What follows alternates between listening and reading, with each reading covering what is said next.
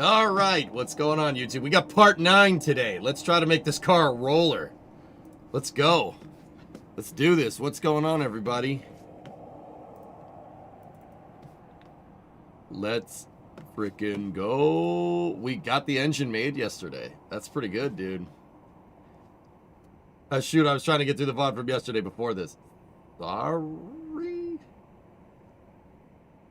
Yeah, you finish watching it, Dean. Be good. So, yeah, let's jump into it. No vehicular manslaughter today. I still can't believe that happened. I'm innocent, I tell you.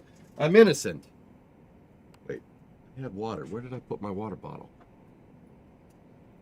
Yeah, it's not your fault. Well, Dean, I said that, I'd make up for it. I said that I'd make up for not streaming on Tuesday night. Is this sufficient? Is this sufficient enough? No, this isn't the yellow liquid water bottle. This is the damn Canadian water bottle. Fellas, look at this thing.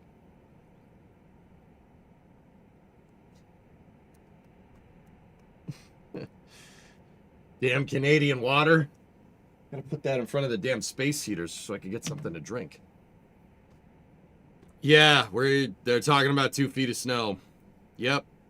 I am going to get railed. Sunday is not going to be fun for me. Hey, Mats, what's going on, man? Yeah, it's not going to be great, but let's roll. You gotta miss out on the snow. Yeah, whatever. It's fine. Could have done better if we wanted this game to be at home. All right. Absolute Industries gave out 5 memberships over on the YouTube side. Thank you so much. Your sister lives in Worcester and she's not too thrilled. Yeah, we are going to get absolutely annihilated. It's good that I got all the snow and everything ready yesterday. Because, yeah, this is not... It ain't gonna end well. Alright, what time is it? So, it's noontime. We have the brown bomber. Look at that thing. Oh, yeah. I do believe we have some wood jobs to do. I think we have 2 of them, actually. We have... Nope, just 1 firewood job. Alright, cool.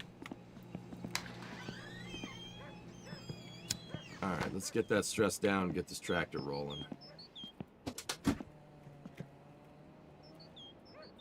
We got some wood to chop.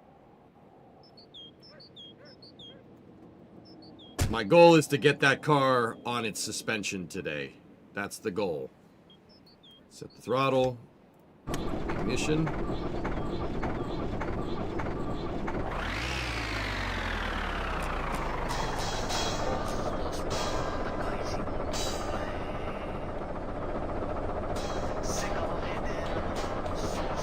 Anyway, Absolute, I appreciate it, man.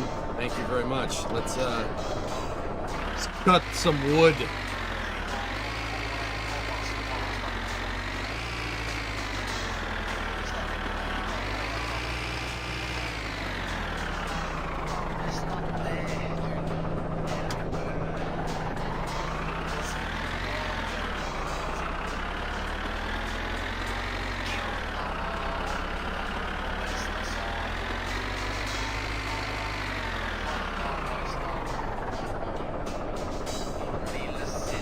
So I did order all the suspension parts that we need. We got a lucky drop from the Marchetti. We got a lucky drop from the Marchetti, and we should have gotten all of the suspension components. So the car should be ready to roll by the end of this. We are going to do a space news today.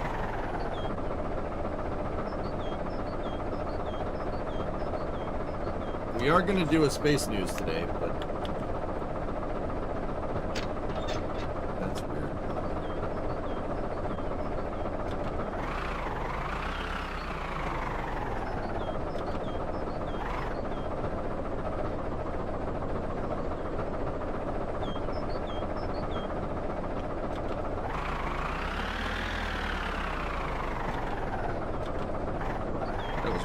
trailer was all messed up. But, yeah.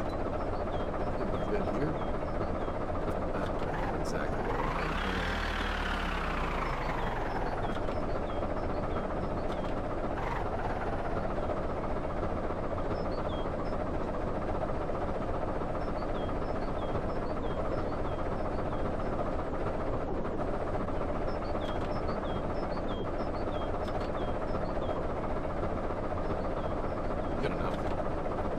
Rocket Lab, yeah, we got to do a space news because, yeah, there was a lot of space news. That new Shepard launch just happened too. Be cool.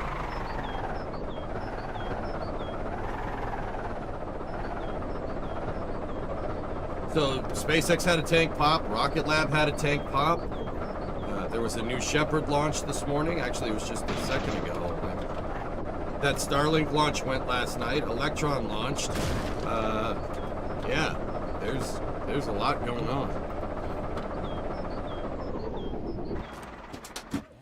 Okay, shut that for a second. Yeah, there's a lot of stuff. So we'll start space news up whenever we get this thing rolling. I would like to get it rolling to, you know, in this series, so, or in this episode today.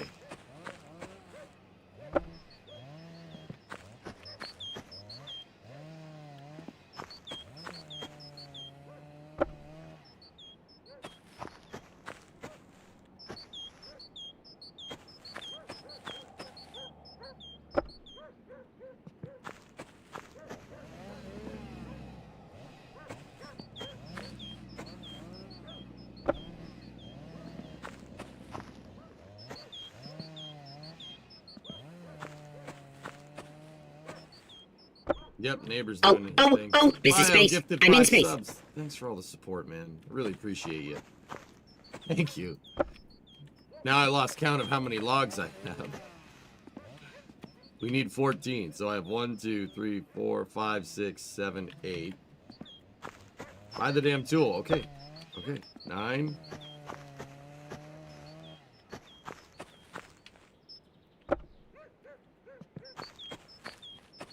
10.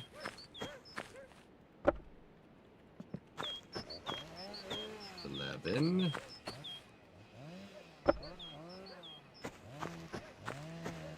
12. 13. 14. Buy. You want me to buy it right now? I'll buy it right now. Let me, I have it in my cart on Amazon. Amazon.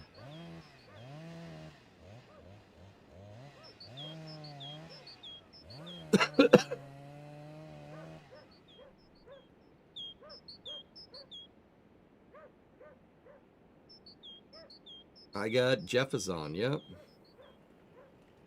Buy it right now. Place your order. Discovery, go at throttle up. Order placed. Done.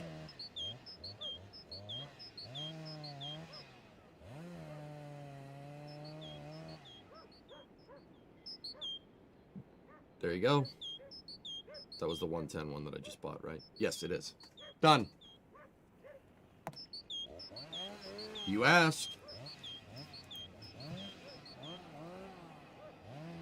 CS Champ 34-month resub.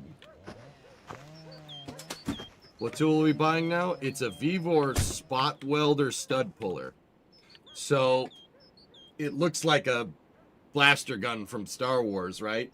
What it does is it has like a spade tip on the end, and you weld, like you pull down the trigger and it welds to stuff, right? It welds the gun to it, and then on the barrel of your welding gun, there's a slide hammer.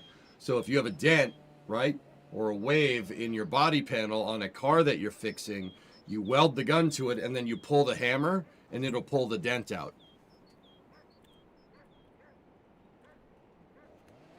Yeah, it's a stud puller.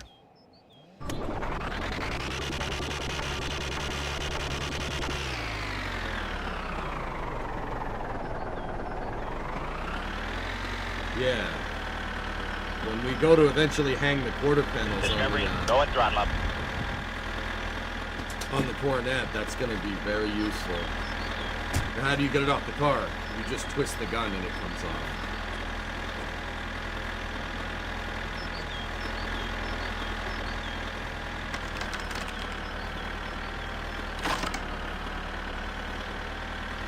No, the bio, you were pretty much right on, dude. So yeah, appreciate it, man.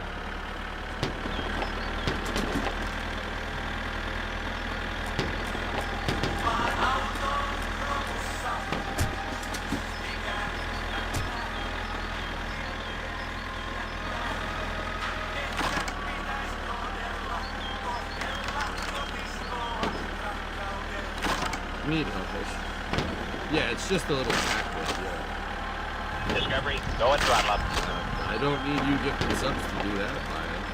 Routinely buy more flowers and go shopping and stuff. I don't need no damn reason, I just do it. But this will go towards Bruno's flower farm.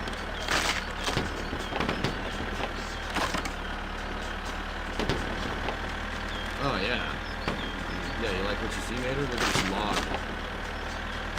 This freaking log right here. I'm handling it. Is your voice low? Oh, God, I hope not.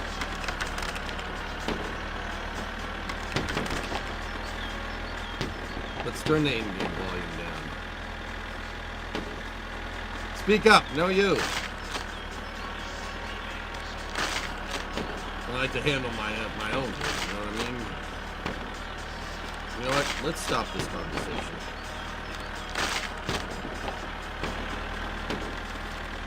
No, they didn't. It didn't get claimed. I guess it was too low. I didn't get a notification. Only. No, the van's right over there. It's only vans.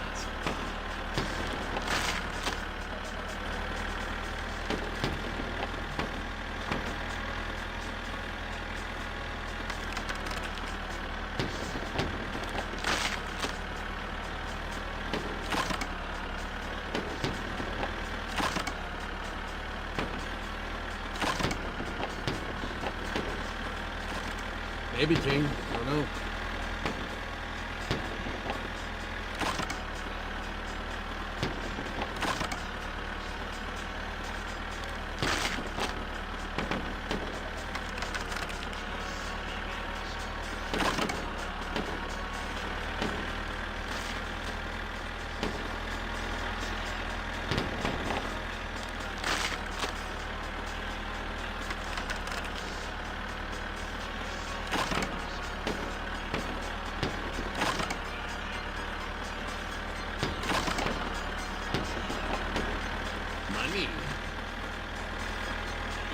So, fellas, we're like really close to having all the parts to the car. I'm pretty sure I got everything I want. So, I'm almost confident we have every single piece. I think I need the clutch pressure plate, and that's about it. I'm wondering, you might be able to buy a pressure plate from the parts catalog.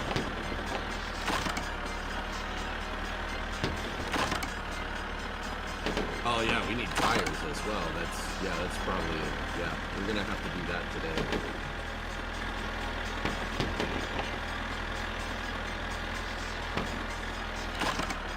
But will it pass inspection? I don't know.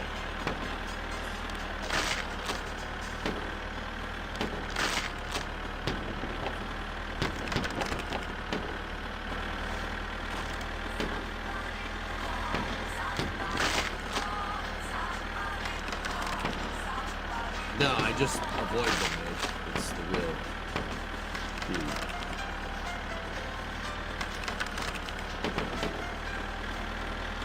As you see, during the Winter War, the Soviets went into the trees, right?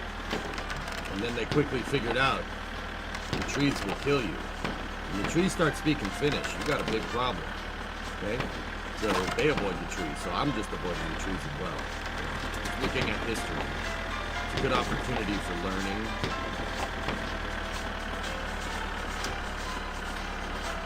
Hey Nancy, it's going all right.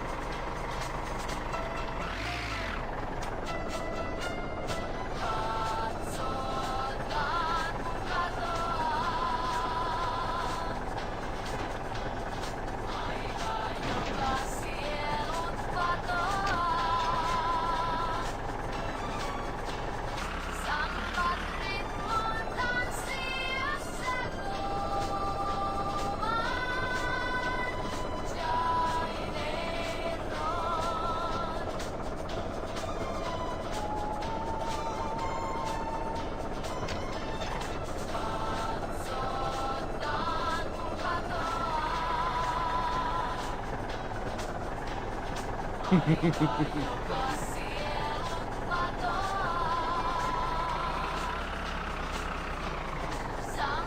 Neighbor, that's crazy, though.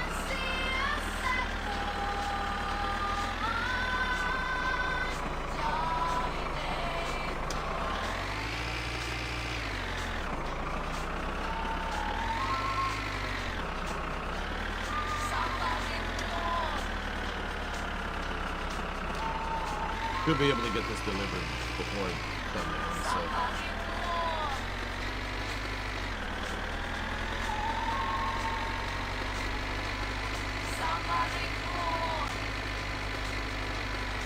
Hey Scott, what's going on?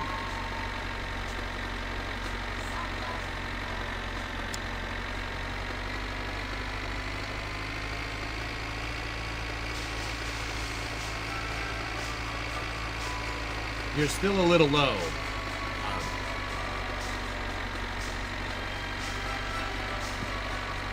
How about now? That should have fixed it. I moved the shotgun mic in a different direction. I'm not, though. The audio settings are lower than they were yesterday. The balance, that's it. I turned the game down even more than I did yesterday. I haven't changed any settings on the microphone. But yeah. Shotgun mic is directional, so it's got a point like right at where you're sitting, or else it doesn't pick up as well.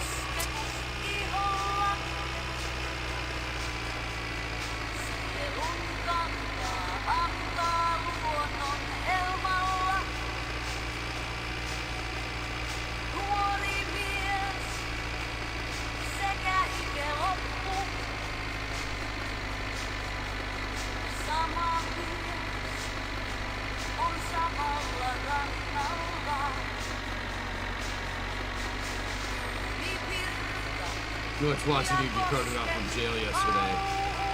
Dude, you gotta be kidding me. That was such bullcrap, dude.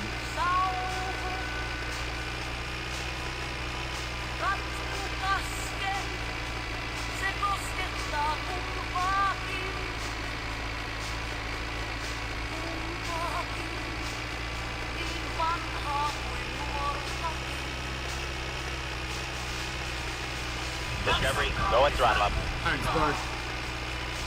I get asked how I used to get rid of the smoke so quickly. I'm an extractor fan. Wow.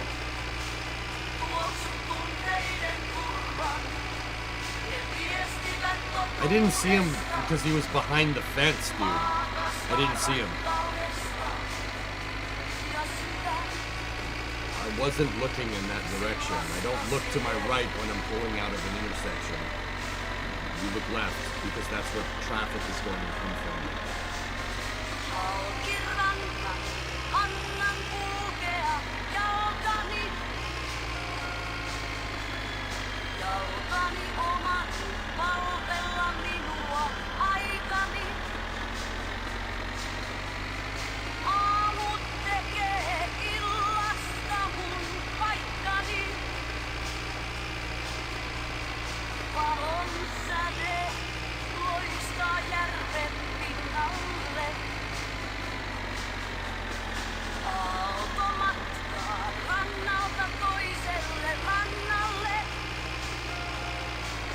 The guy basically walked into my truck. It was stopped.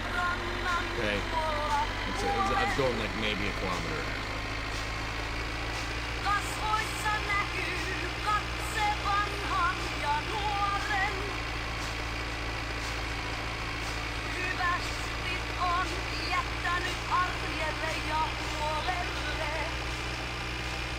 I broke a piece of plastic in the door latch system that prevents the passenger door from closing. Quickly the dealership, $250 part. 600 in labor?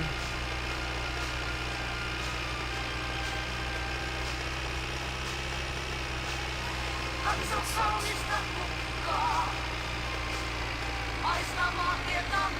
Probably an ambulance chaser, right?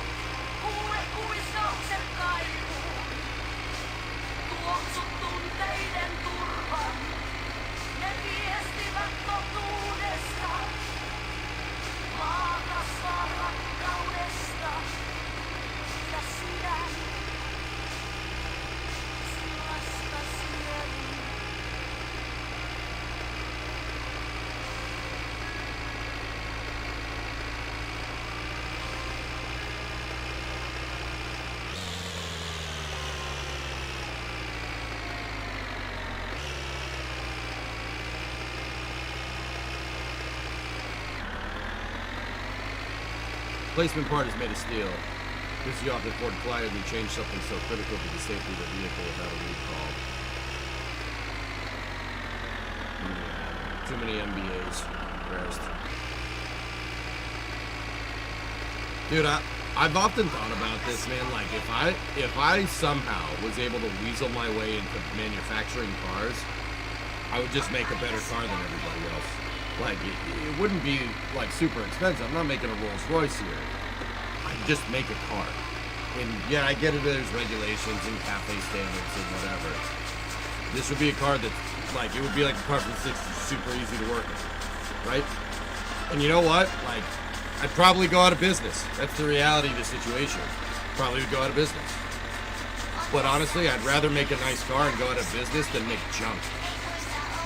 You know what I mean?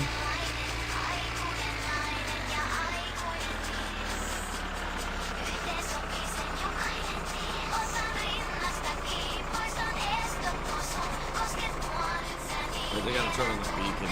The beacon will shine a light in the direction that I need.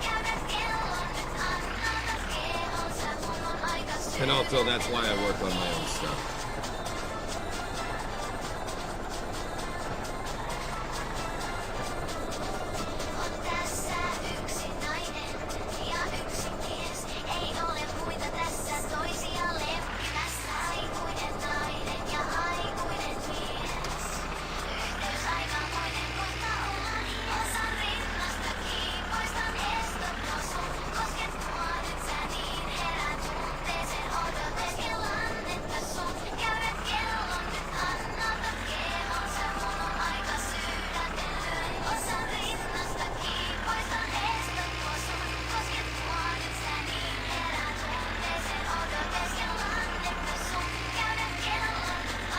Come on, reverse.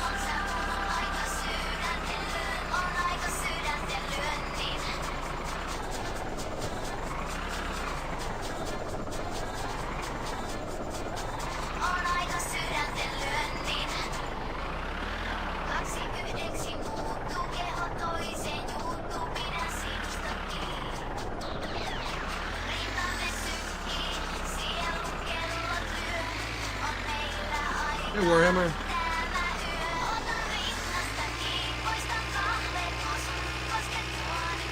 Yeah, that sucks, Rose.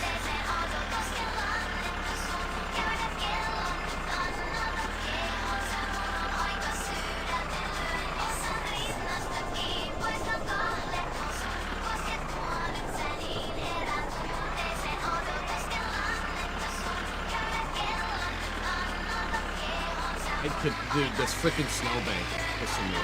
I can't get the stupid trailer center. It keeps getting hung up.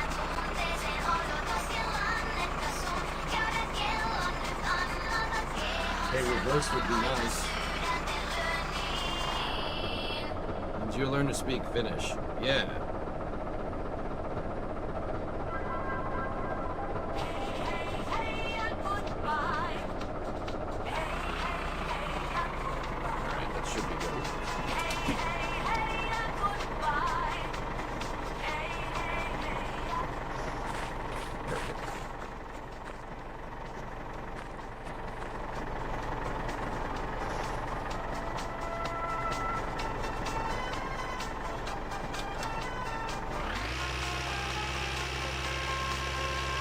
That's neat, cool.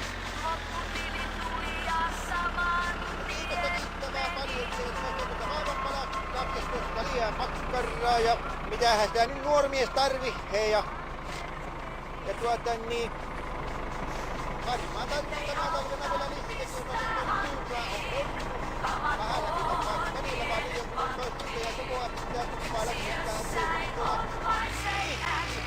kalastaa ja minä soittelen kun tarvii uustutella tuon kuusi. Kiitoksia vaan.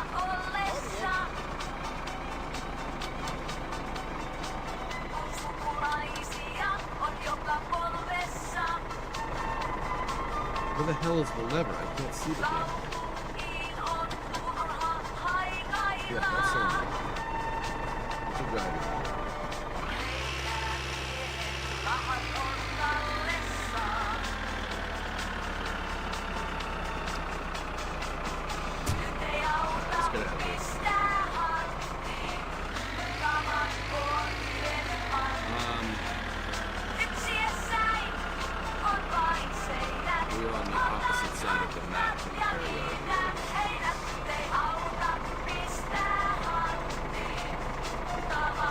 Yeah, the playback on OBS is lighter. I can barely see on there. You really can't see on this. It's hard to do it. I gotta figure out why that's going on.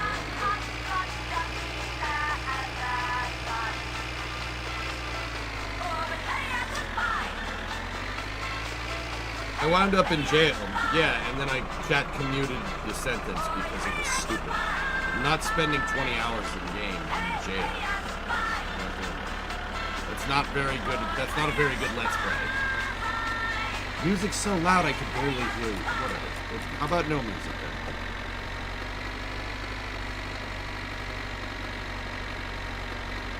I swear Windows must have changed something, dude. Let me check her mic output.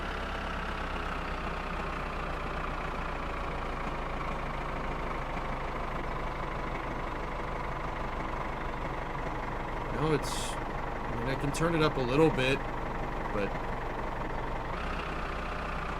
you versus the game is still way off. Alright. So I'm gonna turn it up, and then in 3 or 4 days, everybody will say they can't hear the game. So, that's fun.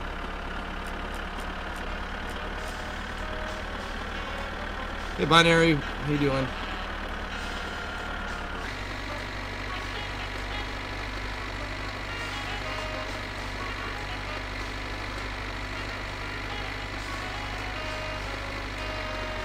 Yeah, guys, I haven't changed any settings since yesterday. It's the same exact settings. Like I didn't restart my computers last night.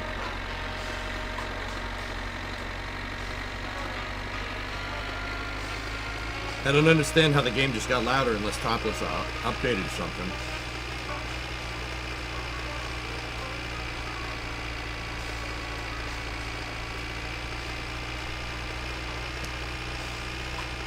Much better now.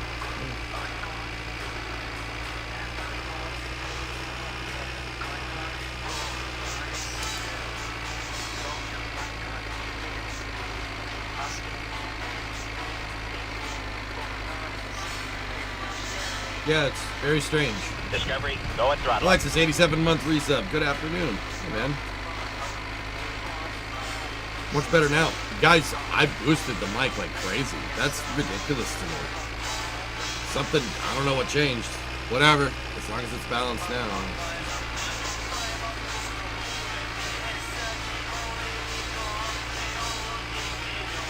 Something overpriced in 2026, Clayton? Tell me more. That's why I don't really buy stuff. Like, except for tools for the shop.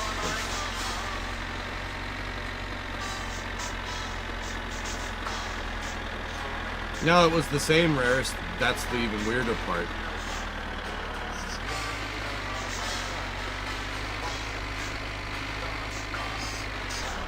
I have a soundboard, or a mixer, Behringer X1204.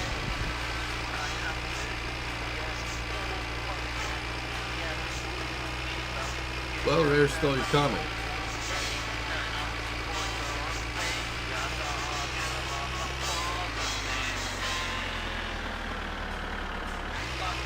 On the computer that's streaming to you guys, it's Windows 10.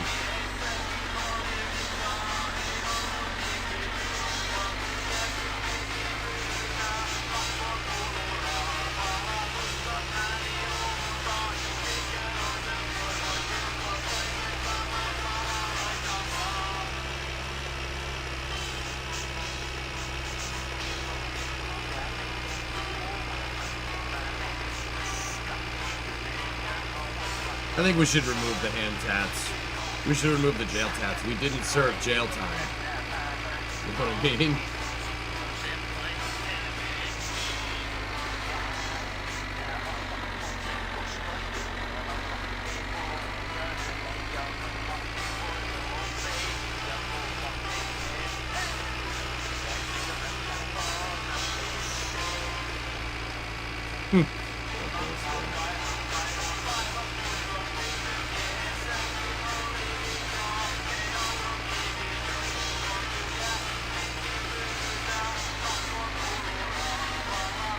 No, that was yesterday, Ender.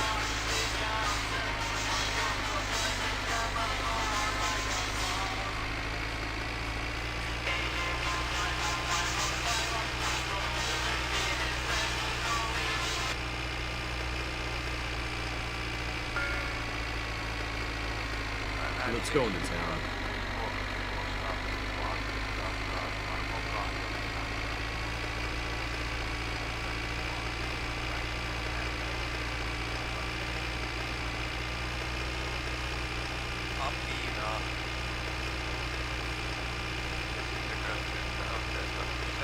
No, an NPC walked into my truck. I'm not even kidding. And it counted as me running him over. I fleeced the piggy, that's right. Yeah.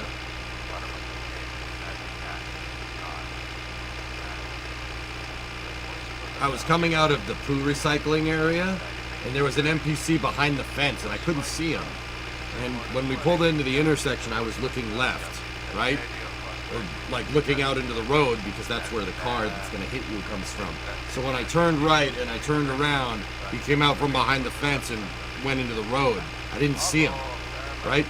And I slammed on the brakes, and right as my truck stopped, he ran into the front.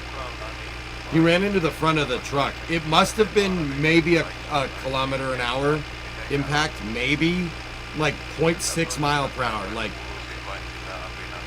dude, the NPC basically walked into my truck. I had to check to meet your sentence. Oh, I edited that crap out. It gave me 10 days in jail. That's 20 hours in real time. I'm not doing that. Yeah, the pigman did it to get back at me. That's what happened. Yeah, check the clips, dudes. It's stupid. I stopped that damn truck in time. It's just annoying. But hey, it is what it is. Yeah, so I was like, I'm not... Jail time in summer car isn't a really funny Let's Play, so...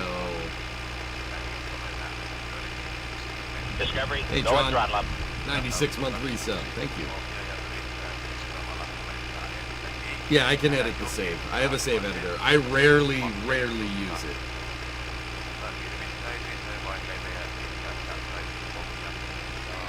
Everyone always says they're innocent. Watch the clip. That guy was trying to claim insurance fraud.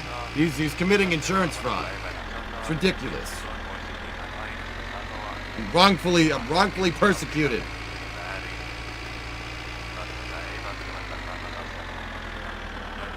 I sat in jail for probably about 30 to 45 minutes at the end of the VOD, and then I said, nope, I'm not doing this. This is stupid. To be fair, you committed unemployment fraud. I did not. I am not employed. I do not receive a W-2. And I get paid in cash. I am unemployed. I'm complying with the law. What if you ran over the bus driver too? I don't know. Do they have W-2s in Finland? I'm sure they have an equivalent. You need time you have the tats to prove it.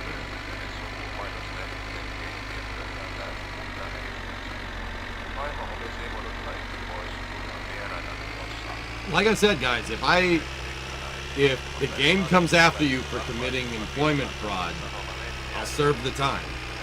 But that NPC hit was nonsense.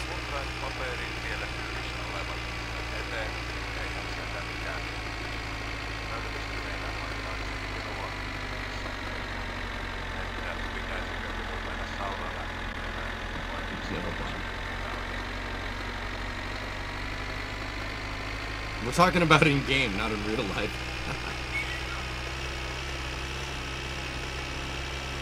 Yeah, we can edit out the tats, yes. I probably will. We didn't serve the time. We didn't earn those tats.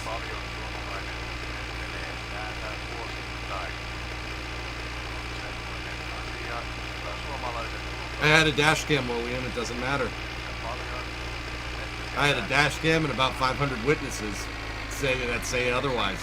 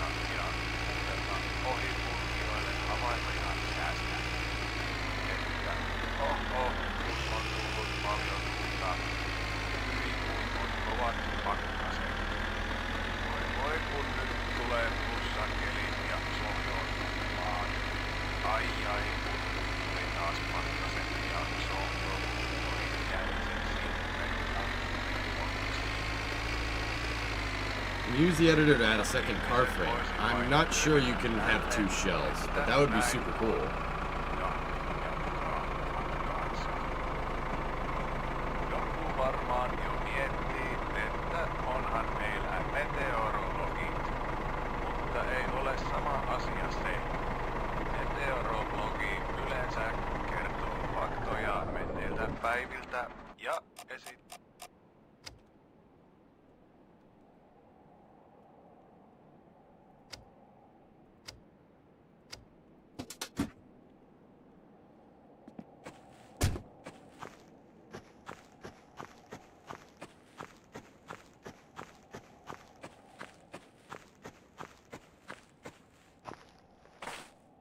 Discovery, go at throttle up.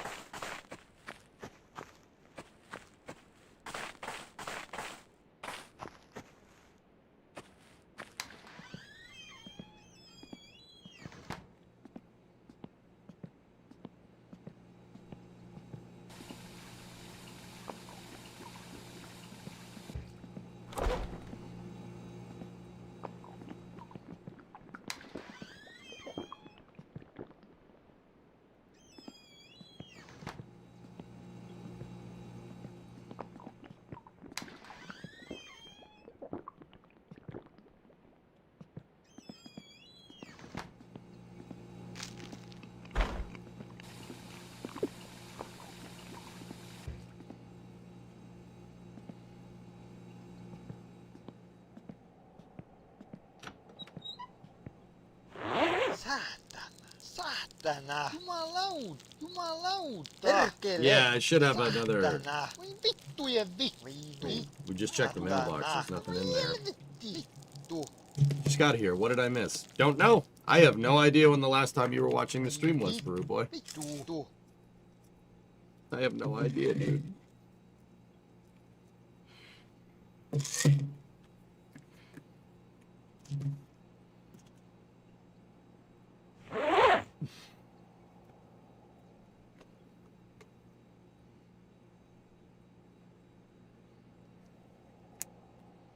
It's taking some painkillers for my tooth.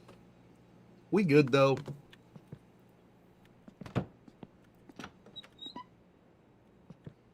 The RV game seems like fun, yeah, for sure. Voi vittujen kevää! We had insufficient extraterrestrial blocker.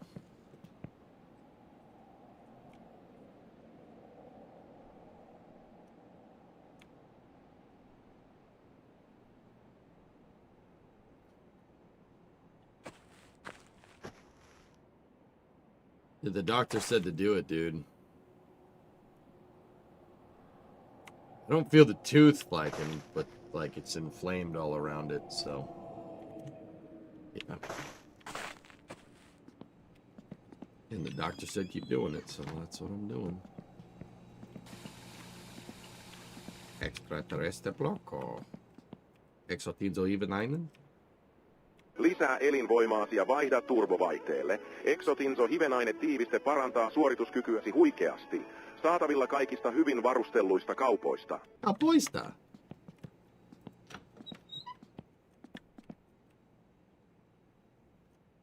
Ai. Ai.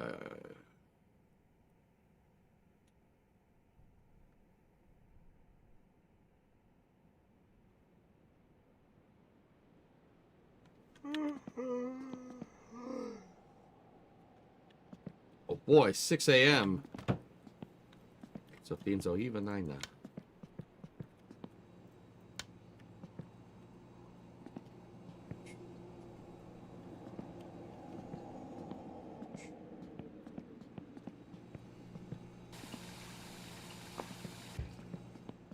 All right, let's go check the mailbox.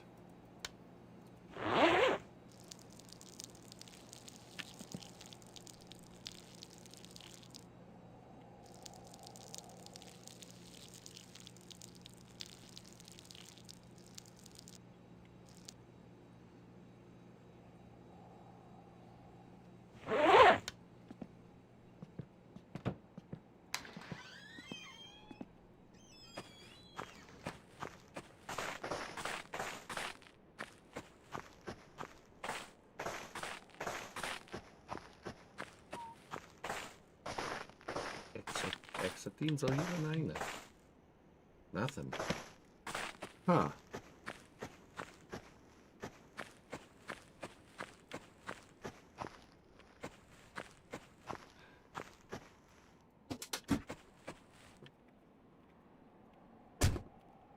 Interesting.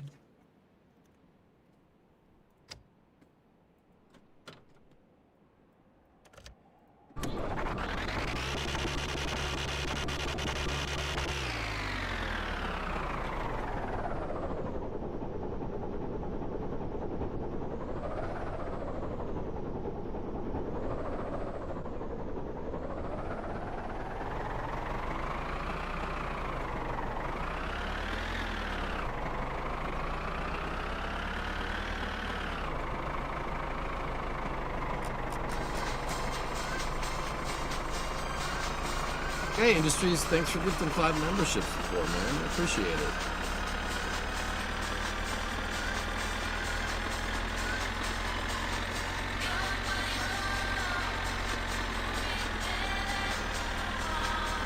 Reserve permits.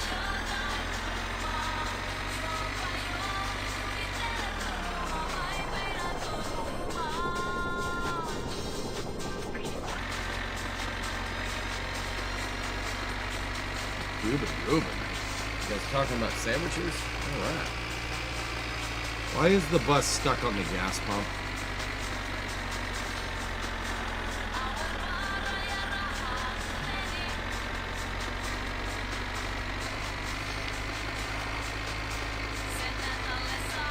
You watch every day? Thanks, Epstein. I appreciate it. Thanks for the support, man. And thanks for watching.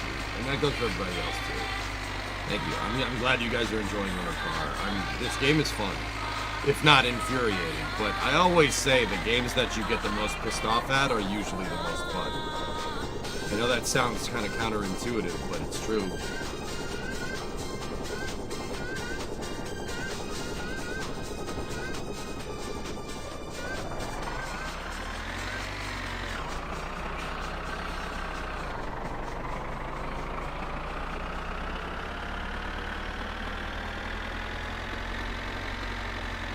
Extra pedestre Bronco. Yeah, that's right. I should have.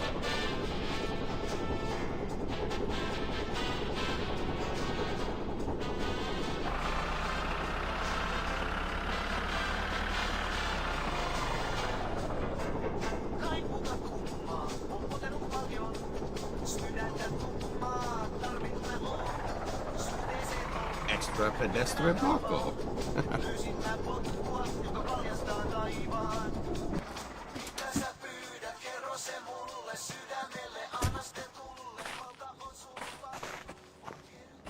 I wonder if we got unemployment again. It is a new week after all.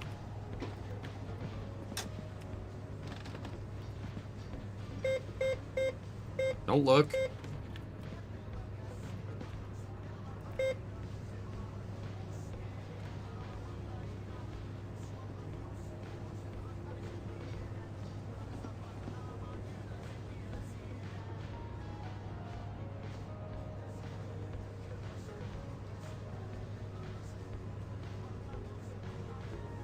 We did. What's okra?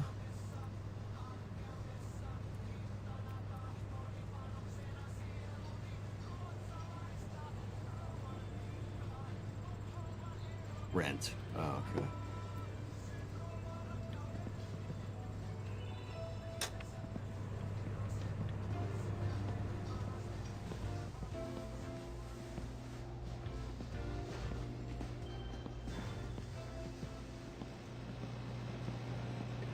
Even on the E. Ah, new Marchetti. Yeah, baby.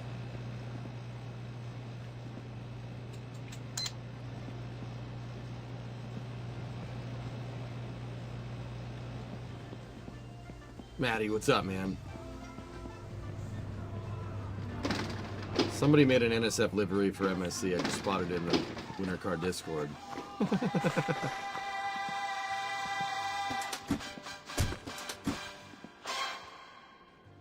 Really?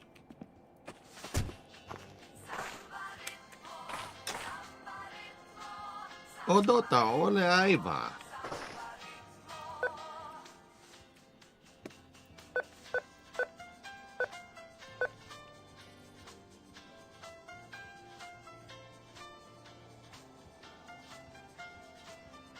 Ota kortti.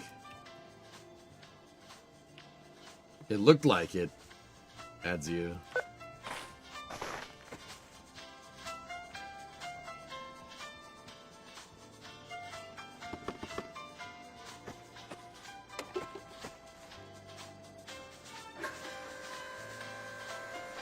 No, okay, Dom.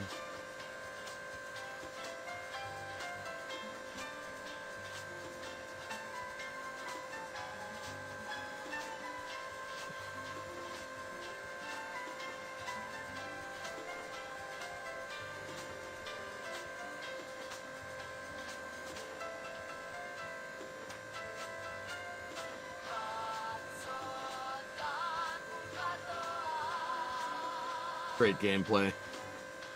You know? Great gameplay.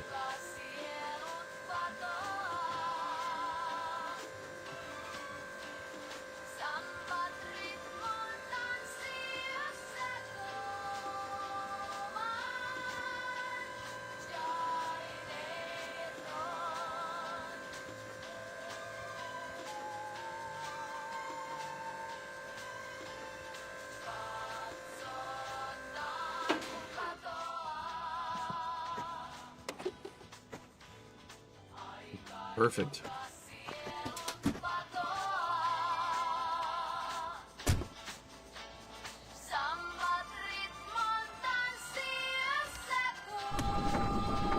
Just put it in general.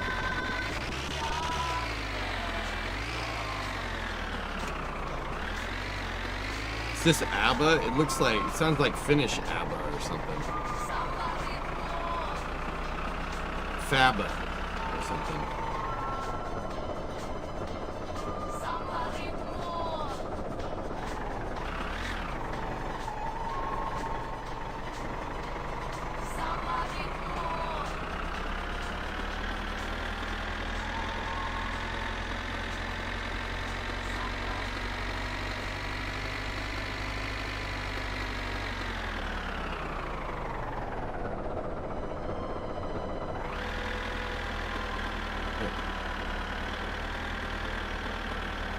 NSF livery. I don't understand how that's an NSF livery. Funny though.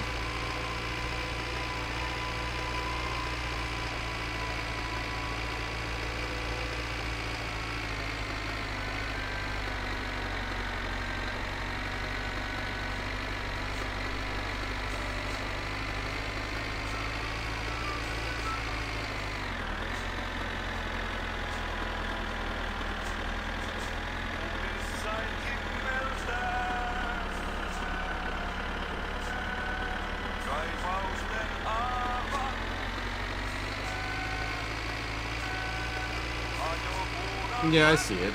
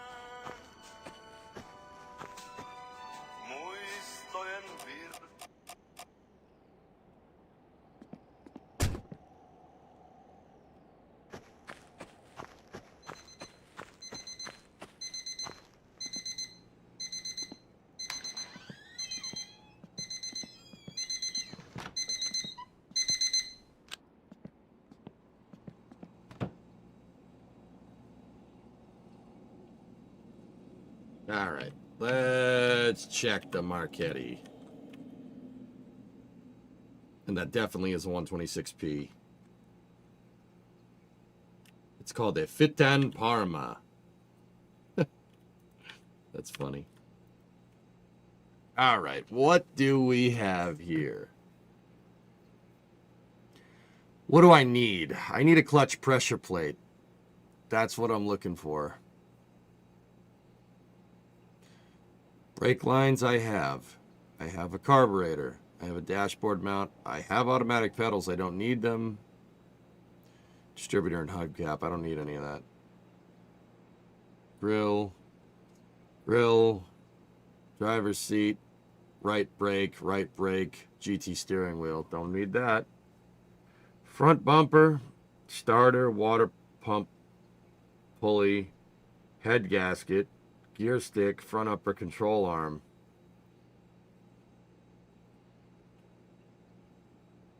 Fender. Left door. Rear light. Rear axle carb. Rear exhaust. Automatic. Oil pan. Pressure plate. Dang, dude. Instrument panel, front lower control arm. Yeah, whatever.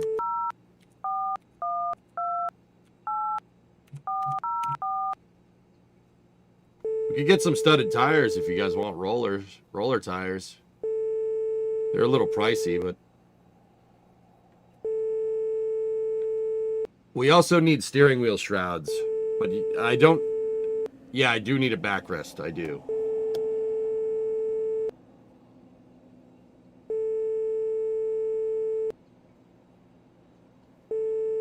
Backrest. Ugh. Hey, Vulcan. Discovery, go at throttle up. You definitely drive off a cliff as fast as possible. Nah.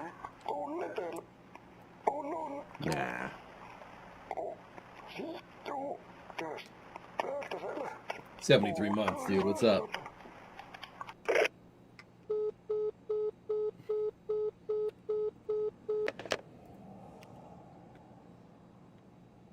Yeah, I suppose we do need a back seat, backrest. Crank pulley, passenger bucket, cam pulley, thermostat, muffler. Look for stuff that says shroud, guys. R shroud and L shroud. We need those.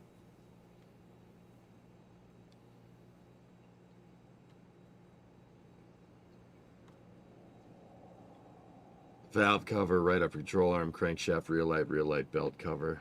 Oh. No shrouds. The backrest is $950, dude.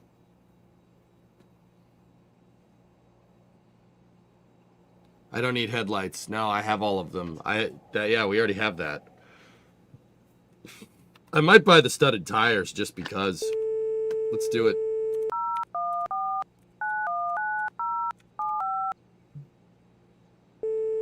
The true Finnish rally experience, though. Yeah, I get you.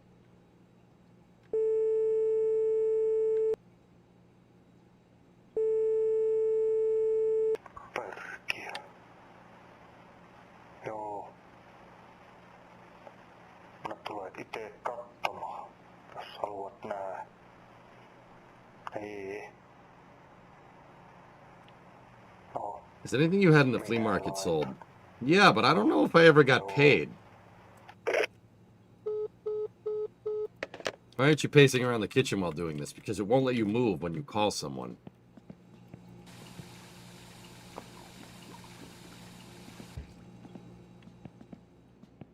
It takes a week. I think it's been more than a week in game.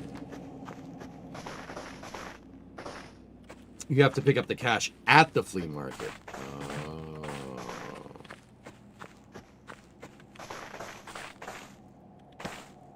Extra post order blocky. Boop, boop, boop, boop, boop, boop. Bow, bow. Oh, looks like it's gonna snow. Oh. Extra post order blocky. Oh. Okay, Dama.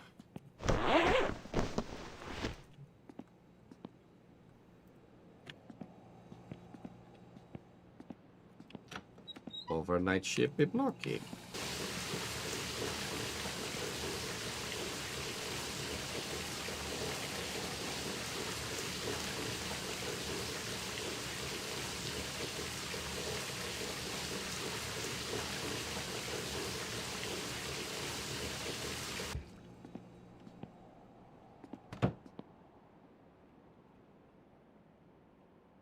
kiveä tai tiiltä. Asennat Hey fellas, ET-blokun I'll be right back. One second. I gotta go down to the house real quick. It's real quick. I'll be back. It's totally not because I have to poop, I swear. Ja täysin huomaamattoman suojausmekanismi, joka It's totally not that. Ilman, että muukalaiset edes ymmärtävät, miksi eteneminen pysähtyi. Tilaa nyt, ennen kuin seuraava yö alkaa.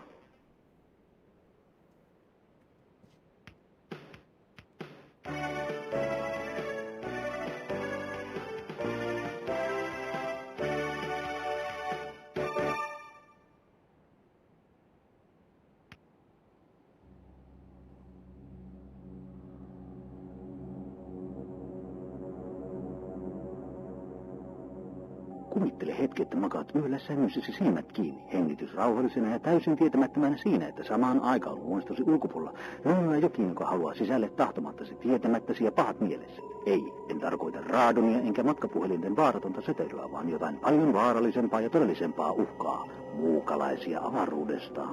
Tiesitkö, että suurin osa ei-toivotuista muukalaisten huoneistoihin tunkeutumisesta tapahtuu seinäpintojen lävitse osmoottisesti tunkeutumalla? Muukalaismolekylit värähtelevät, etsivät heikkoa kohtaa ja alkavat osmoottisesti tunkeutua suoraan betonin, kipsilevyn ja tapetin läpi. Ilman ääntä, ilman lupaa ja ennen kaikkea ilman olet asiasta tietoinen. Mutta ei hätää, minulla on nyt ratkaisu tähän ongelmaan, josta ei puhuta uutisissa. ET-blokku. ET-blokku on täysin ainutlaatuinen, seinälle käsin levitettävä alumiinifoliopohjainen makropinnoite, joka muodostaa huoneestoosi näkymättömän, mutta äärimmäisen tehokkaan suojakerroksen ja estää muukalaismolekyylien osmoottisen ei-toivotun tunkeutumisen juuri silloin, kun olet herkimmesi. Tämä hämmästyttävän tehokas manuaalisesti levitettävä makropinnoite sopii kaikille seinäpinnoille, oli ne sitten tapitoitu, maalattu, lakattu tai jätetty paljalle pinnalle. Oli seinärakenne sitten puuta, kipsilevyä, lastulevyä, kiveä tai tiiltä. Asennat ET-blokun itse helposti mukana tulevalla manuaalisella applikaattorilla hallitusti ja pintaa vaurioittamatta ja samalla aktivoit sen jatkuvasti toimimaan sähköttömän ja täysin huomaamattoman suojausmekanismin, joka toimii koko yön joka yö, ilman että muukalaiset edes ymmärtävät, miksi eteneminen pysähtyi. Tilaa nyt, ennen kuin seuraava yö alkaa.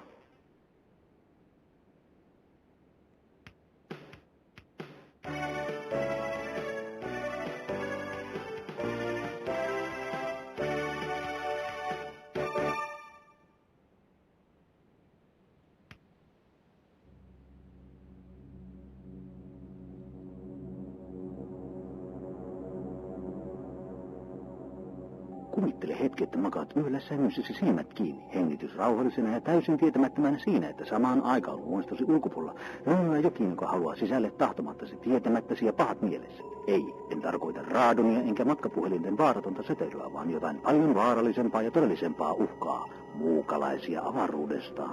Tiesitkö, että suurin osa ei-toivotuista muukalaisten huoneistoihin tunkeutumisesta tapahtuu seinäpintojen lävitse osmoottisesti tunkeutumalla? Muukalaismolekylit värähtelevät, etsivät heikkoa kohtaa ja alkavat osmoottisesti tunkeutua suoraan betonin, kipsilevyn ja tapetin läpi. Ilman ääntä, ilman lupaa ja ennen kaikkea ilman olet asiasta tietoinen. Mutta ei hätää, minulla on nyt ratkaisu tähän ongelmaan, josta ei puhuta uutisissa. ET-blokku. ET-blokku on täysin ainutlaatuinen, seinälle käsin levitettävä alumiinifoliopohjainen makropinnoite, joka muodostaa huoneestoosi näkymättömän, mutta äärimmäisen tehokkaan suojakerroksen ja estää muukalaismolekyylien osmoottisen ei-toivotun tunkeutumisen juuri silloin, kun olet herkimmesi. Tämä hämmästyttävän tehokas manuaalisesti levitettävä makropinnoite sopii kaikille seinäpinnoille, oli ne sitten tapitoitu, maalattu, lakattu tai jätetty paljalle pinnalle. Oli seinärakenne sitten puuta, kipsilevyä, lastulevyä, kiveä tai tiiltä.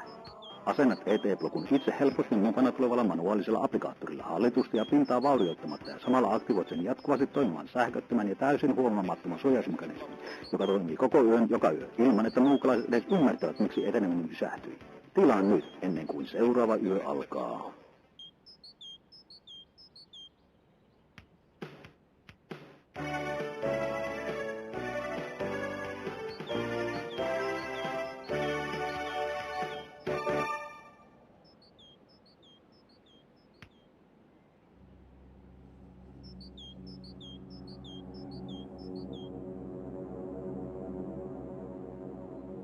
Kuvittele hetki, että makaat yhdellä sängyssäsi silmät kiinni, hengitys rauhallisena ja täysin tietämättömänä siinä, että samaan aikaan huonestosi ulkopuolella rönnyää jokin, joka haluaa sisälle tahtomattasi, tietämättäsi ja pahat mielessä. Ei, en tarkoita raadonia enkä matkapuhelinten vaaratonta säteilyä, vaan jotain paljon vaarallisempaa ja todellisempaa uhkaa, muukalaisia avaruudesta. Tiesitkö, että suurin osa ei-toivotuista muukalaisten huoneistoihin tunkeutumisesta tapahtuu seinäpintojen lävitse osmoottisesti tunkeutumalla? Muukalaismolekyylit värähtelevät, etsivät heikkoa kohtaa ja alkavat osmoottisesti tunkeutua suoraan betonin, kipsilevyn ja tapetin läpi. Ilman ääntä, ilman lupaa ja ennen kaikkea ilman, että olet asiasta tietoinen. Mutta ei hätää, minulla on nyt ratkaisu tähän ongelmaan, josta ei puhuta uutisissa. ET-blokku.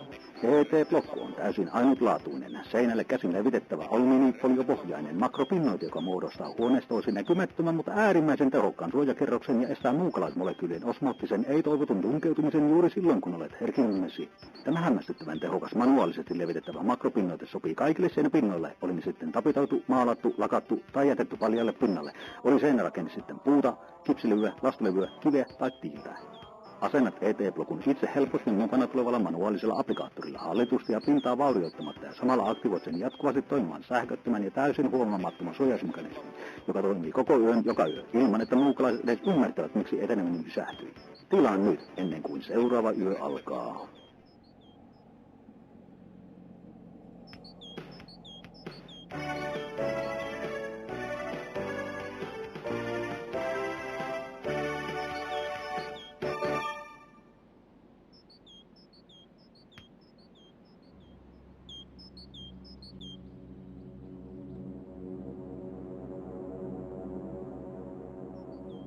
Kuvittele hetki, että makaat yöllä sängyssäsi silmät kiinni, hengitys rauhallisena ja täysin tietämättömänä siinä, että samaan aikaan huonestosi ulkopuolella löytyy jokin, joka haluaa sisälle tahtomattasi, tietämättäsi ja pahat mielessä. Ei, en tarkoita raadonia enkä matkapuhelinten vaaratonta setelyä, vaan jotain paljon vaarallisempaa ja todellisempaa uhkaa.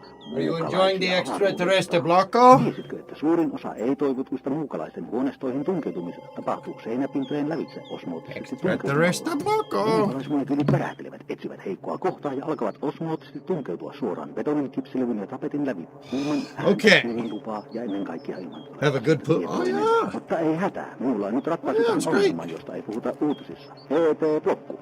ET-blokku on täysin ainutlaatuinen, seinälle käsin levitettävä alumiinifoliopohjainen makropinnoite, joka muodostaa Okay. Alright, let's roll. You had a nightmare with the extraterrestrial blocko commercials in it? Oh god. Alright, cool. How was the consistency? It was...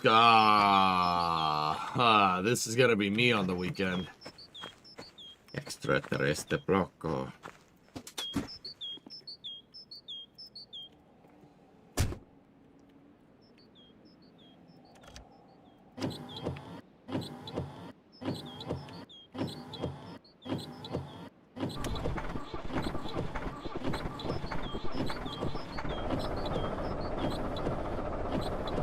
Do I have room for this?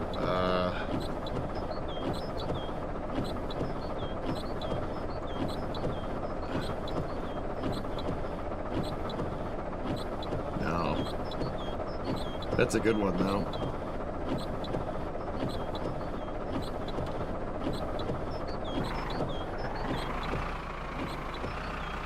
I'm sorry, Floykin.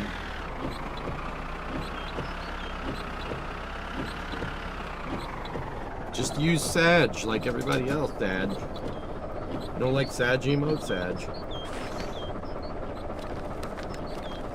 I fell asleep with EJs in the background the other day, and the in-game alarm clock woke me up in the middle of the night. I am so sorry about that, dude. Oh, oh, now I feel bad. Oh, that's like, that reminds me of the time I used to prompt like Alexas in the middle of the night, and one viewer was like, what the hell, man? Why is my Alexa going off in the middle of the night? And I'm like, I am so sorry, dude. He's like, I thought somebody was in my house. I got my gun out. I'm like, I am so sorry. Oops. I had never, dude, legit, I've never done it again. I never did it since that day. I felt so bad, dude.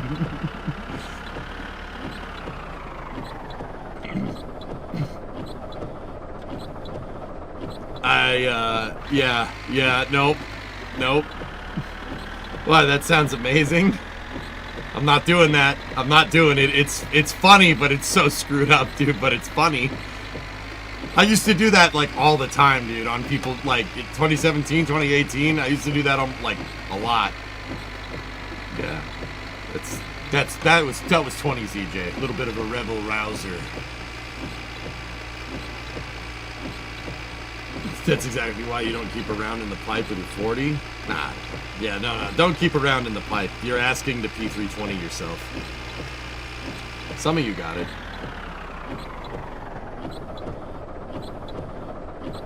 Oh boy, we locked the brakes. Alright, it's fine.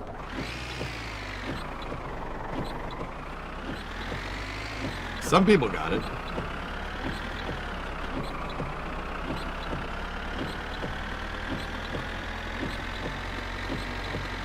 Yeah, same with me, long balls. This is basically what we're getting.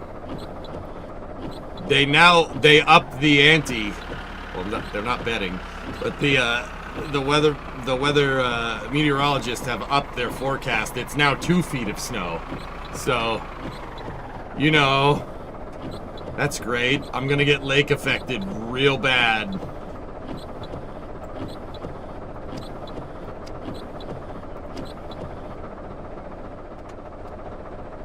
Damn meteorologist in your games.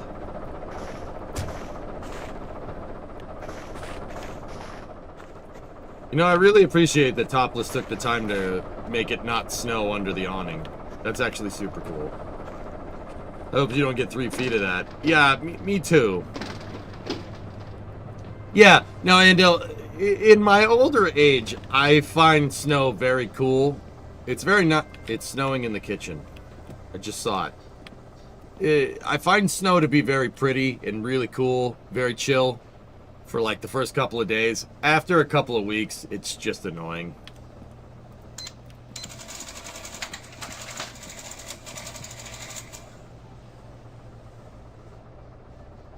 Oh, that's just the fire suppressant one. Is it the Halon system? It is fun. And yeah, it's very pretty first couple of days, dude. When you live in the woods, man. Oh, dude. Driving down like back roads and stuff, and there's just trees everywhere. Like there's trees hanging over the road. It reminds me of something from like a Robert Frost poem or something. It's some real Walden Pond stuff, you know what I mean?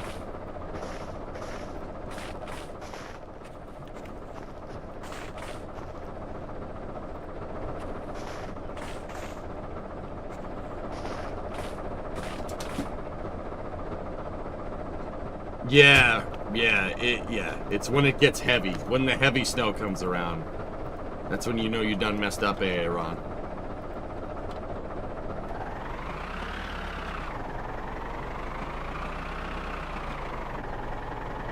Yeah, no power. So my neighbor's letting me borrow his second generator right now. I didn't get the generator working. We could try to go mess with it. Maybe we'll do it tomorrow. I have a 6,000 watt generator that really, really needs help. I got it for basically nothing. Facebook Marketplace, baby. What, you have no power? No. I got plenty of power, dude. We good. You sent some of that snow to Utah? We've been stuck with a stupid high pressure system. Dude, you can take it. Alright? You can take it. I have like 5 inches of snow. Well, actually, it's probably down to an inch now because it's actually super warm today. It's like 10 C. It's like 40 degrees. You know, so.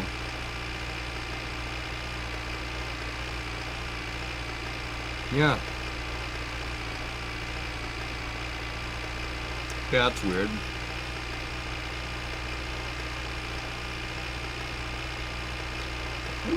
I wonder if we fix my generator. I have a 6,000 watt generator, and then the other one's an 8,000 watt.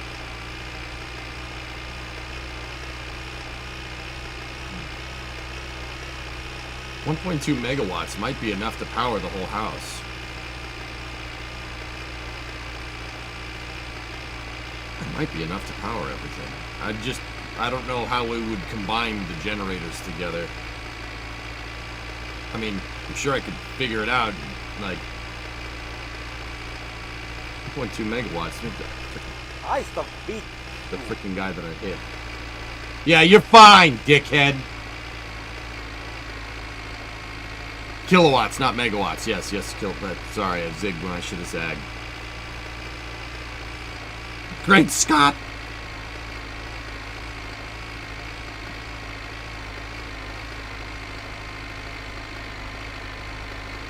You prepping for the storm?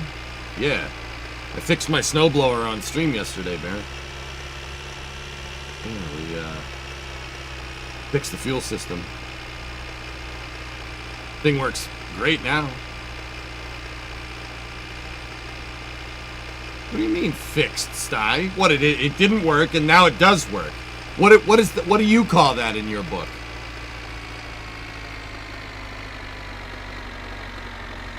I would guess, Ando. I could see the power loads on the UPSs, but yeah. Fellas, I'm probably going to have to rain check on Monday, just in case the power gets knocked out.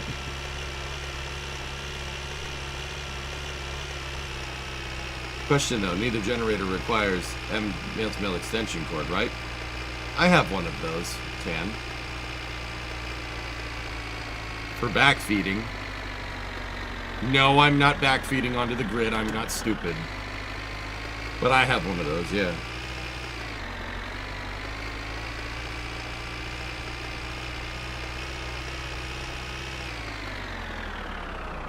Yeah, it's for backfeeding into the breakers.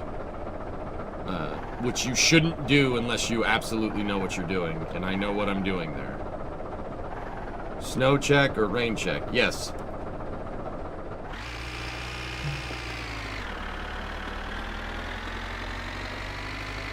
Yeah, I don't backfeed into the grid. I'm shutting off the main breaker if we plug in the gents into the house. See last.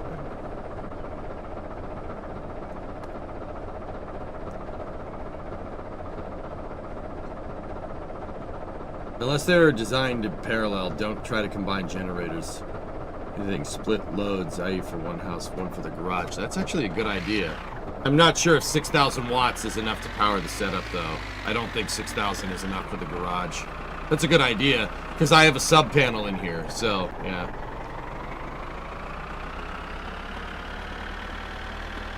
Yeah, it's not a bad idea.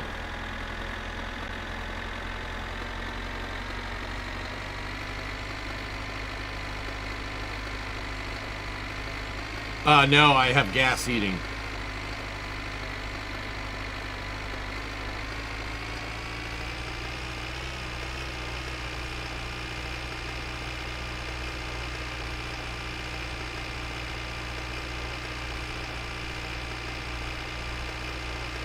Backfeeding from my house still goes through the transformer on the pole. No, it doesn't. Not if my main panel, not if my main breaker's off.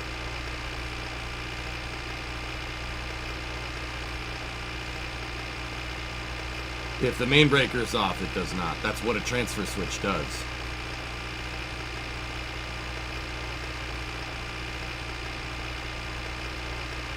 Well, do you need to run everything while on the generator? No. I know that, but a lot of people don't do it right. That's why I said don't screw around with electrical unless you absolutely 100% know what you're doing.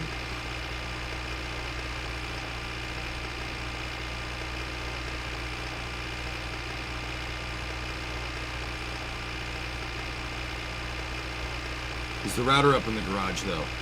I actually have my ONT and the router on a gigantic universal backup. Not universal backup. Uninterrupted power supply. It's on a huge UPS, like one that I have out here, and it's down in the house. It'll run on battery power for, yeah, days. Days. Yeah, fiber. Yep. I got fiber. That's, yeah.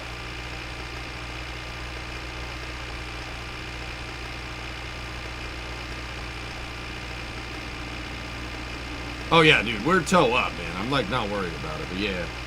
Shutting off the sub panel in the garage, and yeah, that's pretty good. I mean, guys, it is going to be freezing cold here on Saturday, Sunday. Like, I think they said 8 Fahrenheit was the high on Saturday. 8. Single digit Fahrenheit is not good. That's really cold. Is your ISP on a backup as well? What do you mean, is my ISP on a backup?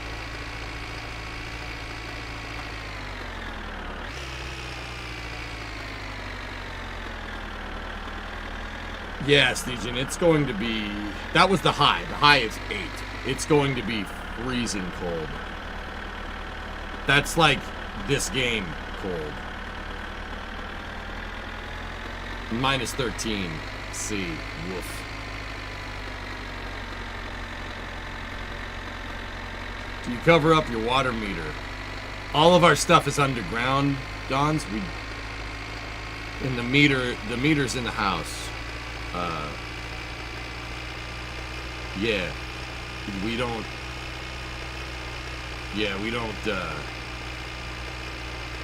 everything is like way into the ground. You have to put it deep underground or else it'll freeze. Yeah, my meter's in my house. I don't know about anybody else. The electrical meter is out front. It's on the front of the house, yeah.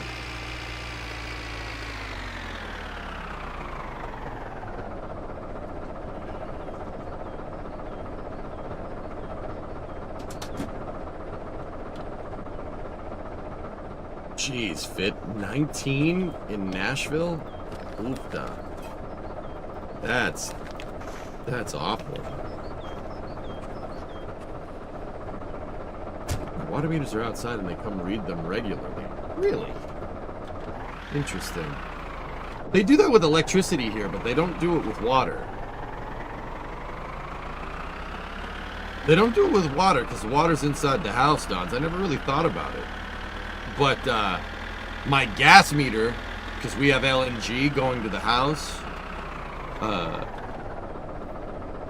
the gas meter is very much on the outside of the house as well. Like, I don't know if you guys got gas down there. No, don't go near the car.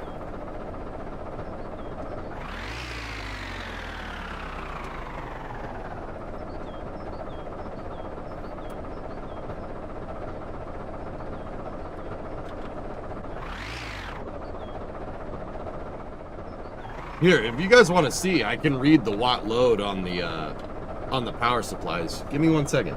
I'll read it. I'll read the how much power we're pulling in the office just right now.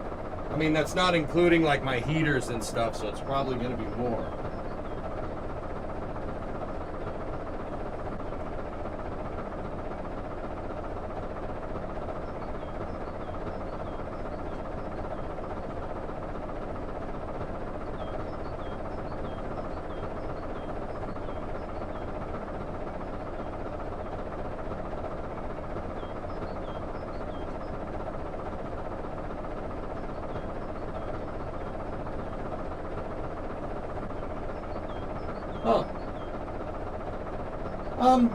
That's really not as bad as I thought, fellas.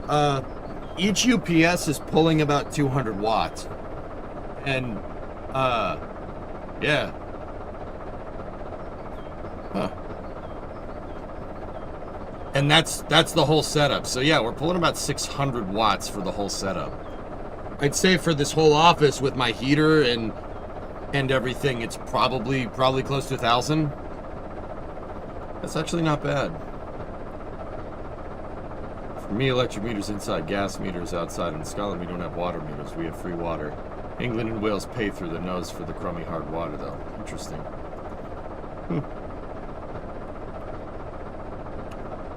My monitors are on the UPS. Yes, that's everything. That's the whole setup.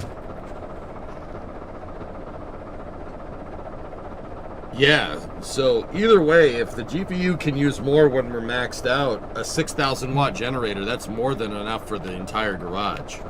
That's good to know. As long as we have the generator down in the house. If I have the other generator down in the house running, you know, heating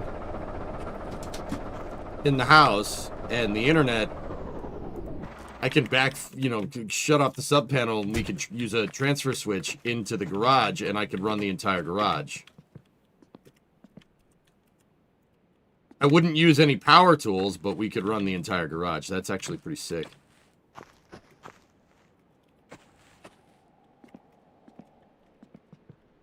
The electric heaters are probably, yeah, the electric heaters draw a lot. We know that. Yeah. Yeah, we could easily power everything in the garage. Like I said, I wouldn't take the welder out. You'll blow up. Yeah, that wouldn't end well. Sure. I have one generator working, but not the second one. I have two right now. One my neighbor is letting me borrow because he has the same buying junk addiction that I do. You think I'd just do this in-game? Right, what do we got in here? What's that you got there? Dude, another racing stripe deck lid. Hell yeah. That's cool. We like those. Those are cool.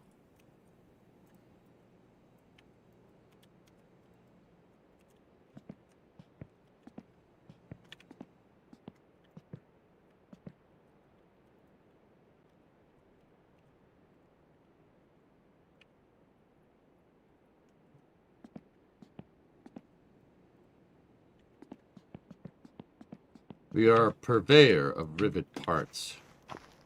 I hate these grills. They look so stupid. Dang, dude. I'm gonna have to start using the garage where the damn tractor is to store body parts, I think. I think that's what yeah, that's what we should do. Motorcycle? Starbase Live motorcycle? Actually, we could shut that for now.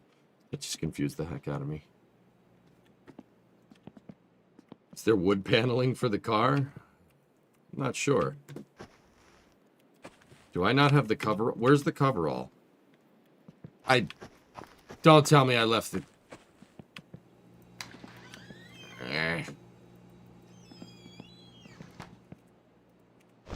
Okay, winter jacket it is. That's why I brought this out here.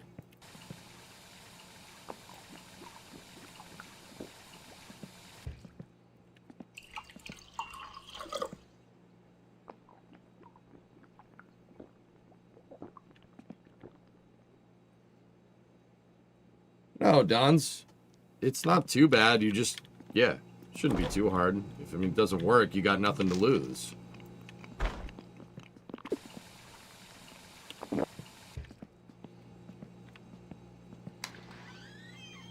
You got tough in prison, no need for it. Yeah. So this has the other suspension parts that we need. I bought this for the rear shock and the control arm. We have another oil pump here. Are you Donald Ducking now? What do you mean? Wabbit season.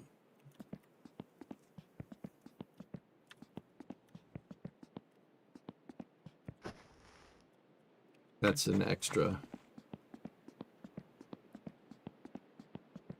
Duck season.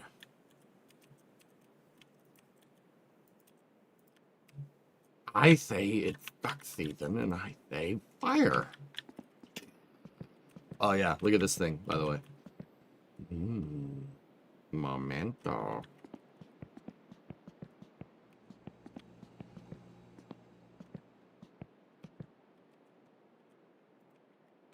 Yeah, Clayton, I don't have a standby generator. I don't, yeah.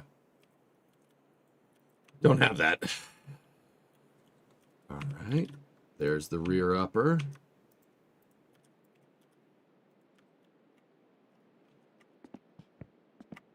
You're going to be able to get the engine in and crank. My objective is to just make this thing a roller, meaning all the suspension. And with that... Oh, I still need one more rear lower control arm, but I think that's in the next box.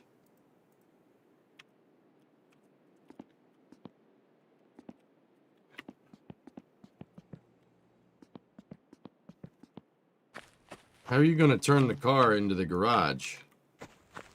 I'll just pull the crane out. Pull the crane out of the garage. I think this one has my rear lower control arm and our front brake assembly. Yes!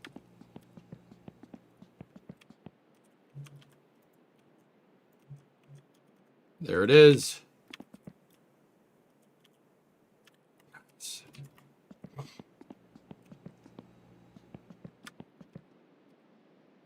And there's an auxiliary shaft, radiator hose, and a master cylinder. That's the rear control arm, baby. Right. We got everything we need. That is all of our suspension parts. Hell yeah.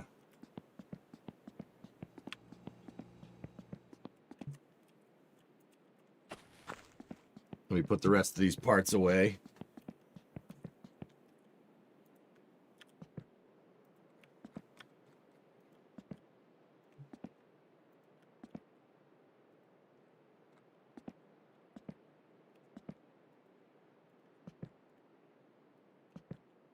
Yard.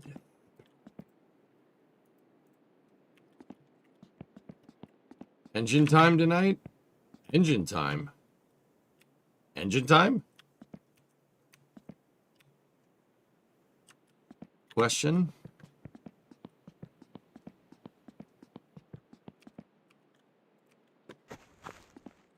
Yeah, I made it last night, dude. Where were you?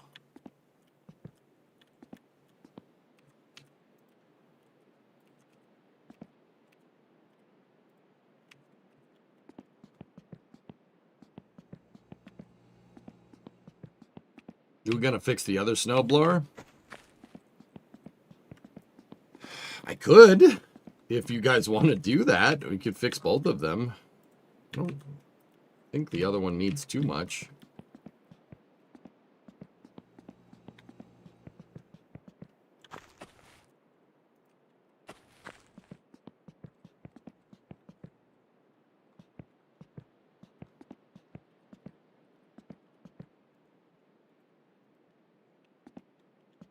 Having two would be great, yeah.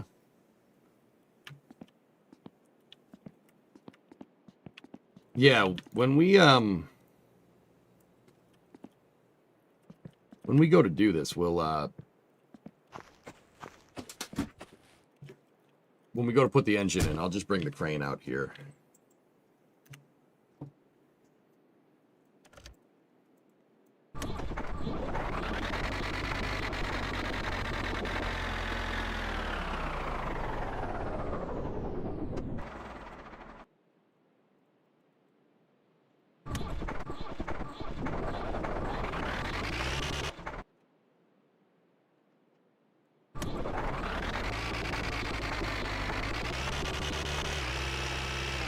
You were digging the small engine repair content? Oh.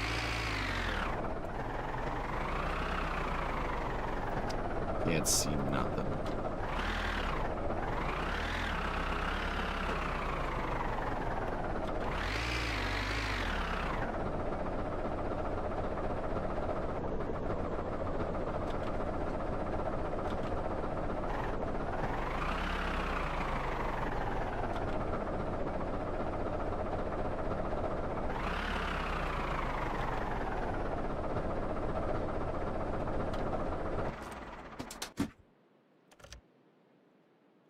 There.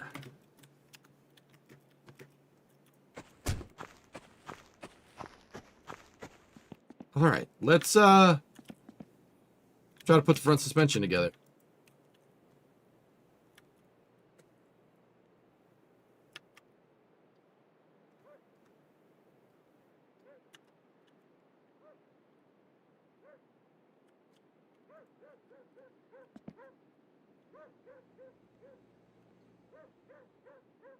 Let's see if we can get it up on the core support here.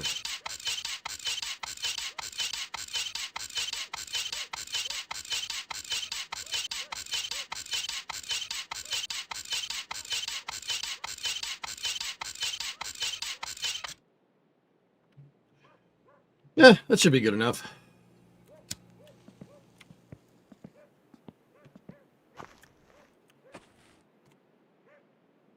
I don't see the problem with the other blower, guys, is that I don't think it needs any engine work. I think it's the belts. It throws belts.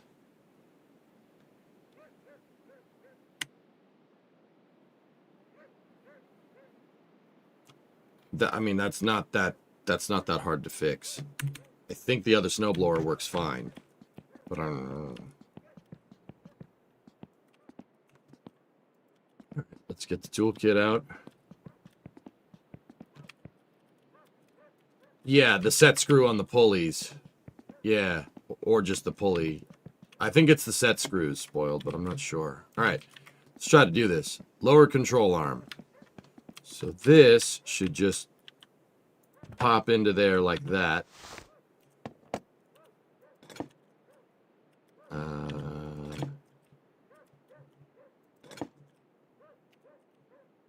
And then, yeah, there should be a bolt that goes through the bushing right there. Okay, maybe it's bigger. 14.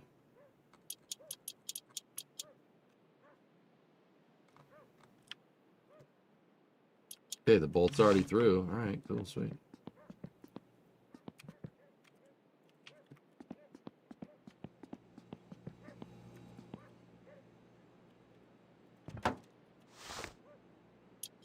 Interesting, the through bolt's backwards on this side. I don't know if that's a thing on the real car or not. All right, so now we need to put those springs in there. Actually, yeah, we should.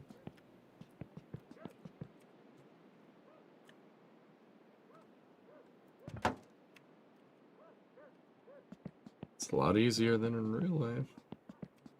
Just saying.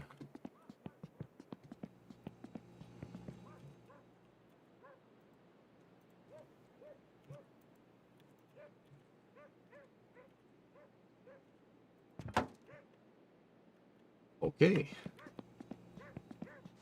Springs are in. Front upper, control arm, next. This will go around there like that.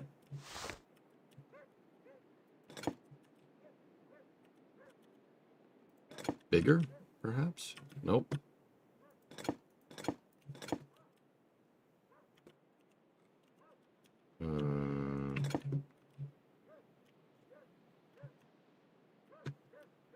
Huh.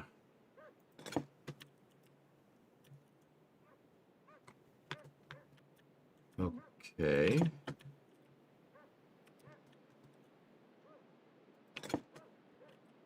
Oh. Okay, this one has bolts that are on a captive, not on the inside of the... Okay.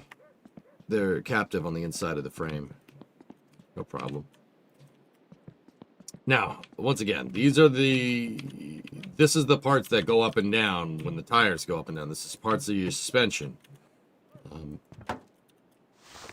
Your suspension is basically what makes the car ride smooth. Truth be told, there are two components to the suspension. There's spring and there's damper. Like, those are the two big things. Spring is basically the force that's holding the thing up. Damper is well, dampens out the movement of the suspension. Shock absorbers, basically.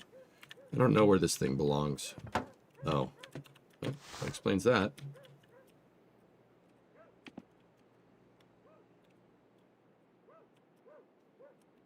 Okay, so it's using struts. Interesting. We have a coilover. So once again, the spring is what actually holds the car up. The damper is what makes sure that the spring doesn't reverberate. Springs like to go spring, right? The damper is to make sure that that doesn't happen. The shock absorber. It basically, well, absorbs shocks in the suspension. Shock is sudden movement in the suspension.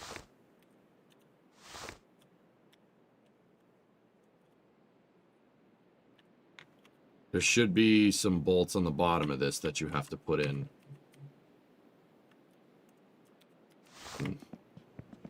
That's not a McPherson strut. No, this is, I will say, I'd say double wishbone, but it's really not double wishbone. I would call that just coilover suspension. McPherson would be a lower control arm, the knuckle, and then your shock absorber and your strut would be attached to the top of the knuckle and go up to the car. McPherson is very, very simple. And it's really good. That's like, yeah, really good suspension. This is the front left link. These things are called drag links. They prevent the suspension from, well, dragging. Now, what does that mean? Well, in the context of suspension, the drag link should connect like somewhere right there. The drag link is basically triangulation for the suspension to make sure that it doesn't move this like this. You don't want your whole suspension assembly moving front to back. That makes this thing makes sure that the suspension only moves up and down. It doesn't wiggle back and forth. Drag links are used all over the place on older cars. The Coronet has drag links for what it's worth.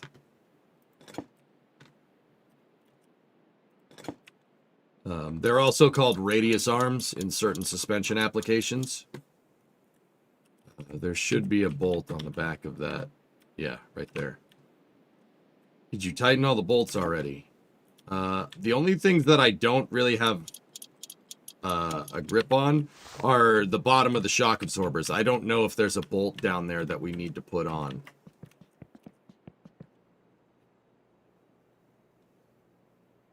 Is that the rod that breaks when you hit a speed bump too quickly? No, most of the time it's the tie rod, not the drag link, that's going to break, or your ball joints, which are here, 1, 2, and then the tie rod has its own ball joint on it as well.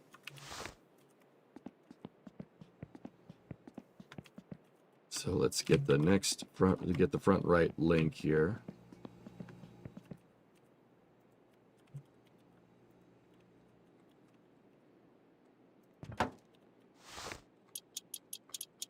So that thing is just a big bushing. It's just a big piece of rubber. And the drag link actually moves with the lower control arm. And that can flex. When the drag link goes, the ride on the car will be awful. Like awful. You'll know. If your car has them. Modern cars don't really have them, per se. They're using double wishbone. Or a McPherson with a lower wishbone. What is wishbone suspension? Wishbone, see how the upper control arm looks like a wishbone? Yeah, if you put that on the bottom, it basically does what the drag link is doing. That's why drag links are outdated technology. Modern cars really don't use those. I'm sure there's some application where they are used somewhere, but yeah, for the most part, they don't really have those. And now we have the steering knuckle. Maybe it's upside down. Yes, it was upside down. See that? That is the link for the tie rod. That's the lower and upper. This thing has calipers on back, so it should go on like that. I said it should go on like that.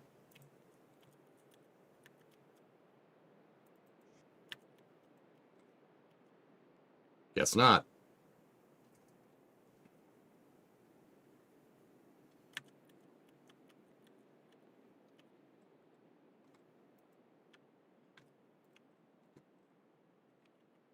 Front left. I'm freaking stupid, dude. Just don't mind me. No, that is right. Who's on first? What's on second? This is correct. I don't know what's going on. It's the install order. Take the shock out. That was the quarter panel.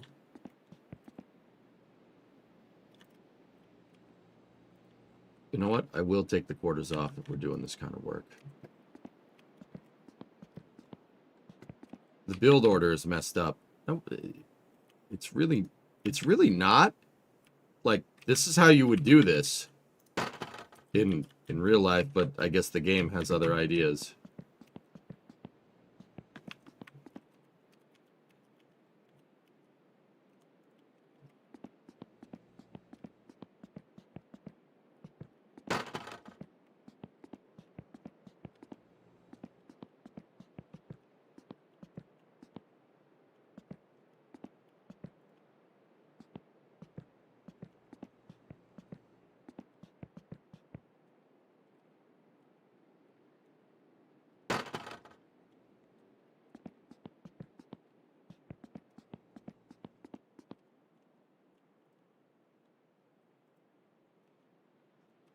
Bungaris in your area.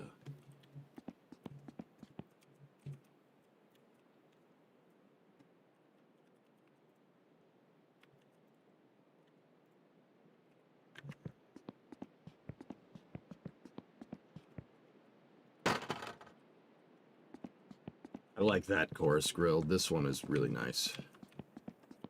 Very nice. So, what does it want? Does it want the shock absorber?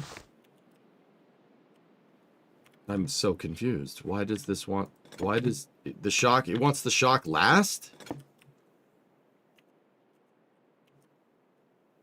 The shock is holding the two pieces together. Yeah, okay, I get it.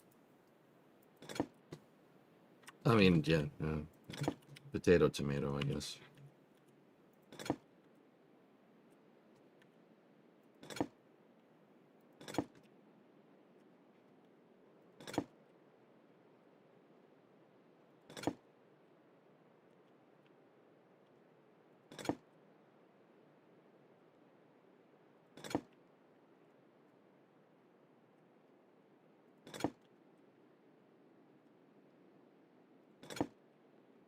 Yeah, the game logic doesn't allow it, but yeah, this is how you should do that, but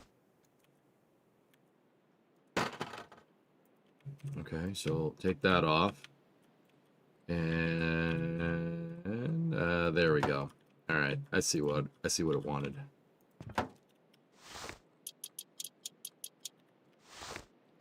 Let's go to the other side and do that exact same thing. So what I would do in this scenario, guys, is I would have the car. I would put the engine in the car if we were doing this in real life. Put the motor in the car. Even if the transmission isn't hooked up, there's a reason. You need weight up here. I would put the front of the car on jack stands. I'd actually put the whole car up on jack stands. And then we'd start installing suspension components. And then what I'd do is I'd use the jack to put the whole damn thing together. Because, yeah, that's what I did with Ernok's car when we worked on the suspension. I used the jack to compress the suspension so I could tighten down all the bolts.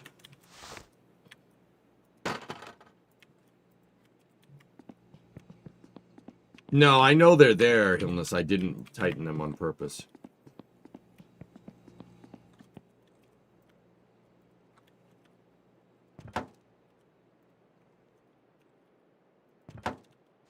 If you could tell me what type of bolts are on the bottom of the shocks, I would really appreciate it. Or I could just dick around with it until I figure it out.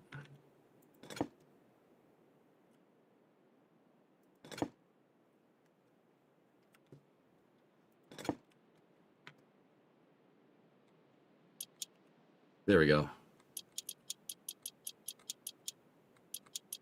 Yeah, shocks usually have, front shocks usually have a retainer like that. It's an 8mm socket.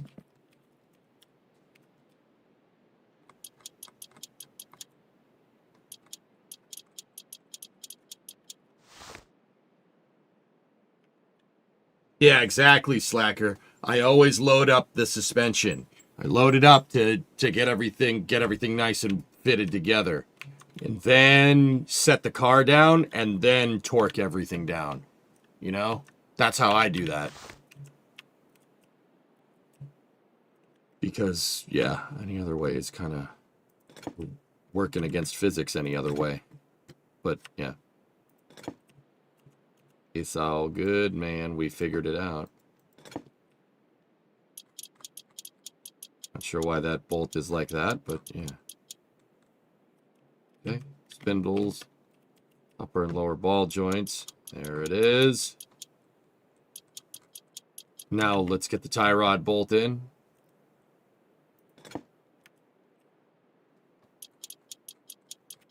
Tie rod's in. I wish we could paint all this stuff. It's superbly rusty. Have we done tires yet? I have a set of rims. I don't have a set of tires.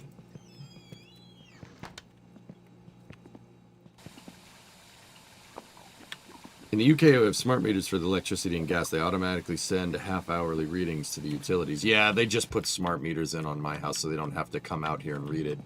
Lord knows they have to, somebody would have to do actual work, James. That would just be terrible.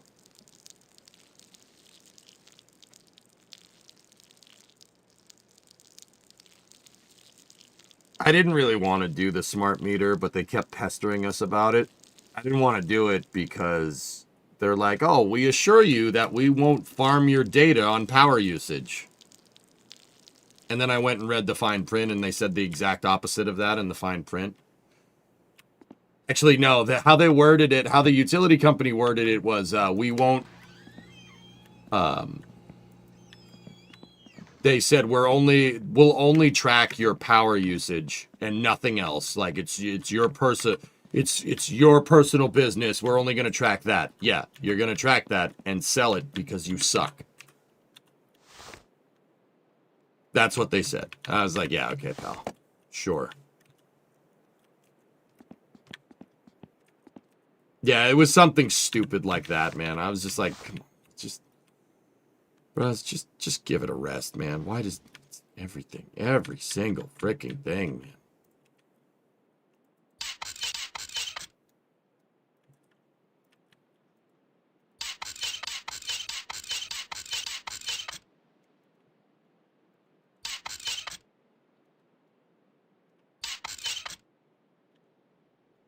Okay, front suspension is together. We could put rims on this to get it to roll, I suppose.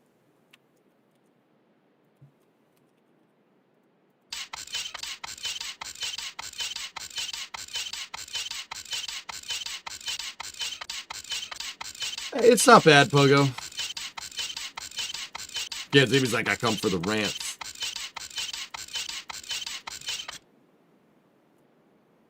All right. I actually think we have all the suspension tightened up here. There should be a wheel nut right there, but there isn't. But there should be, but there's not.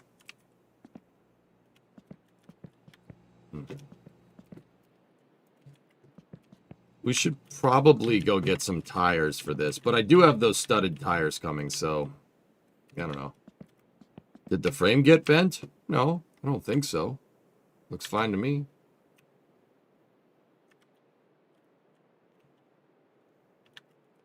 What we could do is we could put a bag under here and then set the sucker down.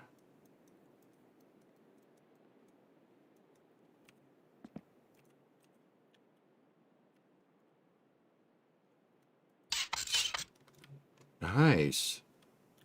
Cool. Oh, game doesn't like that. All right, just let it out. It didn't like that. The thing was moving. It was sketching around all over the place.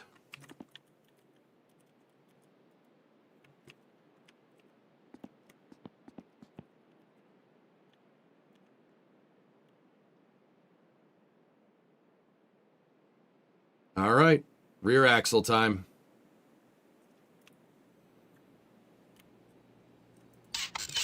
Actually, what time is it in game? Oh yeah, okay, we got time. You haven't cured the problem, so yours is up on beer crates? Nice. All right, so how you do suspension, a live axle in real life, I've done this. How you would do this in real life is you would get the control arms in place first. So we need our lower and upper control arms in position first. The lower control arm should attach like this. There should be an attachment point right there. Okay, cool.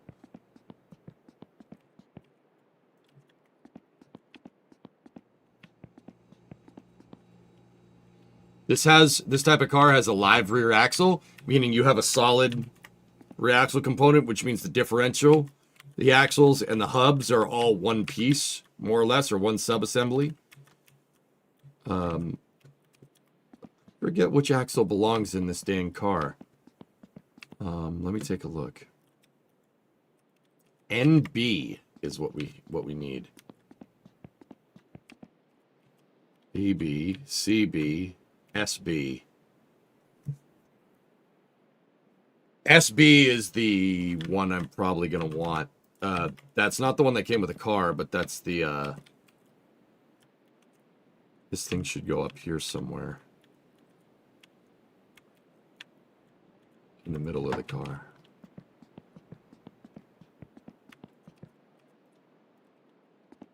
So this is, you know, I'll admit, this for the 70s, I mean, a live axle is pretty much garden variety for the 70s, but for the 1970s, this is actually really nice live axle suspension. This is a 4-link.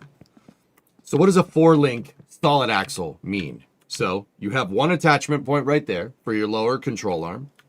You have another attachment point right there for the other lower control arm. And then if you notice, there's tabs on this thing is called the third member section of the differential. Those tabs right there are where your upper control arms attach. So you have 2 upper control arms on top of the axle and 2 lower control arms on the bottom of the axle. Right? It's linked. There's 4 places where it connects. It's a 4-link. That's really nice. That's really nice suspension. With live axles, you got to worry about a couple of things. So because this is all one big thing, and it's called unsprung weight, so that means it's downstream of the springs. The suspension component's attached to the top of this. There's the spring perches and stuff, right?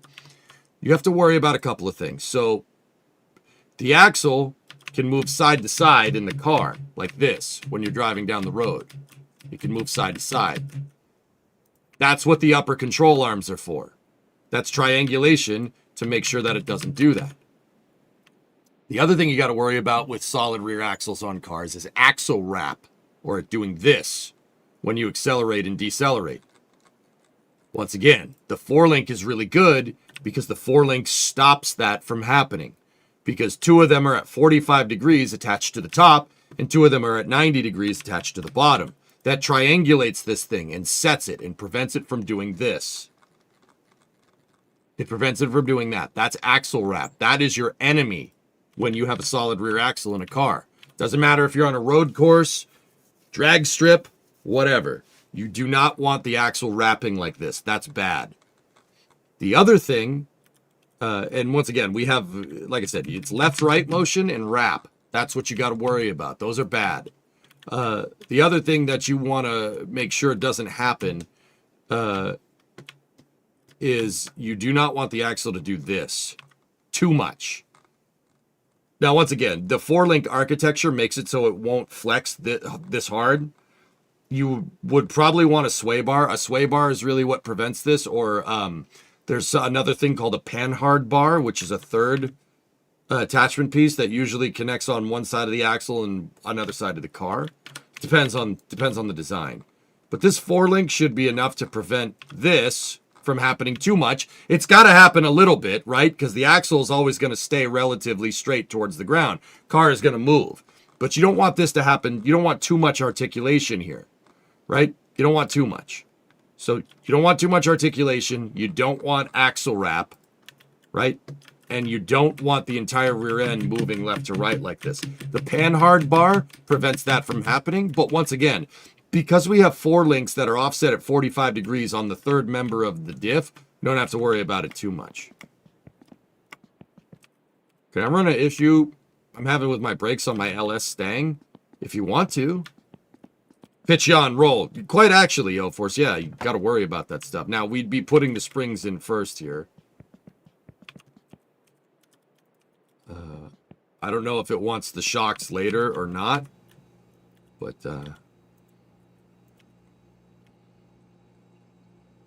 there we go. And now we should hang on. Let me get the flashlight here. You will get some deflection vertically under acceleration. If you set the pinion angle properly, you'll be fine. Yeah, of course. Yeah. If you guys remember when we were playing Beam the other day, when we were playing Beam, I had a Coronet. We were messing around with the Coronet mod, right? And I had my car in game, and the problems I kept running into with the damn car was the rear axle. There was no suspension options for that mod to prevent this from going on, and the wheel hop. Wheel hop happens too when you don't get your rear spring rate correct. Your spring and damper is all screwed up when you don't have it dialed in. When you accelerate the axle, because you basically constricted it in all other axes. It sometimes just hops inside of the wheel well. Don't want that either. All right, so before we go any further, let's attach the control arms. They look to be pretty big bolts, so let's see. Yeah, man, the suspension geometry is actually super cool stuff. You guys, if you know me from like aerospace and stuff, like I do a lot of aerospace STEM outreach and whatnot. Yeah, that's suspension geometry and the kinematics behind how suspension works.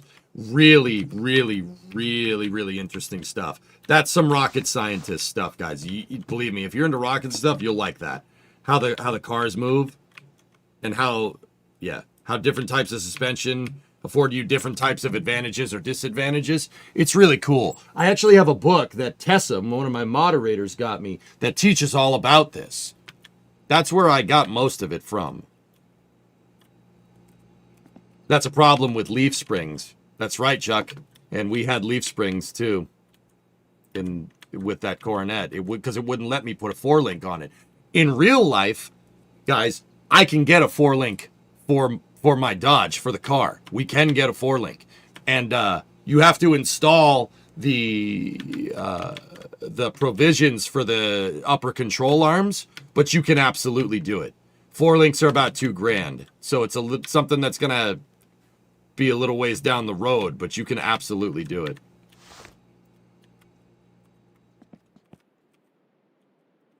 So what's up, holy moly? I installed a Mustang Steve power brake booster on it.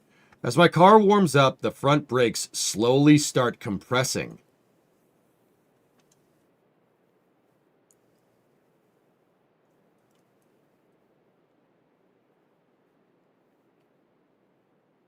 Huh.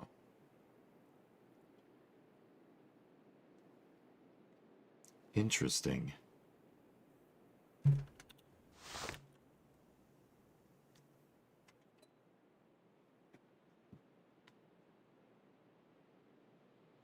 Yeah, holy moly, you should switch to Hydro Boost.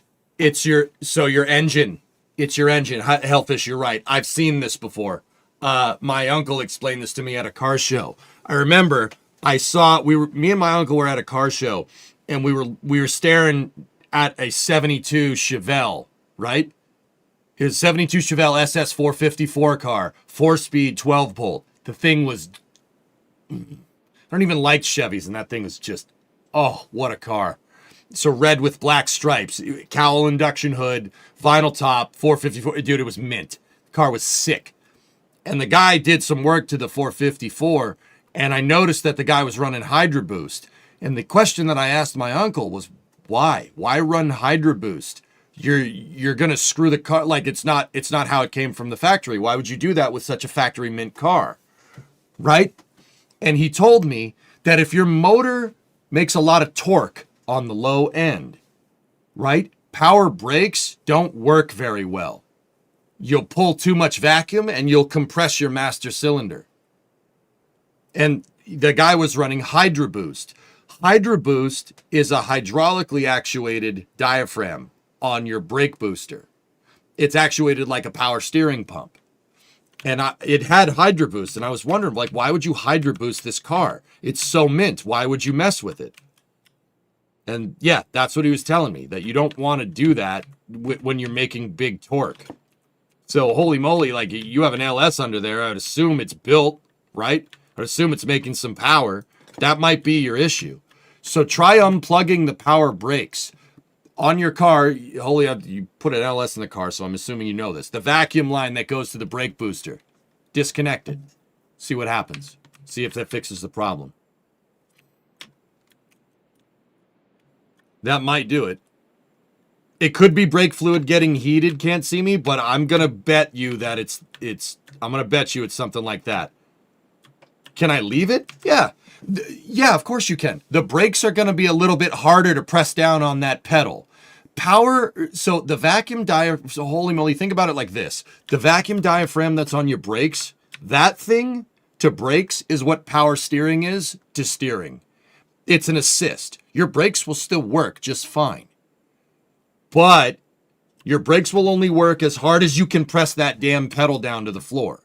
Just like power steering. Think about it. Why did the auto industry make power steering? It's for people that aren't strong enough to be able to jerk around a manual steering box, right? So they made power steering. Makes the car easier to drive. It's funny. There's ads from like Detroit in the 60s, from like Chevy and Ford, like up with power steering and stuff, and they're like, oh, so easy, your wife can drive the car around. You know, it's different times, dudes, different times. But also, it's like, oh yes, everything is so easy and so versatile. With the new power steering invention, your wife can drive the car to go get groceries while you go down and jock a cash register, and you make enough for your family to see your kids through college, jocking a cash register at a grocery store. It's like, okay. All right. We get it, man. It's like, yeah, that's what power brakes do. It's just an assist, so anybody can basically press down on that pedal and stop the damn car. See if that fixes the problem. Once again, make sure whoever's driving that thing around, or holy moly, make sure you did your squats that day if you're going to do that, okay?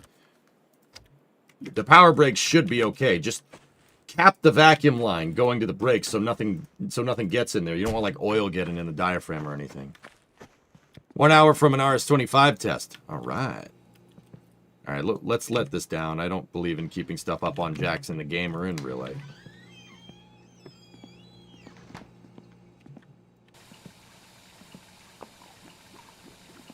Just put a nastier cam. I think a nastier cam exacerbates the problem. I'd have to go ask my uncle about it, dude. Yeah, that dude is... He really knows his stuff. I love asking him questions like that.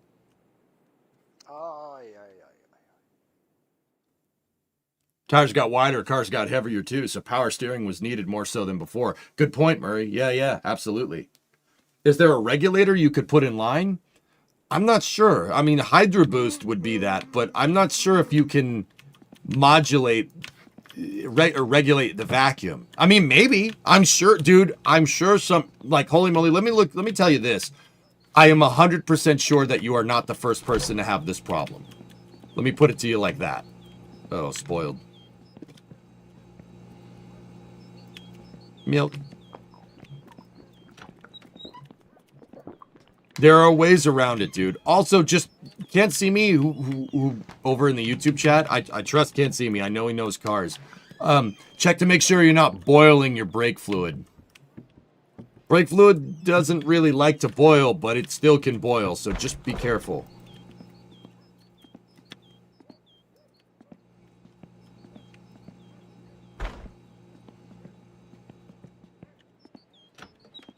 Yeah, car talk. If you don't know cars and you want to learn cars, watch me play my winter car. You'll learn about cars. I got you. I know a lot about cars. I have a shop. I don't have that computer on right now. My garage is... My office is attached to my garage. That's the words I'm looking for. I have an auto shop in my backyard. That's my retirement gift from streaming for so long. No, I'm not retiring anytime soon, okay? I just took it early, all right? Get off my case, man.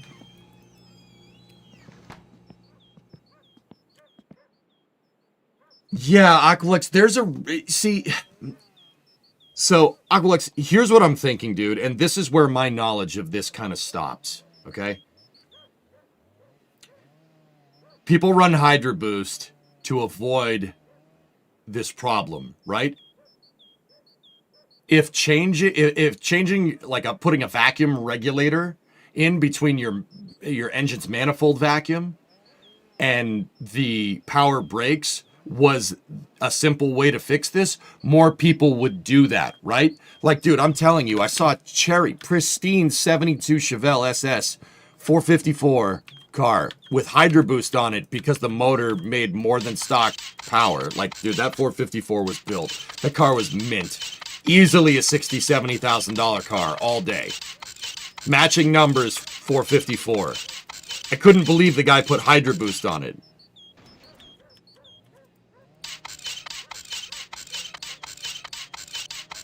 This is the cam he has. Check those specs. me see.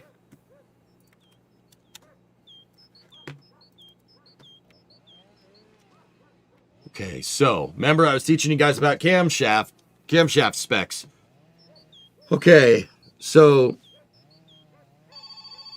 of course. So there's lift duration and lobe separation angle. Yes, I can empty your sewage well. Yeah, I got you. All right, let me see. How much lift? So the duration of that 50 thousandths is 227. Oh my goodness. 636 valve lift. Bro, no wonder you're... Yeah. Holy moly. I don't know. Chat, you guys tell me if I'm wrong. I'm fairly confident that that's the issue. 636 lift. Bro, that's insane. Okay, so this is valve lift. These are the camshaft lobes. Remember, the lift is the distance between the center of... You know what? Hold up. Give me 1 second. Okay.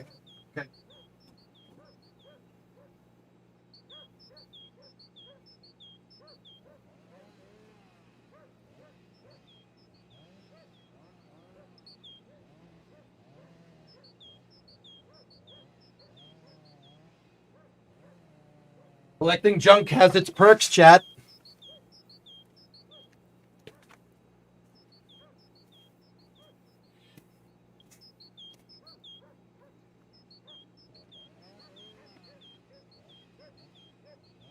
So, a camshaft. Let me pull this out. This is a Lunati cam. This is a Lunati cam for a small block Chevy. I should have probably showed you guys this yesterday. Actually, this is not a Lunati cam. This looks to be a stock one. Let me see. This is no, it is. Nope, it is 11/22/95. This is a Lunati camshaft. I got this for free, by the way, for fixing the Camaro. So, camshafts have a center of rotation. It's that center thing there. The lift is the distance between the top of the lobes right here. See how it has lobes? And the center of rotation. Okay? That's what lift is. Now, specifically, I mean, it's not specifically that, but you can see that this camshaft has a ton of lift on it. The reason why, look at how big the lobe is. See that? That's gigantic. The duration is how wide the lobe is. This has a okay duration. This has a lot of lift. Holy Moly's has about this, maybe more. It's going to lift a valve open beyond a ½ inch. So in metric, guys, he's moving a valve probably 13 to 14 millimeter between open and closed position. That's a lot of lift. That's a lot of lift. Yeah, I said that exactly wrong. It's not the point of rotation. It's the distance between the flat surface of the eccentric and the lobed surface of the eccentric. So the high point and the low point. But yeah, this is a camshaft from a small block Chevy. And note that there's a beveled, or not a beveled, there's a helical gear on the front. The helical gear on the front is driving the distributor. Well, actually, that's the back of the camshaft because small block Chevy. It's driving your distributor and your oil pump because one shaft drives both of them on a small block Chevy because Chevy knows how to engineer a motor. And yes, I'm saying that as a Ford guy. Game recognized game. This is damn good engineering. So this is, I know that this is a Lunati, dude, because of the marks. I don't know if you guys can see those marks. It says 1628 C1H272S 11/22/95. This thing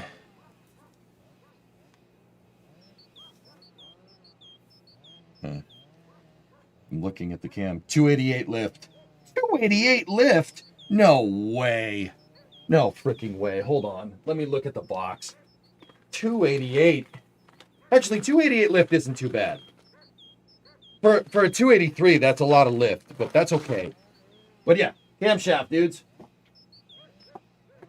That's how cams work.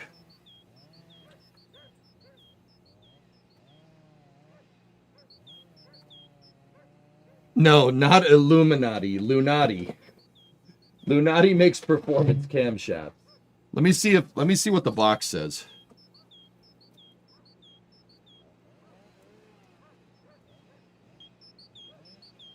Yeah, I got this cam for nothing.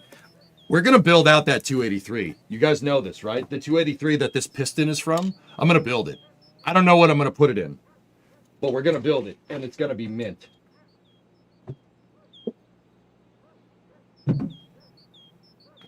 How heavy is it? So camshafts are very, very strong. This is cast, so it's very, very beefy. This is a heavy camshaft. I'd say the thing probably weighs, I don't know. What do you guys think? 10 pounds maybe? So that would be 5 to 6 kilos. It's pretty heavy. Are you aware of Car Talk with Martalk? No, but that's cool. Man, that thing's heavy. But yeah, holy moly, you're running 636 lift at 227 duration at 50 thousandths. That's a big old cam, dude. That thing probably screams. Probably sounds mint. Oh, we're about to die. Yep, okay. Yep, we should probably go inside. On a 109 lobe separation angle. It sounds like a plane. Holy moly, is it going like... Tell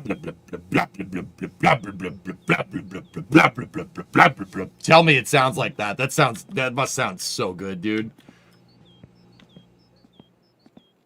Yeah, oh, dude, she sounds meaty. I love it. Your mama was a snowblower. Short circuit. Number Johnny 5. That's definitely chunky. So, dude, that's my guess. That's my guess is your motor's pulling too much manifold vacuum, and it's so much pull that it's actually your brakes are actually working. Got your propane heaters ready to go. Yep. Knick-knack, I'm good to go, dude. Yeah, at least I should be. What's the temperature outside? Hold on. In-game. Temperature outside right now for me is actually pretty good. Oh, that's not bad. All right, cool.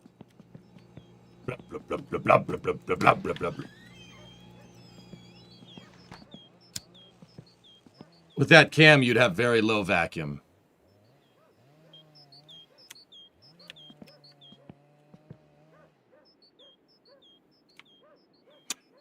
Rarest, I think you might be right. I think I may have said it backwards. But yeah. Long story short, try unplugging the power brakes, the vacuum diaphragm line, and then see what it does. If not, check to make sure your brake fluid isn't boiling. Overlap. Yeah. Why did you take up smoking? Because people kept complaining about me swearing constantly.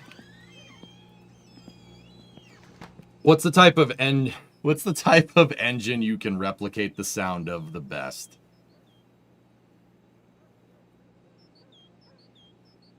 I don't know, man. Yeah, the turbos. Would it boil in the reservoir? Dude, only unless you have, like, a header from your exhaust manifold, like, wanting to go out and party with the brake booster, like, right next to it, dude. The thermal transfer is not going to be too bad. Most of the heat from those headers gets conducted anyway. So, like I said, unless your exhaust headers are touching that damn brake booster, that shouldn't happen. Or a brake line.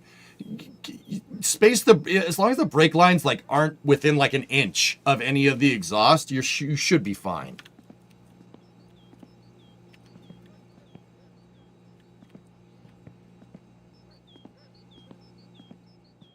Can you make the sound a Tesla makes? Sorry, the microphone may have taken it out. If it's heating the brake fluid, it's likely too close to the exhaust. Yeah, I can't see me. That's the only other thing I can really think of, dude. Anyway, let's get this rear suspension put back together.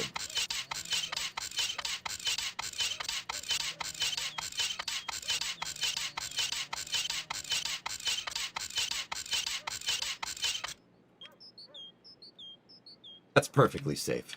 It's fine. All right, I got to figure out what bolt we need here.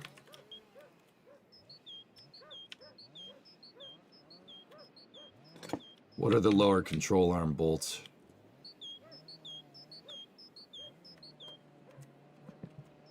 Problem is I can't get under the dang old car to get at it.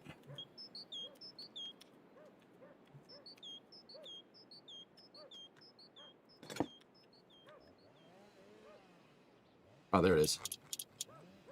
Got it.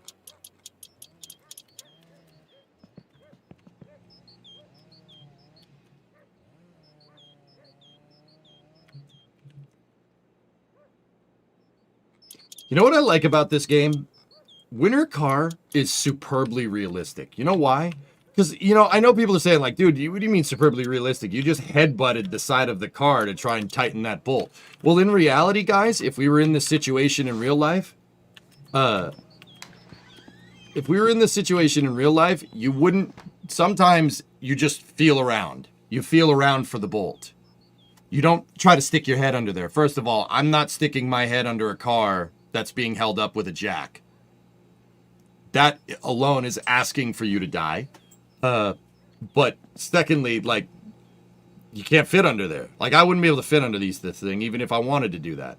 So you got to feel around. So in many ways, you just kind of headbutt the side of the car and you go feeling around for the bolt under there. That is exactly how real wrenching works.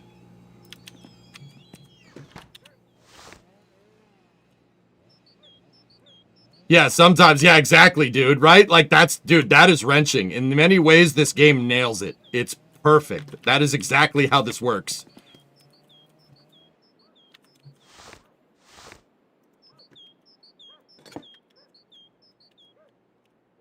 I gotta tighten the upper control arm bolts.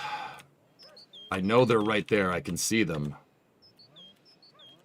But yeah, when we were putting the rear end in Ernok's car, yeah, dude, half the stuff I didn't even look at, like.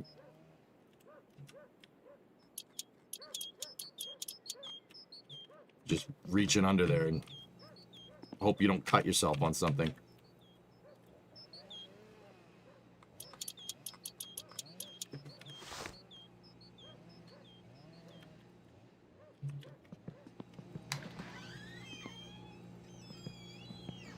The alternative, yeah, is putting a bunch of crappy visible walls, right? Exactly, dude. Pricing. Are we still doing pricing? Just a little bit of coffee. A little trickle of coffee. Mechanic's best eyes are your fingers, dude. Yeah? Dude, yeah. You ain't kidding.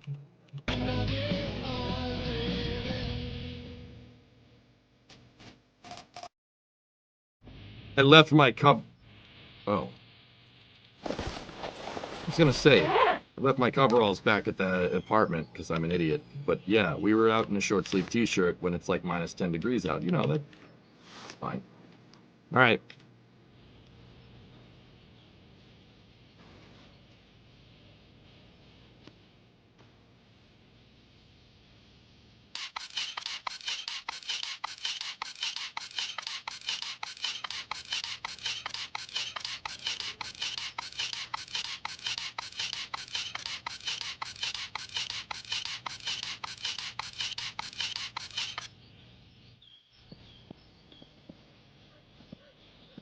All right. We want to put this axle in here, the SB.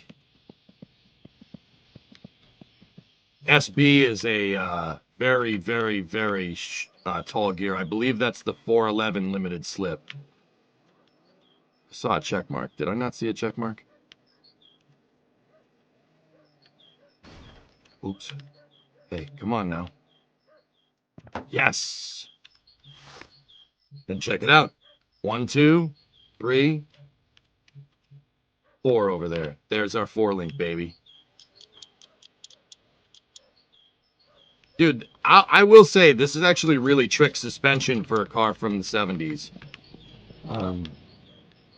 Yeah, a 4-link on a car from the 70s, pretty cool. That really wasn't a thing in the United States, fellas. Not gonna lie to you. Now, let's see with the shock absorbers. Let's see where, how they're actuated. They should go somewhere down here. Yep. Shock absorbers at a 45 degree. Yep. Game is unrealistic. You don't have extra hardware at the end. I know, right?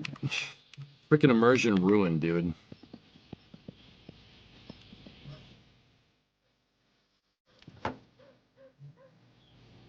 Yeah, that's sick, dude.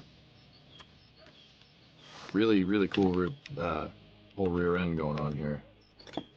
She got a nice rear end. The brown bomber has a thick rear end. That's what I'm trying to tell you. Especially since we put 411s in here.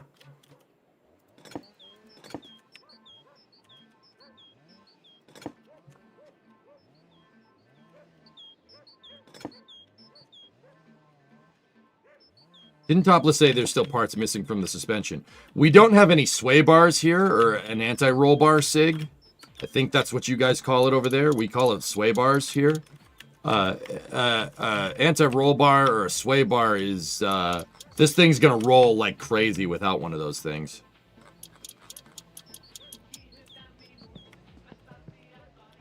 Yeah, what do you mean no extra stuff? We got a whole garage full. Yeah. He said extra hardware, to be fair.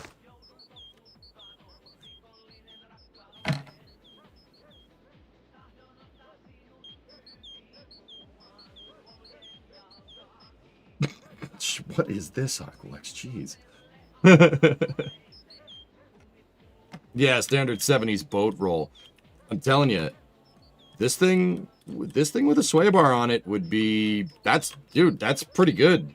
It's pretty modern suspension. Suspension hasn't changed much, dudes, to be honest.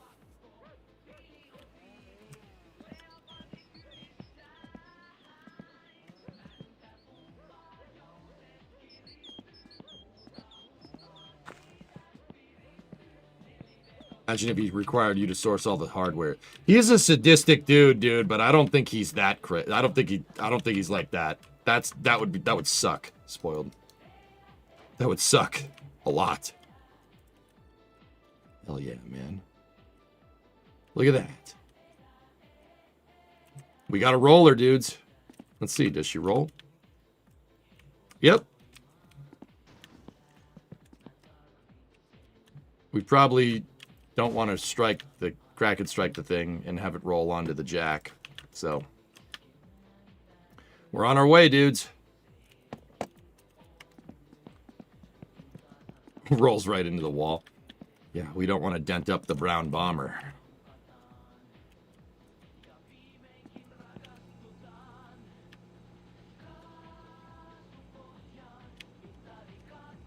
We could put the SLX rims on it right now, but they have no tires. I was actually thinking, it's past 3. Well, no, what is that? 215? We could probably take the tires over to Fleetari right now with the thing and have him put tires on it. If we can get there in time. I gotta put the rims on it. No! Quarter. 2-month resub. Love this game? Thanks, man. Yeah, these are the factory rims for this car. I did get studded tires, but it's always better to have, like, okay, rule of project cars. Have a nice set of tires and rims, and have a crappy set of tires and rims.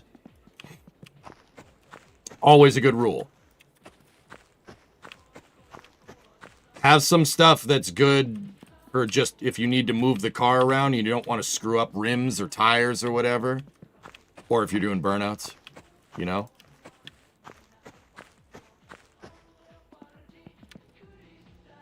Always get if you have a project car, now this isn't regular cars, if you have a project car, get a scruff set. Always get a scruff set of tires. I gotta shut the radio off, hold on.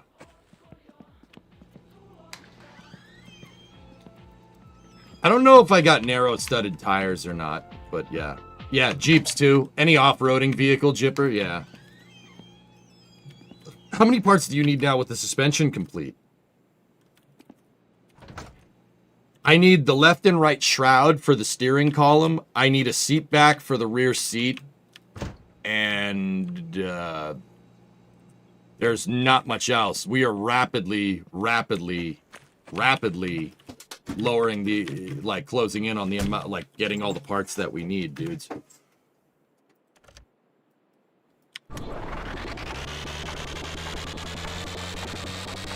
Are we running away or something? Jeez.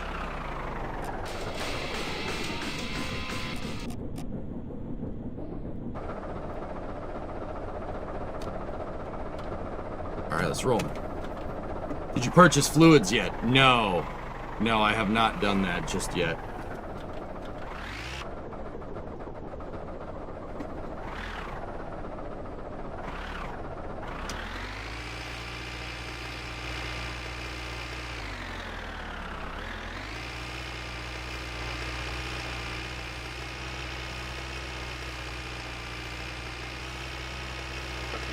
We have to make it out to Fleetari's by 4. It's 2:45. We should be able to get there in time. Did I mention it's only the front? That makes sense, holy moly, because of just a car's natural brake bias, dude.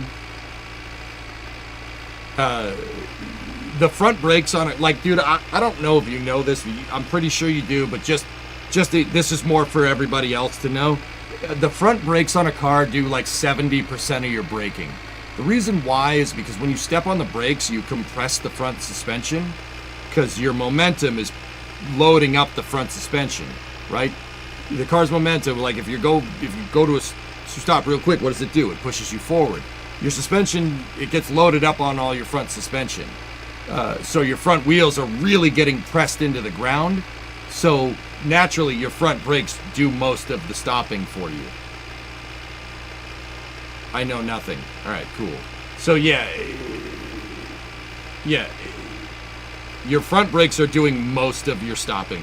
Your rear brakes do a little bit, obviously, but once again, when you step on the brakes, all the momentum goes to the front suspension and loads it up, pushes those front tires really, really hard into the ground.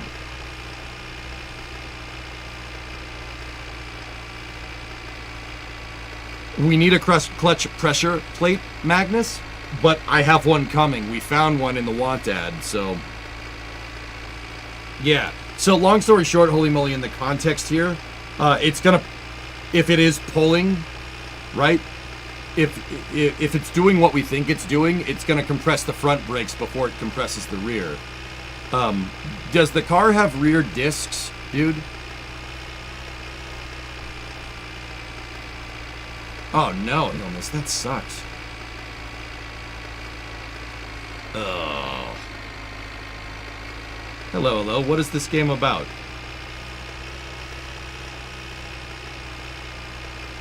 Lava, you've never seen me play My Winter Car before? Or Summer Car? Really? No, surely you're screwing with me.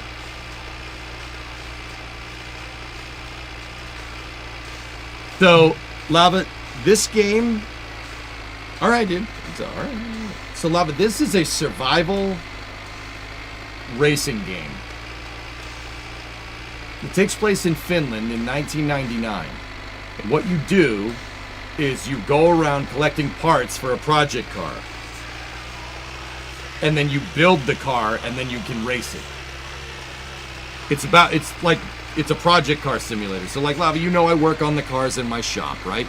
This is like a game version of what I do.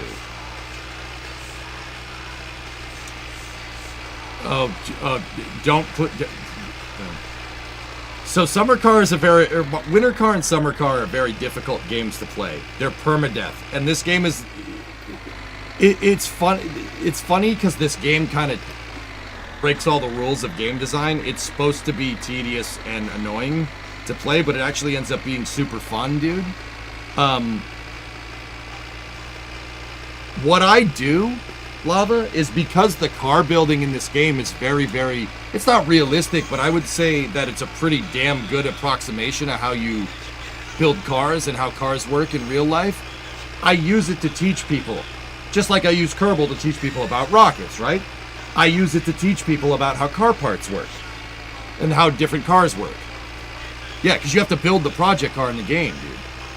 Putting the car together is like when we build spacecraft in KSP. It's not easy to put it together to get it to do what you want. That explains the random Finnish accent you do at times. Yes. Oh, wait, we gotta turn it up.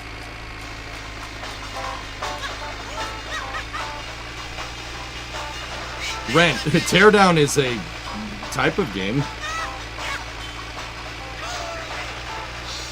Yeah, that too spoiled, but we don't need to tell him that. That's why in racing the fronts are always locking up without ABS. In Formula 1 Orange, absolutely. Yep. Loading up suspension is death in racing. You really don't want to fully compress suspension. Because if you're fully compressing the suspension is no longer suspensioning. That's bad. You don't want that. You don't ever want the thing to fully compress.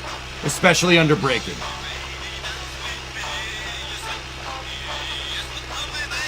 But the flip side of that is that you also don't want too much clamping force from your brakes.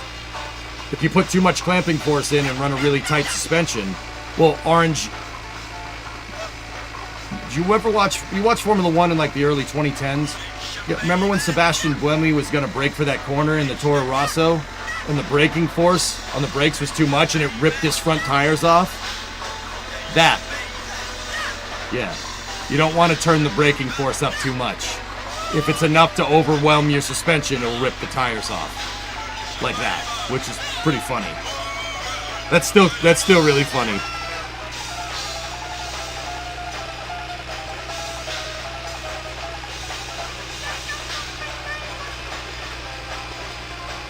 Wheelless deletus. What's the difference between normal brakes and disc brakes from like the 80s? Disc brakes are pretty much the norm nowadays, T-Man. Sup, Haas, are you a rocket scientist? I'm not a rocket scientist, Dragunov, but I've been teaching people about rocket science on Twitch for like a decade and a half. I've worked with NASA on projects for STEM outreach and whatnot.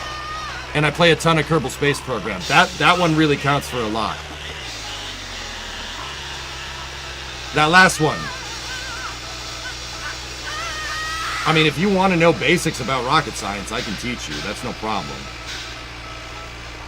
That ain't no thing, dude. I just play a rocket scientist on Twitch. Yeah, there you go.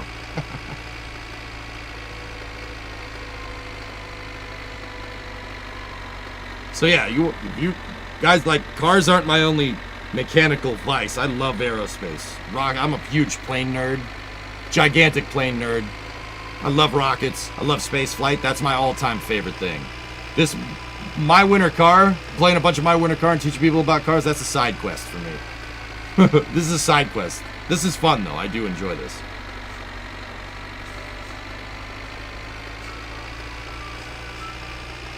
And trains. And snowblowers. I like a lot of mechanical things. You know what's scary? Drones. You know what's even scarier? Rocket-propelled drones. Yeah. I don't, Dragunov, I don't really deal with the kinetic energy experiment side of things. Like, I don't really mess much with munitions unless it's an ICBM. Which, I mean, that's a drone. In a way. It's automatically guided. Same. But yeah, I don't know, man. I don't really go too much armchair general on stuff. I do like carrot launch vehicles and stuff. That's really where I mess with. He said doo-doo. Is it past 4? Balls. Fleetari is closed. Alright. We gotta make our way, into town. There's no food at the house. May I share a video? Yeah. Mods, could you get, link perms for Holy Moly?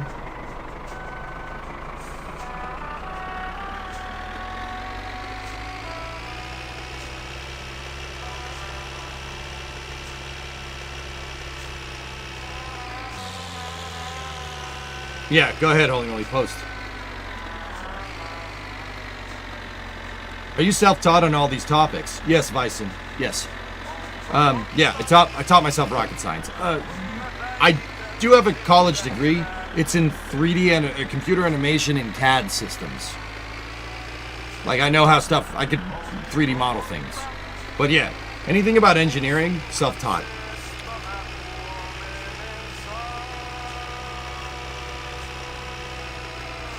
"60 seconds remaining.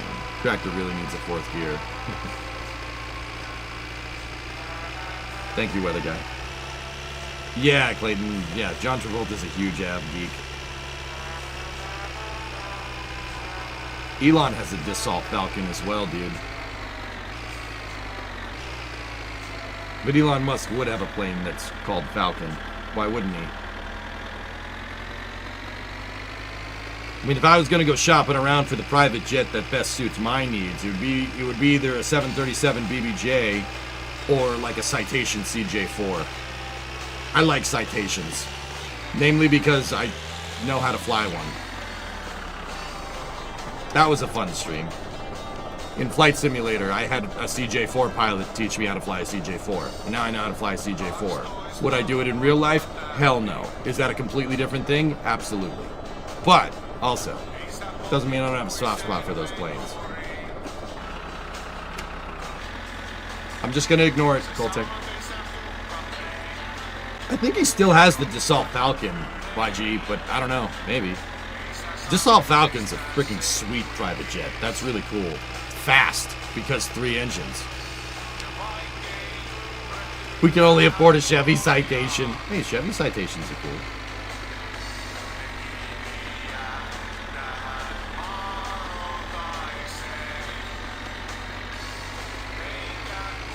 No, Couchy. No. Carcane addiction is real.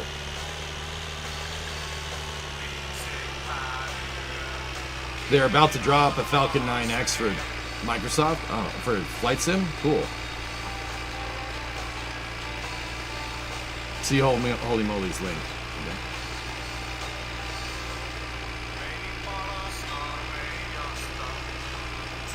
Oh.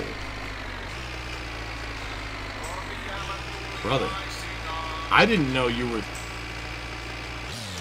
I have the link, weather guy. When we get into town, we'll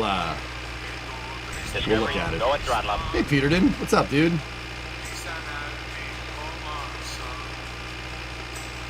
Holy moly, I forgot that I forgot that you're putting it in a 65 Mustang, dude. I thought you were putting it in a later model. But either way, oh, I'm here for it. That's fantastic. You know how many people you're going to piss off with that? That's great. Don't hate me? No, I'm not hating. I love it. That's fantastic. Well, what's wrong with that? Now, would I put an LS in a 65 Mustang? No, I probably wouldn't do that. But it's an LS motor. Who's going to get mad at that? I mean, well, Ford guys will get mad at that, but I mean, whatever. I don't care. I think that's cool. That thing's probably fun as hell to tool around in when the brakes don't turn on without you asking. I'm bored. What can I say? Whatever, dude. And that's what I mean, guys. Like, yeah. Would I do that? No. But I still respect it. That's cool as hell. And honestly, if you gave me the keys, I'm not going to say I wouldn't have a fun time either, you know? Yeah, there you go, Platinum. Thank you. What kind of brakes does the crawler transporter have to stop? It has disc brakes. You can see them, T-Man. You can see the crawler transporter's brakes. They're sticking out the front of each truck. They spin. Yep. At the front of the CT, on each of the track mechanisms, on either side, disc brakes. Yeah, there's a rotor that spins on the worm gear. There's a disc brake, just like a car. It's a little bit of a bigger disc brake than what you'd find in, like, a Mustang, for instance, but...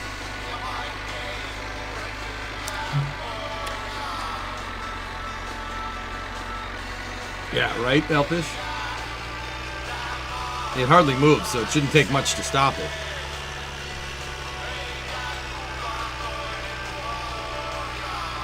I mean, Julie, part of me is thinking, like, yeah, you're absolutely 100% correct, right?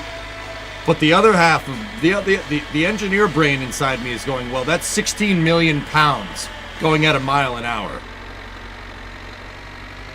I mean, you probably don't need brakes, but I'm not gonna not want brakes on that just in case, you know, like just in case, right? Like, you'll probably be fine without them, and I don't really think that NASA uses those brakes very much. I'm pretty sure they use them as a parking brake. But also at the same time, if I'm hauling 16 million pounds of rocket, I prefer to have it and not need it than need it and not have it, right? Like, yeah, if it runs away. Oh my goodness. Dude, that thing would come apart the whole thing would come apart at the seams if it tried to go like 5 to 10 miles an hour. There's no freaking way.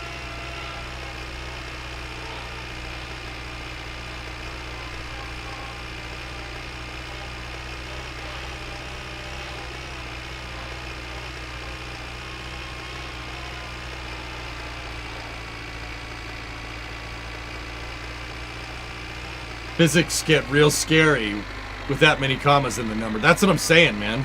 How much kinetic energy does 16 million pounds going 1 mile an hour have? That's a lot of energy, dude.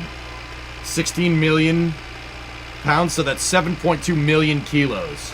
How many joules of energy is that going at 1 mile an hour? Going, well, 1.6 kilometers an hour. That's a lot of energy. I would not want to be near that. I would not want to not have brakes on that. Like, I know it's 1 mile an hour, but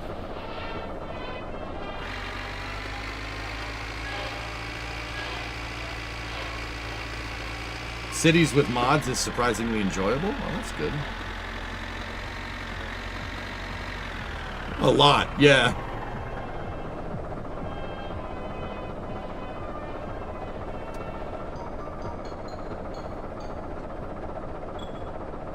No niin, terve taas. Se on Kortsu Kaikkonen tässä ja tänään meillä onkin taas 1.6 megajoules of energy lava. Ja ihan alkuun tässä pitää kuitenkin vielä tuottajakäskystä esittää pahoittelut viime viikosta. Kortsu vähän kimppattui turhan päiviin ja sanoi siinä muutamat rumat sanat ja se on That's a good amount. Että hyi.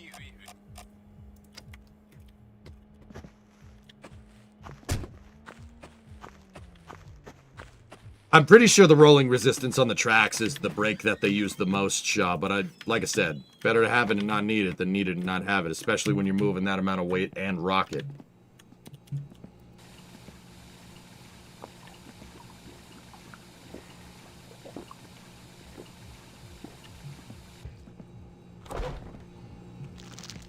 Yummy.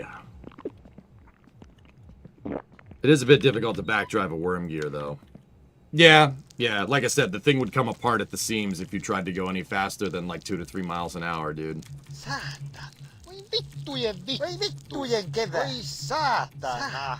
Perkele. Check out the link, yeah. Alright, let's see what we got.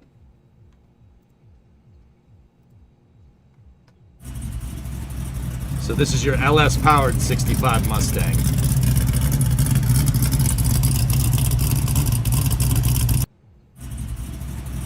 Yeah.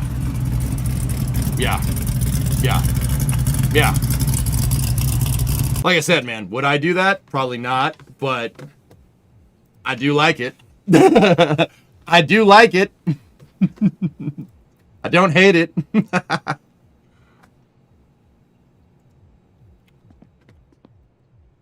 Same as about a 1,500 kilogram car traveling at about 160 kilometers an hour, 100 miles an hour. That's a lot.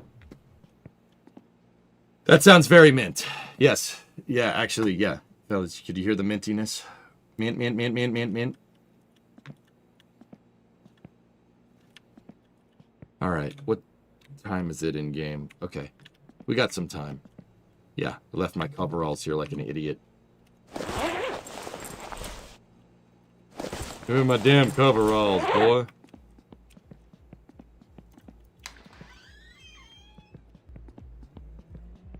I'm gonna put this in the tractor. I can't see nothing. Is it in there? It is. The rims are in here as well. Cool. I wonder if the box with the clutch pressure plate is here.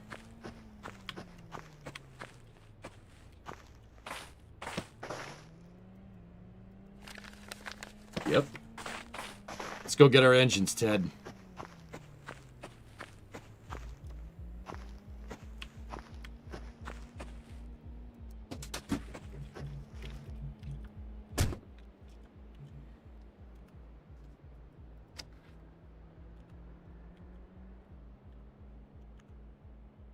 It sounds great. YouTube chat likes it, holy moly.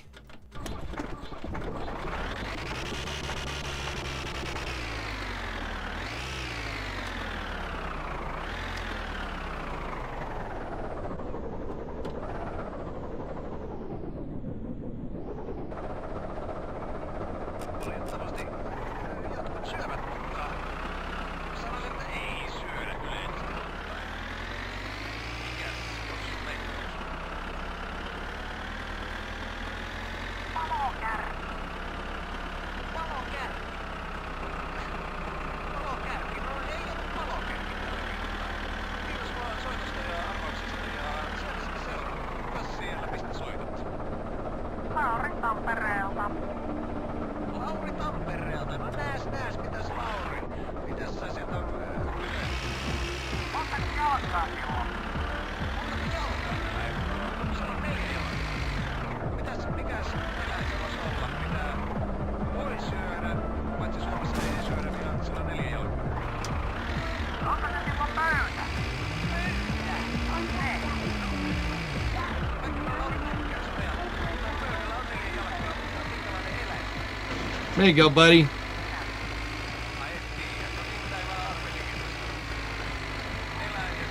Please do not run me off the road. I just fixed you.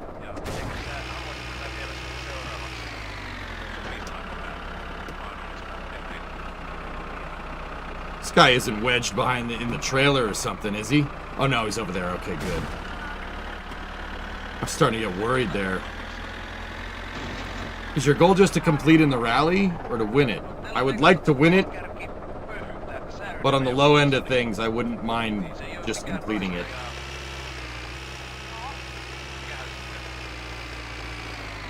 Why is the bus in the woods?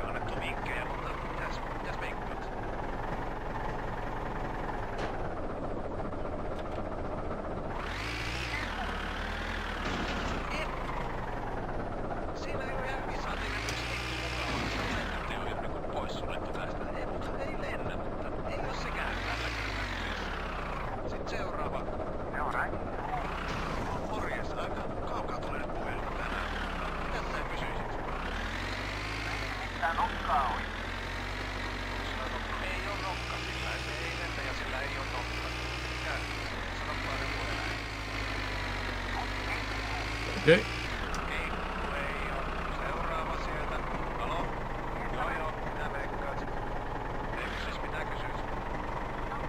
Hi, Timo.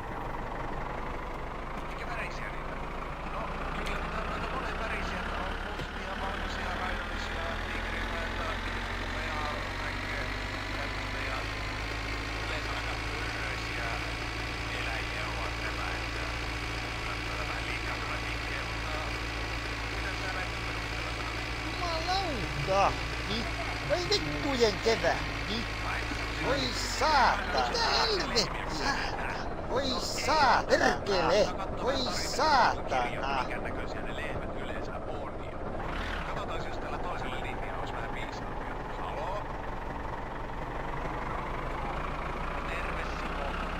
Simo tietää varmaan hyvää, mutta kysytään katsotaan kysymys. Onko se peruutuista? Kato perunakysymystä ja kysyttiin joku toinen sieltä. Minä sanon sen verran, että se on lihassyöjä.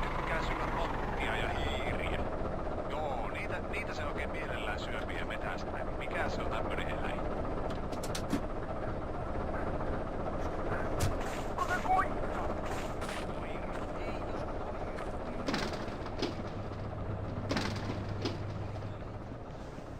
Mystery bus location. Dude, really, that's really it, huh?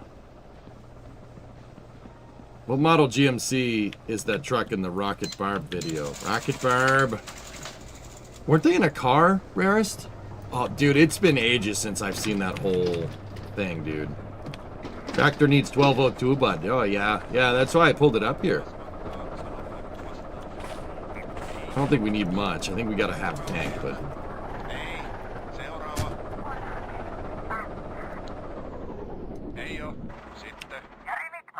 Now we got a half tank. Seuraava. Aha, tommonen tähän väliin sieltä sitten.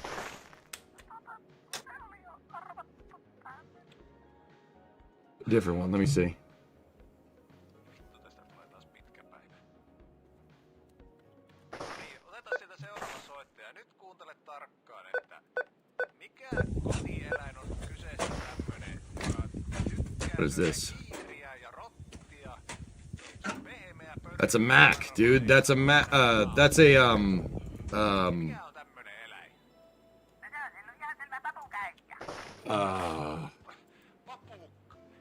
It's the name of the Mac truck that the R series replaced.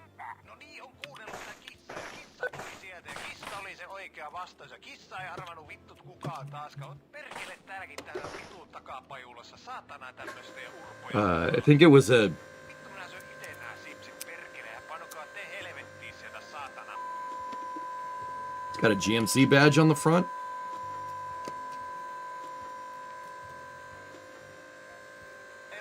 Really? Oh. La la la la la la la la la la la la la la la la la la. I gotta fill up the gas.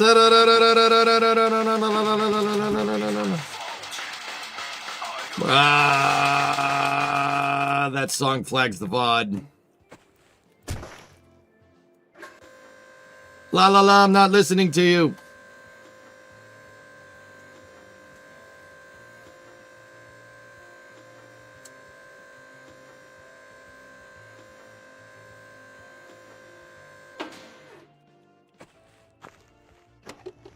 Nice.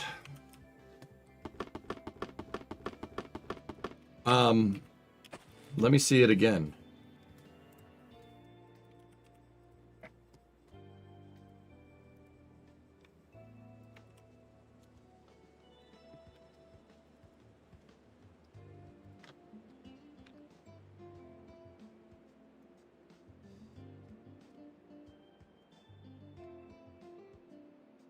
Got to fly the Little Bird around today in the Battlefield Labs map.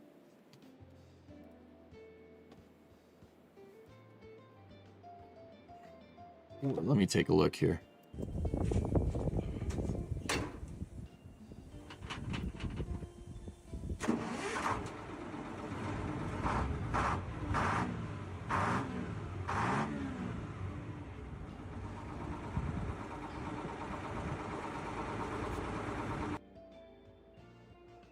No, I didn't, Bob.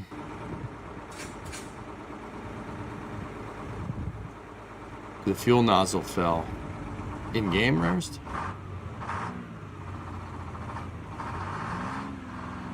So whatever that is, it's got a Detroit in it. That sounds like an 8V71.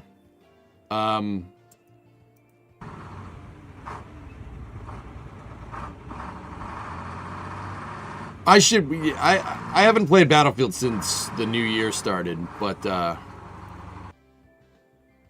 it's definitely not a Mac. It definitely says GMC on the front.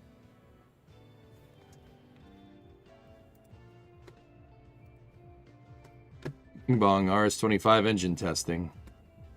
Word.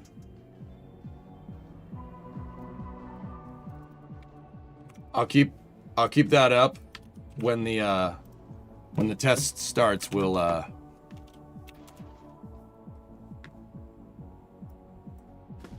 check it. Makes you want to start the Deuce. It's the old Detroit diesel. Oh, I'm sure, yeah, that's what that is.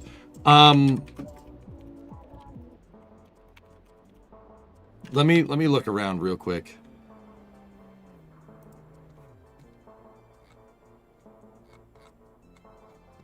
I just got to make sure none of our stats in the game are... Okay.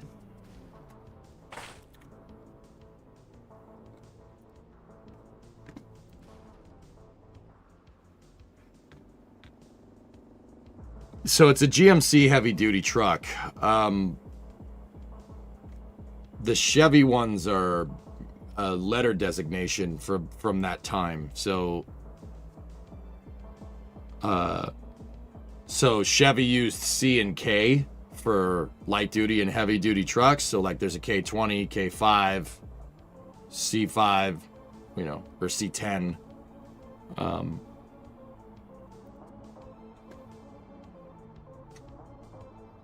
So I think that one is a 1950.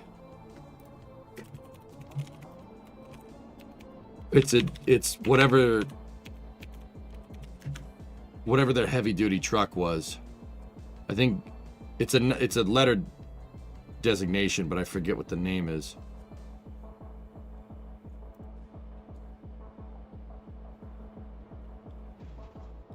PF6 is horribly broken for casuals like you. Oh, that sucks.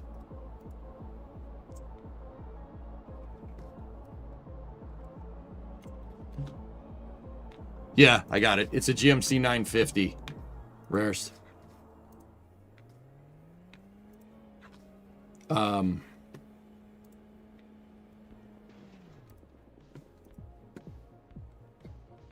on a minute. I'll get you a good picture.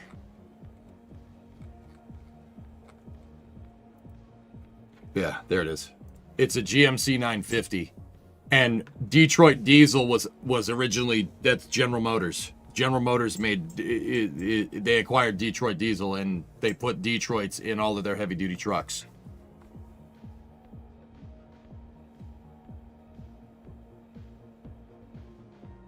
Yeah, so 1950 950, 275 HP 6110 diesel. The first high-powered diesel truck. Cool. So it's not an 8V71, it's older. So it's a 6110 two-stroke diesel. How much torque do you want? Yes, that's how much torque we want. Senes is online. I have it teed up. Look, it's right there. See it? It's on the other monitor. When they go to fire that bad boy, that's when we'll switch over. The pad deluge is on, so we'll see.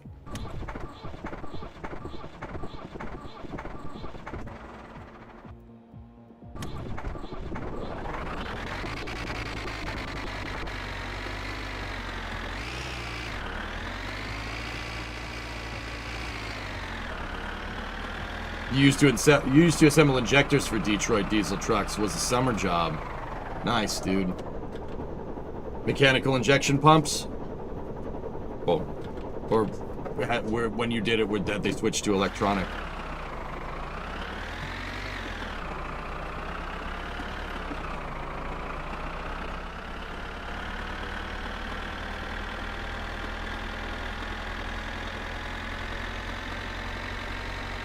Let's get back to the apartment. They're getting ready to fire this engine. I want to see this engine test. This NASA's going to test an RS-25E. They were all mechanical in 95. Word. Did you get food for the house? No, I have not, but I have food at the apartment. We'll do that in a second. I want to watch this engine go off.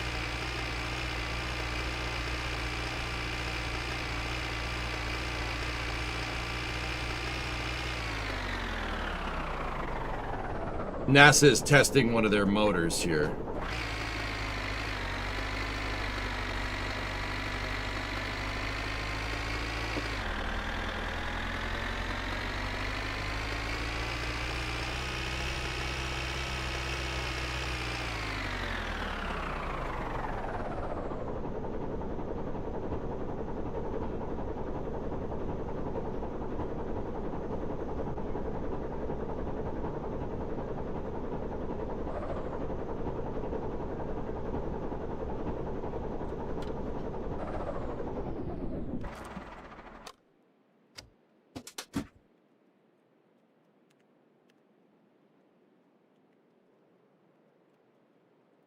We got to get food for the house in a second here, but I want to get to the safety of my apartment. I left the door open.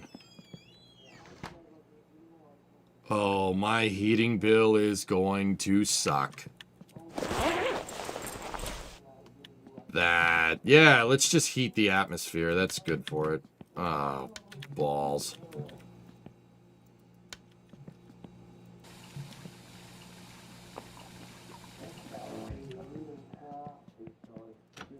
We're almost ready to go. Syrian. Here, let me just get to the save menu real quick. Yeah, that's gonna suck. But yeah, Baron, I would like to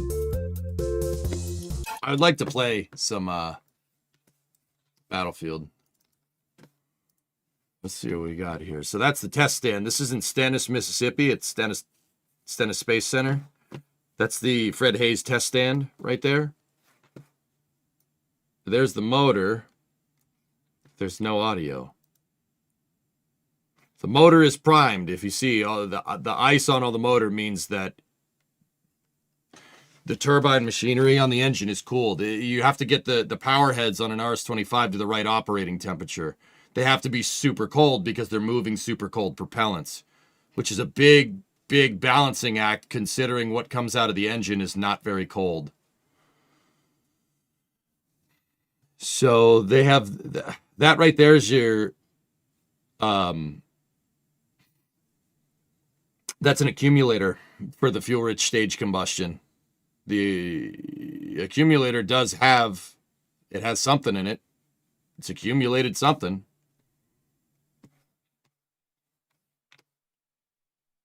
It'll definitely sproying Fluffy, yeah.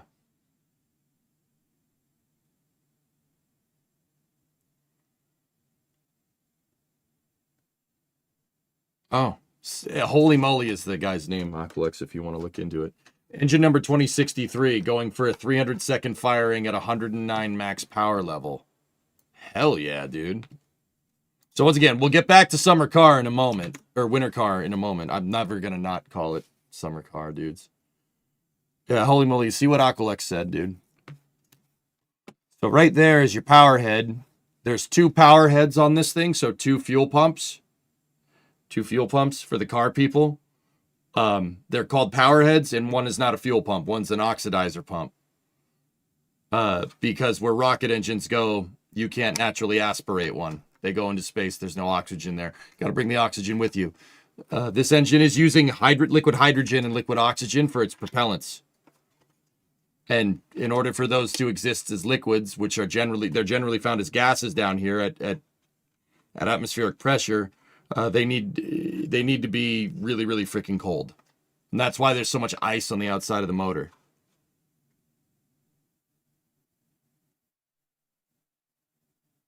You know, if I could only figure out this whole gravity thing like Murph did, I'd be a billionaire.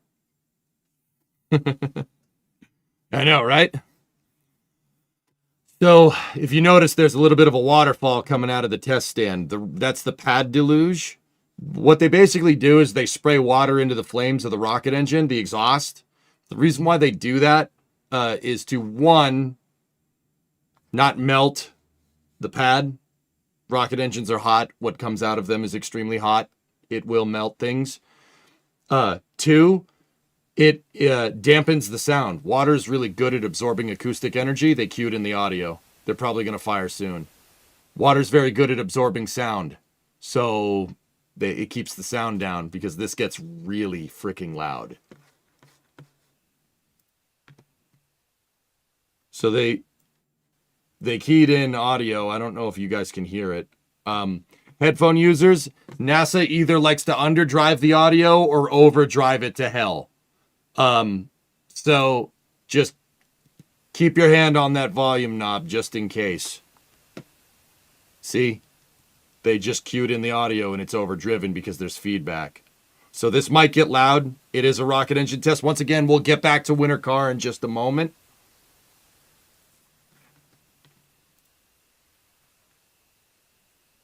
I'm going to move the camera over here where the guy and they're going to change the shot. So once again, this is Stennis Space Center in Mississippi. That is a test stand for one of NASA's newer rocket engines. This is an RS-25E. That's Wake Island, Baron. Nice. These are the engines for Artemis 3. This is most likely a test mule engine, Jackal. It might find its way onto an Artemis 3. Not Artemis 3, no. It might find its way onto an Artemis 4, 5, or 6 launch, if I had to guess. Either that or it's just an instrumentation engine, meaning it's one that they just use for testing, and it'll just be put on the test stands. It really depends at what phase in the qualification program they're at with the RS-25Es. Now, what people were telling me a second ago is that this is serial number 2063, which I don't think 2063 is a test mule. I think this is a flight engine. So it could be a qualification test. We'll see.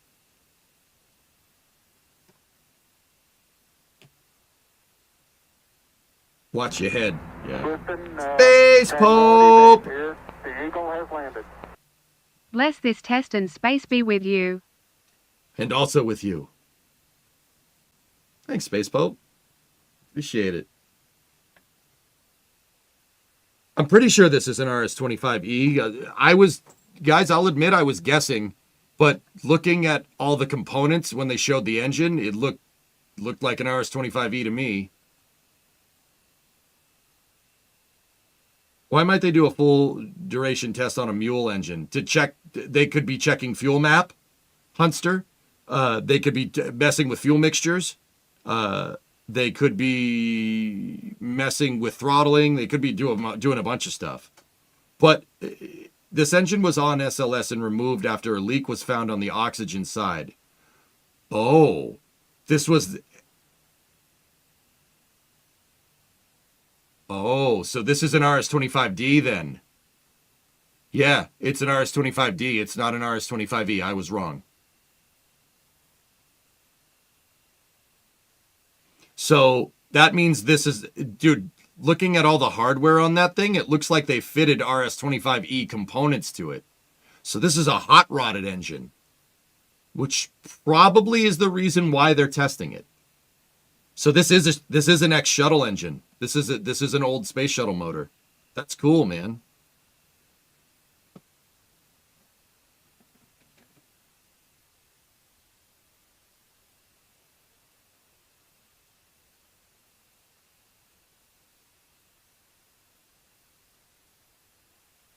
Is anybody going to go out there and pressure wash the stupid test stand so it doesn't look moldy?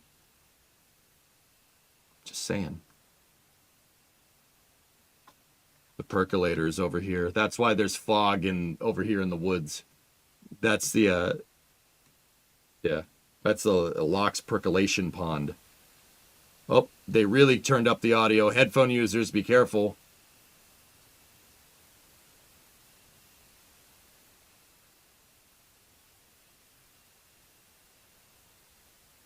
Should put an LS in it.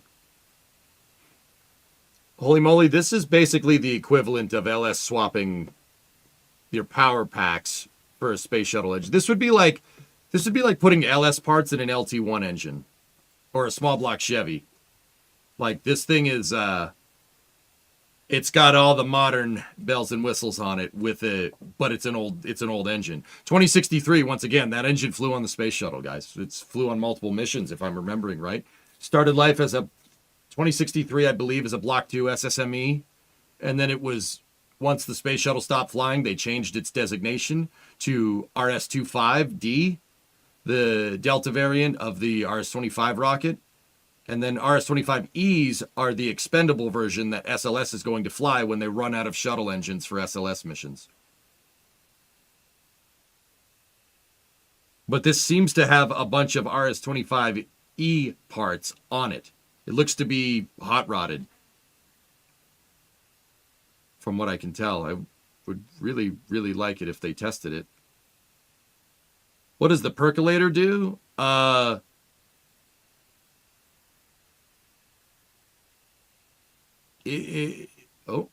hold on. What's that? Hello? Percolator makes coffee. It percolates. No, that's a Hold on a second. Hold on a second. I'll answer that in a moment.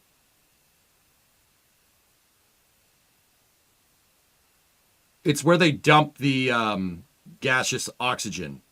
Well, yeah, it's where they dump gaseous oxygen, basically. It's the vent line. They put it into a percolation pond so it diffuses.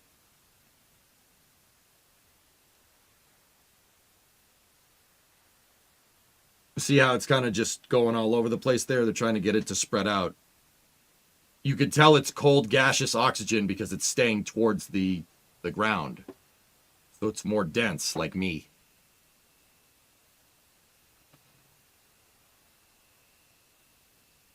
And that's the line that goes to it. See how it's all chilled down? Are there people in the white building? No, I don't think so. Is this live? Yeah, it should be. Once again, we'll get back to Winter Car in a moment. I just wanted to see this engine test, if they're going to do it anytime soon.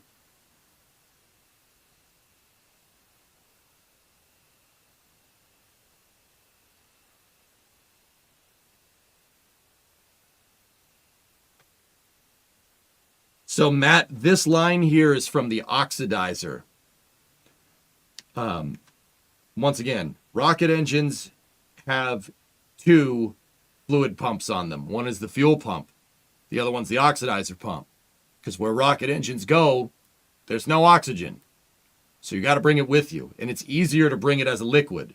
And it's easier to move it around as a liquid. So this motor uses liquid hydrogen and liquid oxygen. And that's the dump line, basically. Because these propellants are so ridiculously cold, and they have to store them at pressure in those tanks up there, right? You have to have a topping off sequence. And like I said, they're really cold and at pressure, so they boil. They boil like if you put a pot of water on the stove and got it to 100 centigrade or 212 Fahrenheit, it'll start boiling. These propellants at extremely low temperature at high pressure, they boil as well. So you have to keep recirculating it. What happens if you have a pot of water on the stove and you sit there and you leave it boiling? Eventually all the water will evaporate. Liquid oxygen likes to turn into gaseous oxygen. That's what that percolation pond is there for. And that's why they have this dump line right here. Because they have to keep topping off the propellants inside of the motor. You have to prime the motor to get it ready to fire. You don't want to dry fire a rocket engine. That's about as bad as trying to start a car engine with no oil, right? Because a lot of the components need to be cold. They won't mechanically work correctly if they don't have propellants moving through them. So because they prime the engine and the propellants are boiling, they recirculate. They top it off from the tanks, and that's what this line is. This line is the dump for any propellants any gaseous oxygen that is boiled off in the system. It turns to basically cold, like really dense gaseous oxygen, and it's going out this line. And that's why this line is super cold, because the propellants are super cold. Now, there's a hydrogen, there should be one for hydrogen, right? But hydrogen should have a purge flame, fellas. There should be a flame or something that looks like a candle around here, because you don't want to just percolate gaseous hydrogen on the ground. One, that's pretty bad for the ground, pretty bad for the environment. And two, hydrogen likes to explode really, really. I mean, think Hindenburg. It really likes to blow up very, very fast. Very efficient too, due to just the simplicity of the hydrogen atom. Hydrogen is very simple. If you look at a Bohr, like a Niels Bohr model of a hydrogen atom, it's nothing. It's just like, right? So there should be a flare stack around here somewhere. I don't know where it is. It's probably not near the stand. They usually keep them away.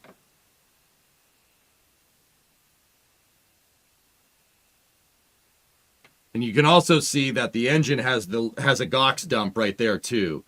There are certain components that can only flow downstream to chill the plumbing. Oh, here we go. Nope. You'll see when this thing starts to go, guys. All this stuff will frost up even more than it already is, especially your accumulator right there. That's a liquid, so a gaseous liquid fuel or gaseous fuel accumulator. It's a hydrogen gas accumulator. It's part of the fuel-rich stage combustion cycle that this thing uses. I thought I started to see it shimmy around, but did we upgrade the My Winter Car engine? Yeah, we can go into space. So this is your gaseous oxygen vent line here. There are certain components, Matt, that you can't, once you put it into the engine, it can't recirculate back upstream. So once again, you guys are all watching. We're in the My Winter Car category right now. So it's cars. Once the fuel gets delivered into the combustion chamber, it really can't go back out the intake valve. There are certain things with rockets that only flow downstream one way on purpose. And so that's the GOX vent right there. That's the stuff that's in the percolation pond. The percolation pond, like I said, is for stuff that's upstream from this. It's for the lines that go to the rocket engine. That is the purge line for the rocket engine itself. It's called a bleed line. That's what they call it. Once again, there's no gaseous hydrogen bleed line, because then the test stand will become the Hindenburg. We don't want that. Oh, they cut the audio.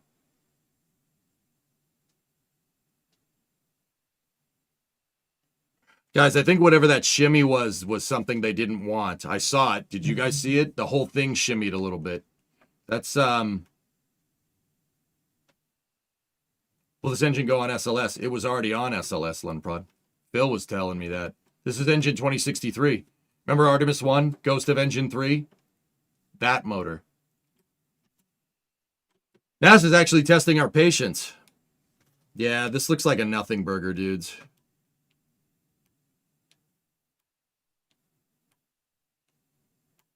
Those cars are parked pretty close. Oh.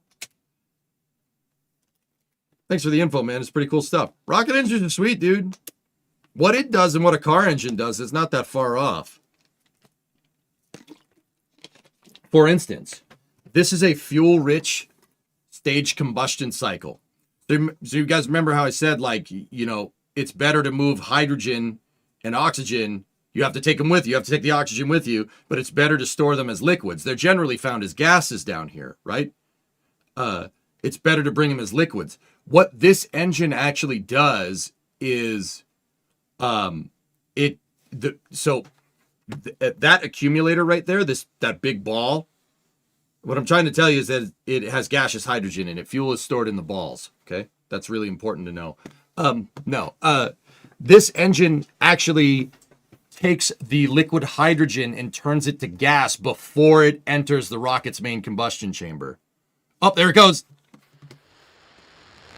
Watch. See the accumulator? It'll frost up when the plumbing really starts. Dude, look at the accumulator frost up. Yes! That's sick.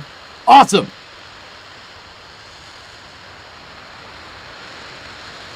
So what it's doing is it's taking liquid hydrogen. They inject a little bit of liquid oxygen into it before it reaches the main combustion chamber, blows it up, turns the hydrogen into gas because it evaporates really, really quickly, right? And that's what that accumulator is for. And then they take the gaseous hydrogen and they shoot gaseous hydrogen into a liquid oxygen, injector. So the injector plate which is basically your fuel injector for the rocket engine, it has gaseous hydrogen going into it and liquid oxygen going into it. And that gets you better atomization. That makes the engine way more efficient because it's easier to atomize a gas with a liquid than it is a liquid with a liquid. Think a carburetor. Same exact idea. A carburetor uses liquid fuel and gaseous oxidizer, right? And they shoot it through the venturi at pressure to get it to atomize. This rocket engine is forcing that with liquid hydrogen, but it's turning the liquid hydrogen into gas and shooting liquid oxygen into it. And that's what's shooting out the bottom. Where's this area? This is Stennis. There you go, Pizzatti. Yeah, rocket engines are loud. I'm going to switch back over to this side. They're in the throttle bucket.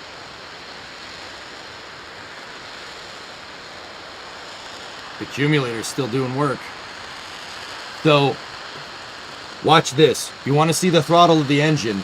This right here is called a Mach disc. The Mach disc will actually move down when the engine throttles up. Now, what is this? That is the result of a flow phenomenon that happens when you fire a rocket engine at sea level. It's a sea level. You fire it down here at 1 bar ambient pressure.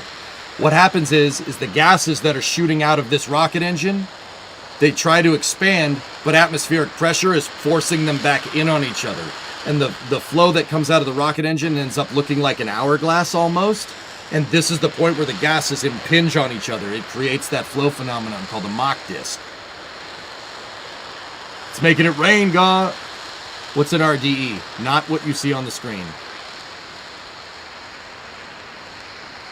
Yep, see the disc move down? They cut the camera, but see how it moved down? Throttling back up to 109. This should be a 300-second fire, I think. There was the throttle up. Go at throttle up. Yes, that throttle. Same thing. Same call as the shuttle. SLS flies very similar. Now, they have all that hot rocket exhaust gas, which is basically gaseous hydrogen and oxygen coming out of this thing. It's basically water vapor, right? And they're shooting, it's really, really a high temperature, and they're shooting it into the pad deluge system that I was telling you guys about. They're shooting it into a waterfall. What happens is it cools the gas and it creates insane condensation. This thing produces enough water vapor coming out the exhaust that it actually A, shows up on the Weather Channel radar, and B, it actually makes rain. It puts so much precipitation into the atmosphere, it rains. Pretty cool, huh?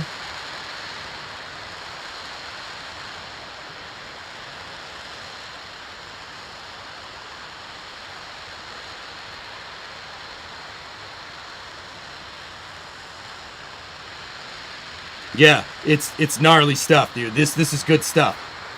You can see the bottom of the power head right there. That's the bottom of the LOX power head. That's the LOX impeller. So your liquid oxygen pump. And then right there are your thrust vector controllers, your TVC.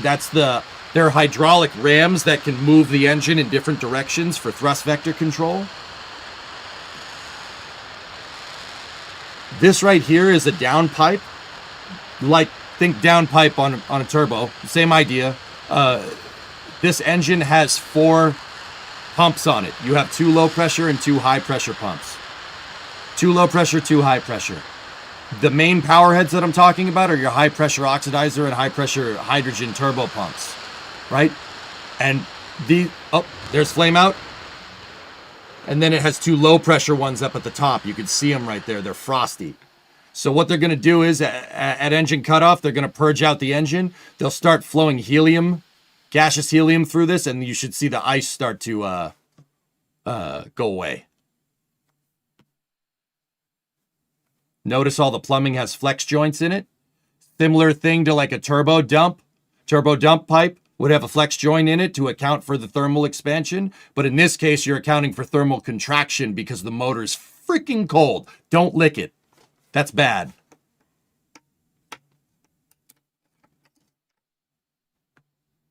Hell yeah, man.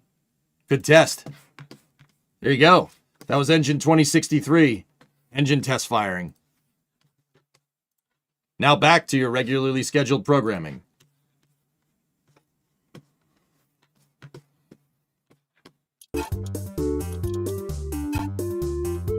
What was the duration? 300 seconds. Hey, Ting, what's going on? RS-25s are amazing. Fluffy.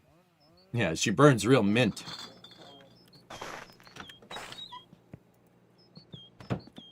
Thought I saw a bottle on the floor there. Got worried for a second. Mint, mint, mint, mint, mint, mint, mint, mint, mint, mint, mint. You do not lick the forbidden spicy railing. That's bad. Okay. So Do we have any food here? We have some sausage. A little bit. We got to go back to the grocery store. But we're... Okay, yeah, it's bedtime. Let's go bed. Is that locks for SpaceX different because it's colder? Can they use it? I don't think the RS-25 is using densified locks. No, I don't think so. I wouldn't. It'll... Goalie, what you're basically proposing here is putting diesel into a gasoline engine. It might work. It might not work. Probably not going to work, but it might.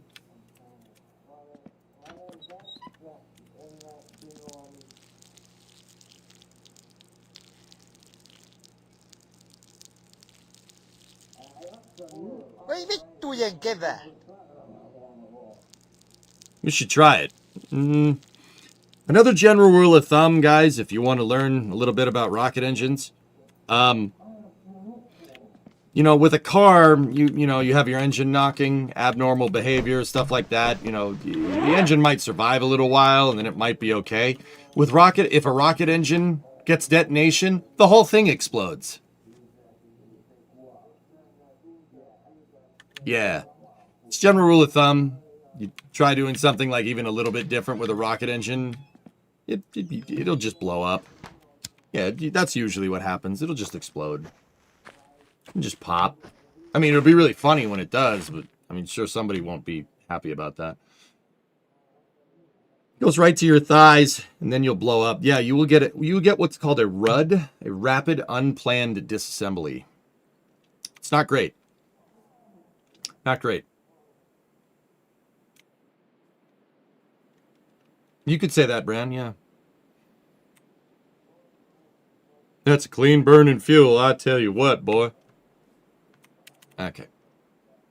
Okay, get rid of that. All right. So we got the tractor. Tractor has the clutch pressure plate in it, and it has the rims, and we have the winter jacket that we're gonna take. We need to go shopping. I need to get groceries for the house because we're going to be building the car for a little while now. So let's go up here, flip the interior light on, go here, set the throttle, turn this bad boy on. Shout out to the one time Antares did a funny. Yeah. Yeah, good. That's a good example, Vulcan. Cyborg, what are you saying? And sometimes you'll have no idea why it blew up. That's always the really fun part. You get to figure it out, like a fun logic puzzle, you know, as a treat. So, Vulcan, chat was telling me that was 2063. Huh. It looks like they hot rodded the hell out of that thing. That looked like it had RS-25E components on it. Any update on the snowblower? I used it to blow snow this morning, Reindeer. Yeah, 100% operable. Place the fuel switch, and put the whole thing back together. The kill switch doesn't work, but whatever. I don't need the kill switch. But yeah, I used it to blow out the driveway this morning. What's the worst that can happen? It's not like you put anything bad in the engine, like oil. Yeah, no. You generally don't want oil in the combustion chamber in anything that combusts things. Maybe like a two-stroke would be one good example of what you do. No, I used it to blow off snow. So Shark Tales, I have like my shop is way back in the woods, and I didn't plow it because the coronet's in here. There's no need to plow all the way back to the garage. Not plow, shovel all the snow out to the back of the garage. So I used it to blow that out. So yeah, now I actually have a clear path to the garage, but I don't need it. It's just the coronet back here. Do snowblowers have problems often? The thing about snowblowers is that you only use them once a year, Jackal, and that has its own problems, right?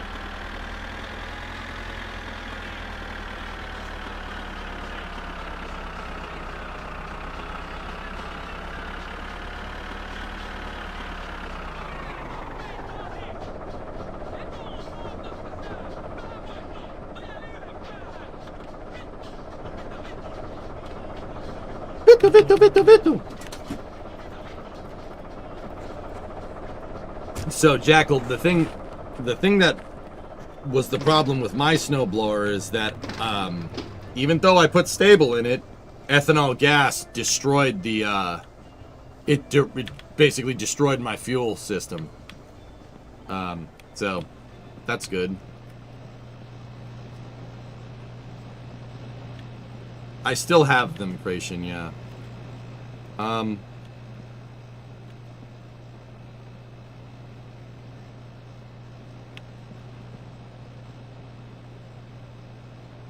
If we get to wiring, I'll buy the bulbs. Screw it. Alright, we have the money to do it, so might as well. And we will get the fire extinguisher as well. I need 2, 3, 4. 1, 2, 3, 4. 1, 2, 3, 4. And that should be good. Cool. Don't forget the extraterrestre bloco. Have you received your heating bill yet? No, I don't want to know what the electric bill is for the apartment. It's probably going to be double what it usually is.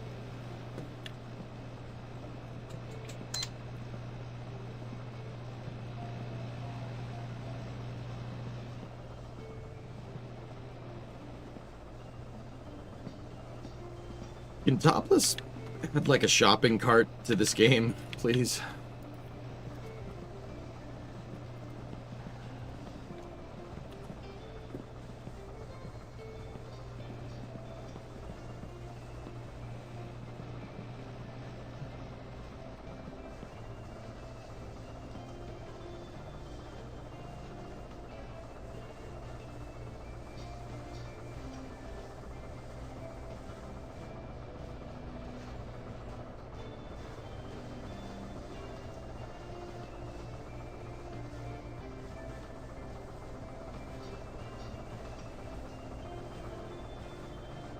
Actually, a shopping cart would be pretty cool.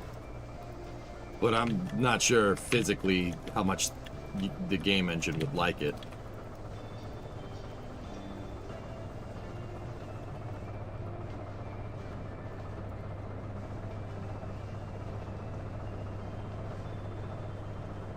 Didn't miss anything, right?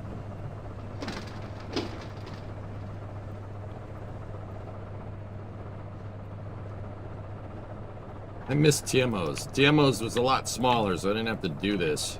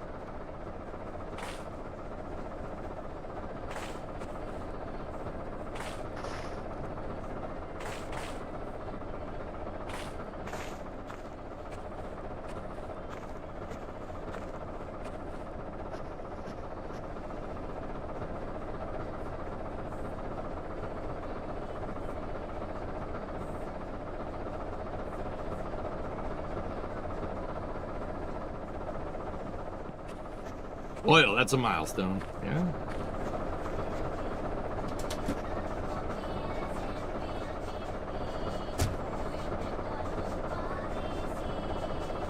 Fire extinguisher? Where is it? Oh, haha. Thank you. I thought that was part of the pump.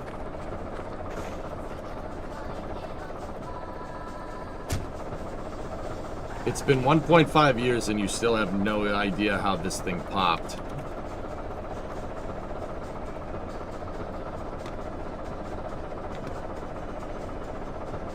Yeah, that doesn't look good, Cyborg.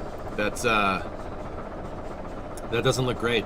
That looks like you had a problem. Fire's coming out the side. Not ideal.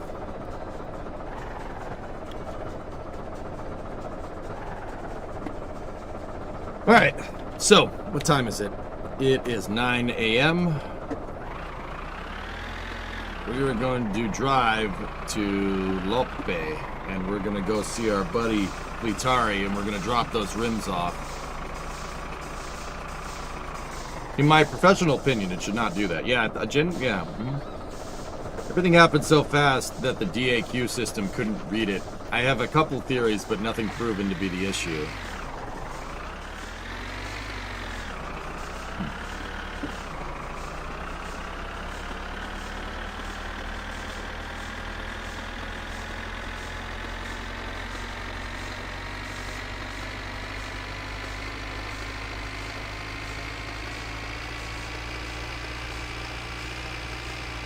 What do people say? Synthetic oil is bad? Yeah. Depends, Flacken. I don't know. People say it probably because they put synthetic oil in a car that didn't want synthetic oil and broke it. And then, well, I tried this once and I did this and it didn't work, so I hate all synthetic oils, boy.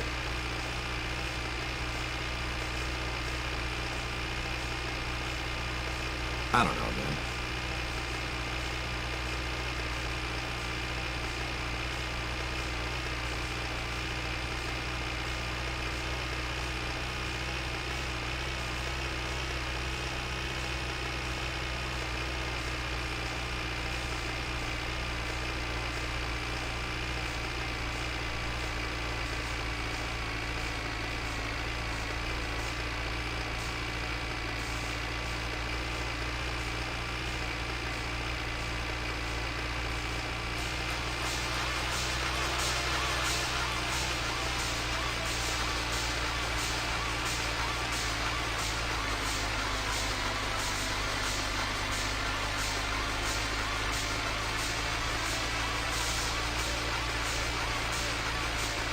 Statistics say differently, are synthetic oil?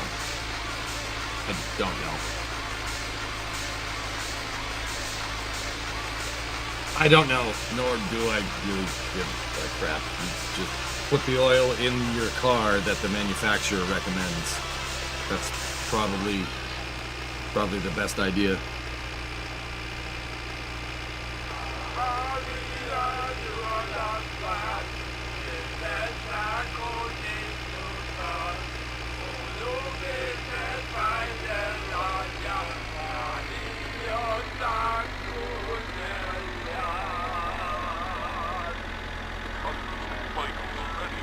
Hey, Brun. Great job on the snowblower. Just watched the vid. Oh, man. Yeah, I used it to move some snow this morning, dude. I was just telling chat that. Thanks, dude. Yeah, that thing, I can't believe it, dude. Brun, I can't believe that ethanol gas didn't destroy the carb. But I did pour stable in it, so maybe that had something to do with it. But it did wreck a lot of it, which is why I cut down the fuel lines and reattached them and then replaced some of them. I replaced the worst parts, and I put a new switch in, put a new fuel tap switch, and yeah, man, she's good.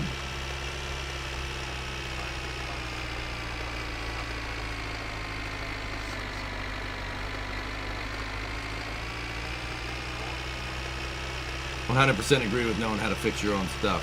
That's right, man. Being self-sufficient is cool. And lady friends love it when you're self-sufficient. Seriously.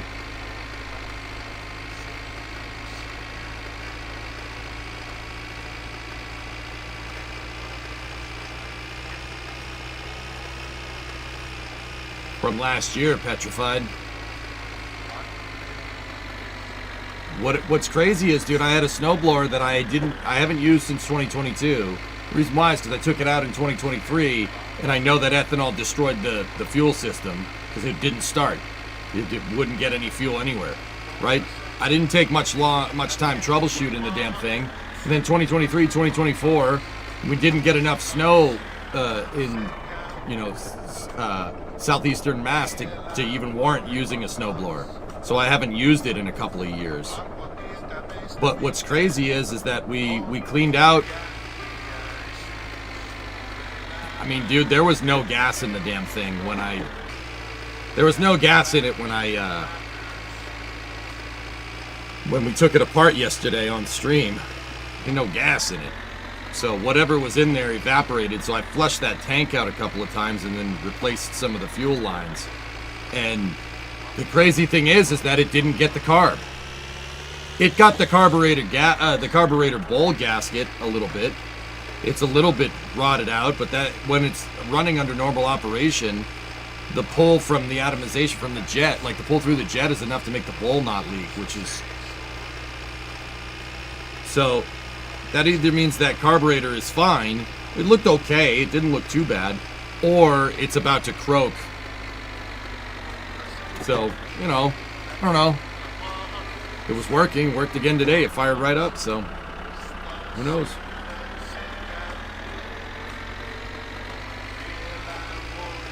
Was the Teflon seal, Clayton. Was. Yeah, bro, and I'm going to get it. They're expecting about the same here. Did you replace the bowl gasket? No. The primer is the only thing that makes the bowl gasket bleed fuel. Interestingly enough, Rarest. It does not do it when the thing is running. Very strange. I'm starting to think the primer might be broken. Leaded gas was banned in the 70s, Lev.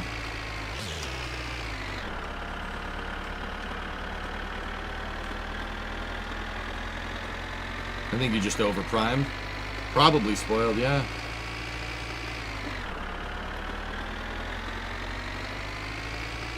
But yeah. Yeah, knowing how to fix your own stuff is cool, man. Being independent is, yeah, it's definitely an acquired skill, but it is nice.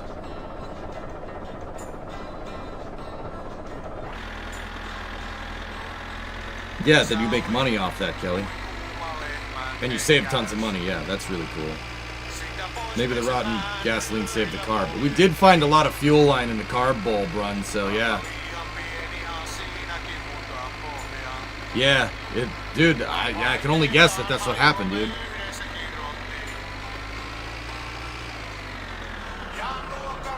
There's nothing wrong with the primer.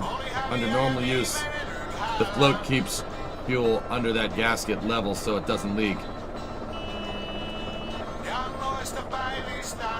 I didn't even see that guy.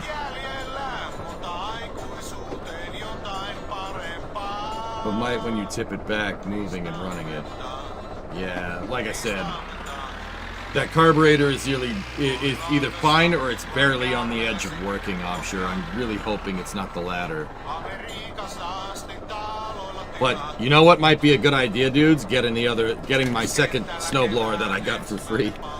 Getting that thing out and fixing that one too. That one is not a mechanical problem. That thing should fire up just fine.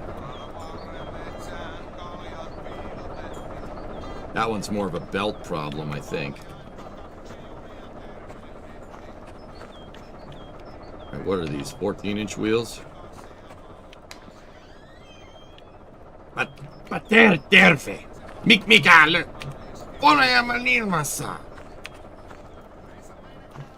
No, I'll just put a different set of tires on this one. I'll put non-studdeds on these ones, Flacken. Seems fine to me, but needs new gaskets. Maybe sometime in an ultrasonic cleaner. Mikä nyt? Pojalla mielessä. Well, you got the tire machine, my dude. I'm gonna need some tires, homie. Actually, how much is the 2-barrel carb? $12.25. All right. How much are tires?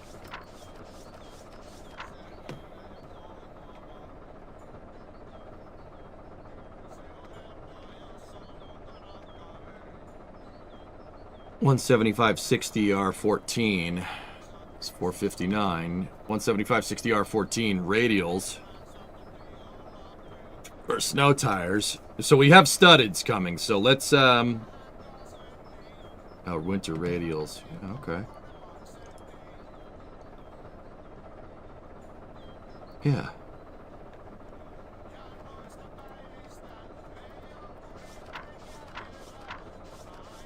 Yeah, let's do that. Let's put some Gomer Gobras on it.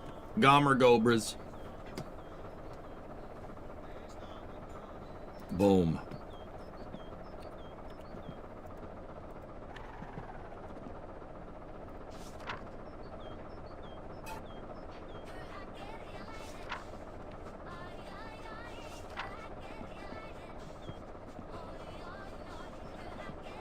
Feel like we got to do more.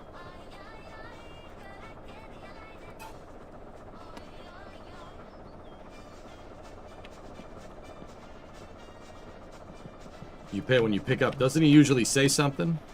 Guess not. How much money we got? We got 2,900.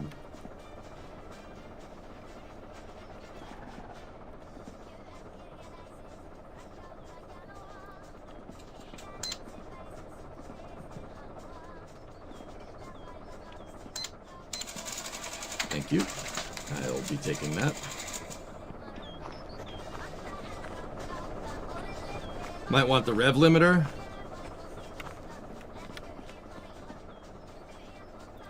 All right.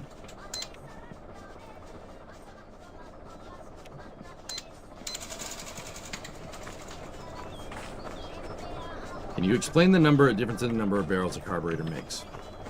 Sure. Yeah. So, barrels on a carburetor. So first of all, more doesn't necessarily mean better, Bio. That's the important thing to understand. More doesn't necessarily mean better. Just because you put a 4-barrel carburetor on your, car doesn't mean that it's going to make more power, etc., etc. So what do carburetors do inherently? Hey, Waxy, thanks for the prime sub, man. Appreciate it. What do carburetors do? Seriously, what do? They atomize fuel. It's your fuel delivery system, okay? Right? Does putting bigger injectors on a fuel-injected car make it give you more horsepower? No, absolutely not. So what does a carburetor do? All right, so why put more barrels on it or not? The idea is that you have more control with a 4-barrel carburetor. You have more control over the fuel delivery and fuel map settings for the carburetor at different revs. That's why you'd put secondaries on a carb, or that's why you'd run, the other option there was 4 single-barrel carburetors. Okay. It helps you. A 4-barrel carburetor will help you deliver the right fuel that the motor the right fuel that the motor wants. You'll have much better control with a 4-barrel carburetor over the fuel delivery across the RPM range of the engine than you would with a 2-barrel. Okay, you can more effectively deliver the right fuel quantity at certain RPMs. Now, how does that work? Well, okay, think about it like this. You have a 2-barrel carburetor, Bio, right? 2-barrel carburetor. Let's take the 2-barrel that's on my 318 in the Coronet, okay? It's a 2-barrel carb. It's probably a 400 CFM carb, 400 cubic feet a minute. What that is going to do... Hold on, train tracks. I gotta listen for the train.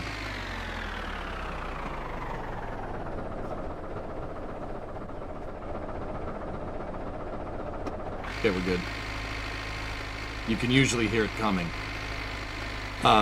Okay, so a 2-barrel carburetor with 2 jets in it, right? The jets are how much fuel gets delivered at RPM, right? That's going to be delivering more or less the same amount of fuel on the low end as it is on the high end.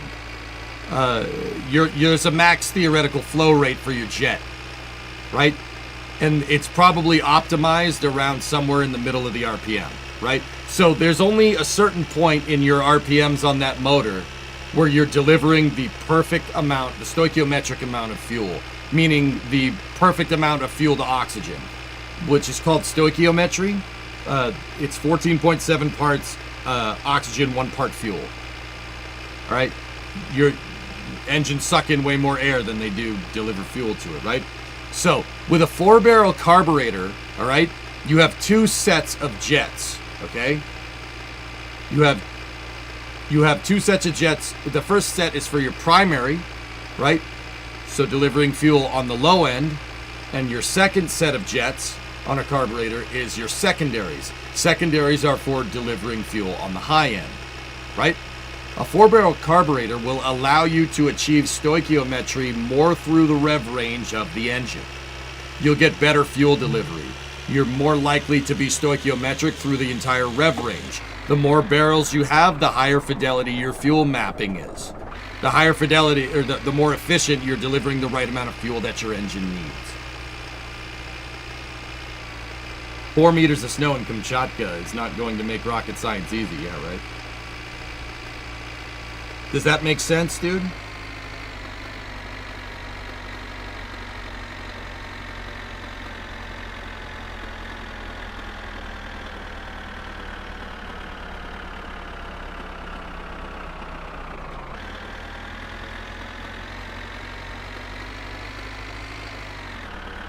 So on a modern car,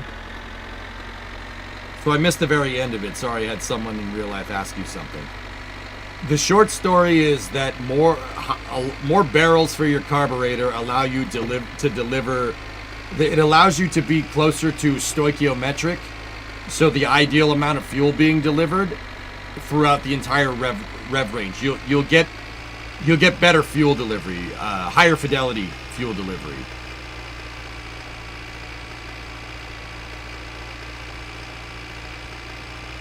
So, Bio, the short answer is, what does a car want? A car wants stoichiometric fuel, right?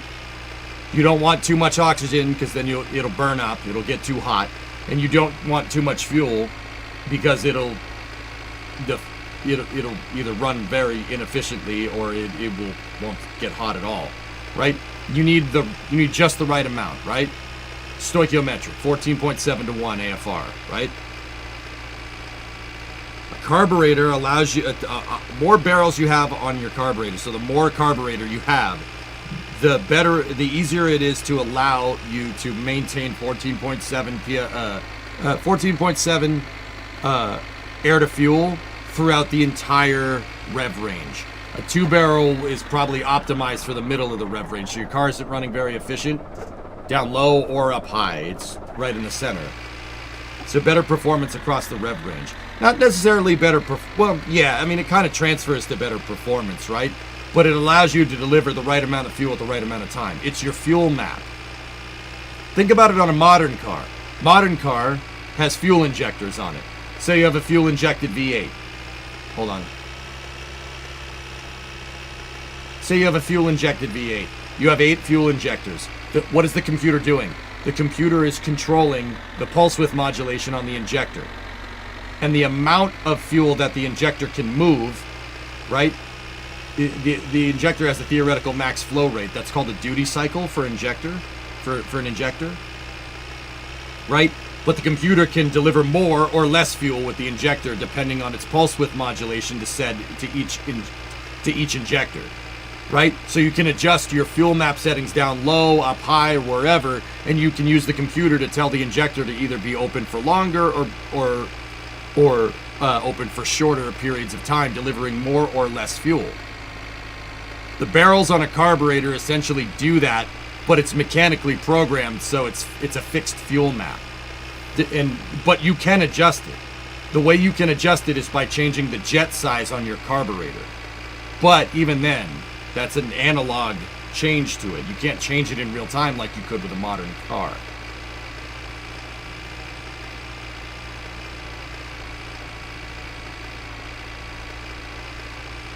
Your 17 Pro Charge Mustang is set to 13.5.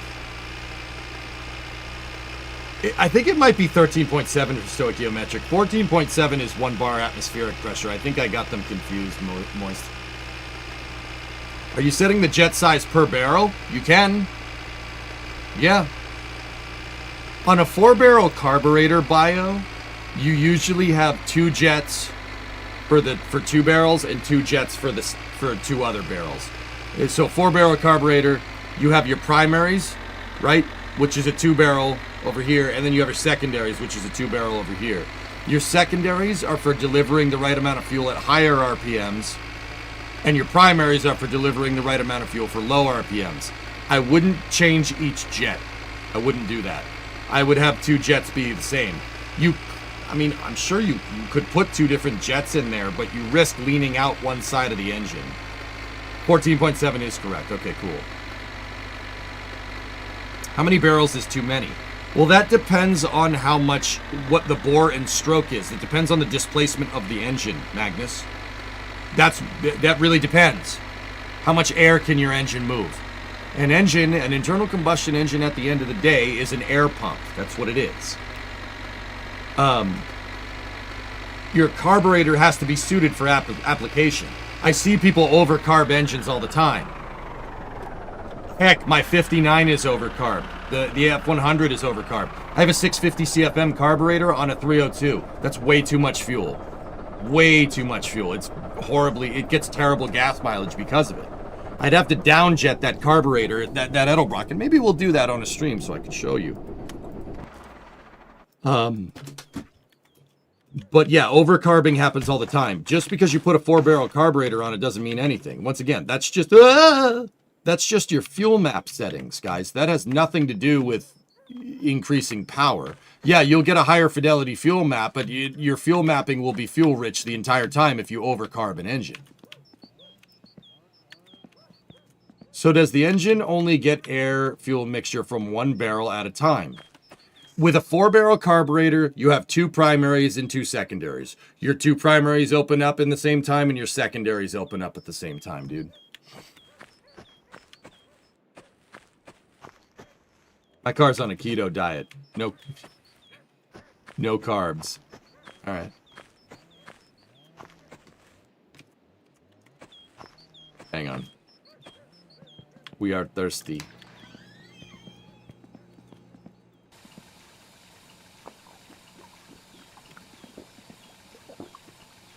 Yeah, Magnus, how many barrels is too many? I mean, it's not necessarily about the barrels on a carburetor. It's very much about the CFM for the total CFM for all barrels on a carburetor. Like I said, I have a 650 CFM 4-barrel on a 302 on a 5-liter engine. That's way too much carburetor. I have to downjet that carburetor. I just don't really feel like doing it, and I don't drive the truck much. I drive it in the summer, so I'm not too worried about it.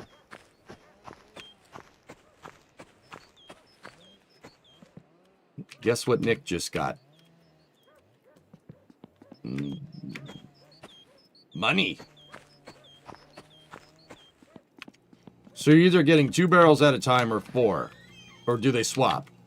It's progressive, so 2 barrels at low RPMs, 4 barrels open at high RPMs. Phone. David! 9 months.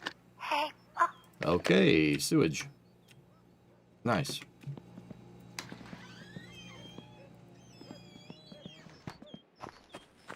Now, it depends, Bio. It depends on the carb, though. Seriously, like... All right, let me unload this stuff, guys, and I'll show you. I have a car part in the shop that I can use to explain this, Bio. It tickled the tism. It's all about fuel delivery, dude. That's the big one. It's how you deliver the fuel. You ideally want to deliver stoichiometric air-to-fuel ratio through the entire rev range of an engine, right? That's what you'd want. You'd want to be delivering the right amount of fuel at the right time for throughout the entire revs. The carburetor can only do that at certain times because you have fixed jets. The jets on a carburetor aren't an aperture, right? It's not an aperture. So a 2-barrel carburetor on my Coronet on a V8, right, is probably designed to deliver the right air-to-fuel ratio. I mean, the total revs of the engine is like 5,000 on a 318. It won't go much past that. So it's probably going to deliver pretty much the right amount of fuel in the middle of that RPM range, if I had to guess. Now, a 318 with a 4-barrel is going to get it to run more efficiently, and it will make a little bit more power as long as the carburetor is jetted. A 4-barrel carburetor is jetted and has the correct amount of CFM. So a 4-barrel carburetor for the 318 would probably be a 400 to 500 CFM carburetor, right? And then we'd have to jet it right. You know what, dudes? You know what I was just thinking? Bio? With the Coronet, I have a 2-barrel on it right now. You know what we should do? We should get a wideband. I should go buy a wideband kit for the Coronet before we put the Hemi in it. And I should show you this all working in real time. I mean, we could buy the wideband for the car in Summer Car, too, to also show it, but...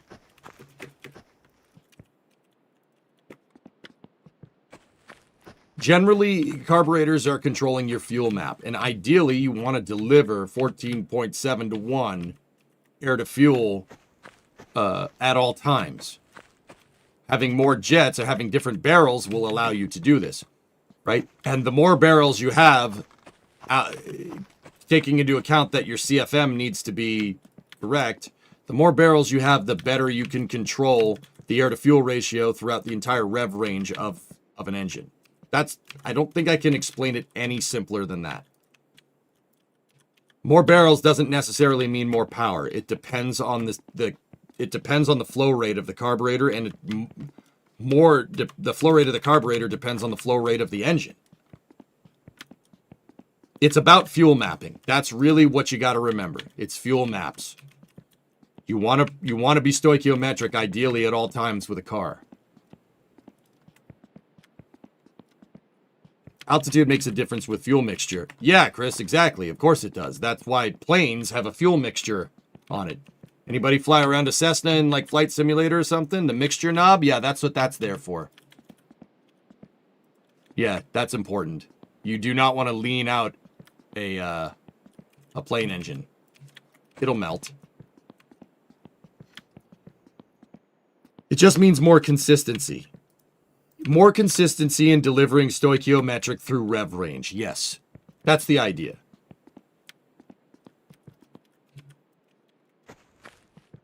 Now explain the difference between carburation and fuel injection. I went into it a little bit, Trenton. Were you there for that part, or you just... I compared it to a modern fuel injection system. Long story short, the fuel injection system has sensors on it that'll tell the computer the right amount of fuel to deliver, depending on how the rest of the motor is working. A lot of, and you know, this is the thing, people don't like this. People don't like that this is the case with newer cars, but they're heavily instrumented. There's sensors everywhere. But a lot of the sensors are there to get you better fuel economy. Even the catalytic converter has sensors on it, and that's talking to the computer that tell it to,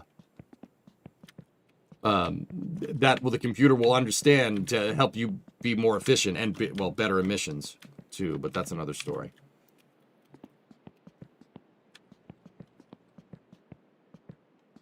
You want a full engineering thing with me? Oh, jeez.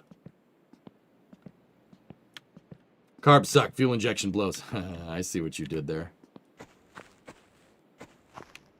What controls the rev range and where the primary and secondary are active? That's a good question. What controls when the primary and secondary are active? The gas pedal. Primaries open on the lower side.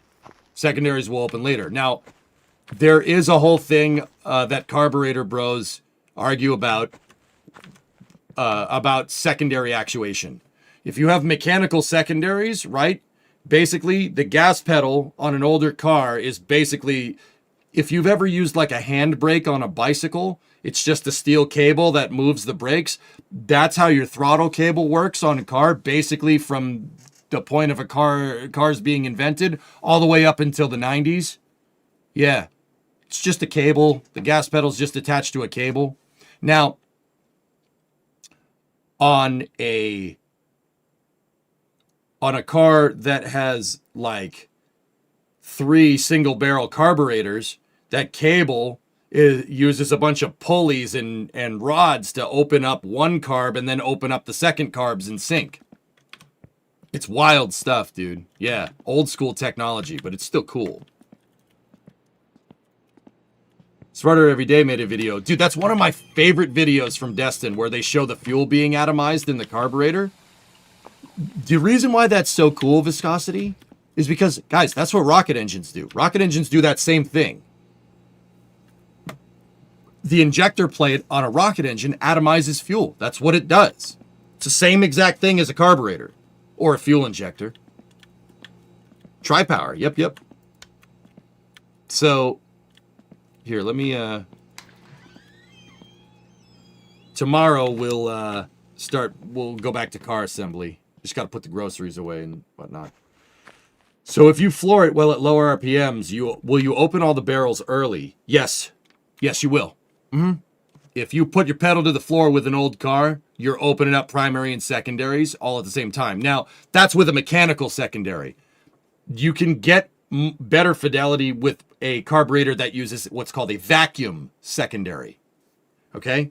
The vacuum secondary will only open when the manifold vacuum drops to a certain point, and that's what articulates the secondary barrels. That's called vacuum secondaries. You get it's a little bit nicer with vacuum secondaries, but carburetor bros argue that stuff all the time. Have you seen the carb cheater? Of course I've seen the carb cheater, Noswolf. I have one in my shop.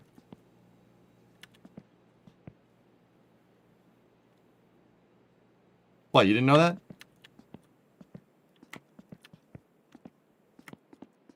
Ernock bought one for Bluefus. He bought a carb cheater. I have it sitting in a box. I have to... One of these days, when I can get Bluefus into the shop after the coronet's good, we'll put the carb cheater on Bluefus. What is the carb cheater? The carb cheater is a open source project that a bunch of engineers in Iowa did to basically have a carburetor get controlled by a computer. It picks up, the carb cheater has sensors that pick up on the vacuum manifold pressure. And what it does, Flykin, is it basically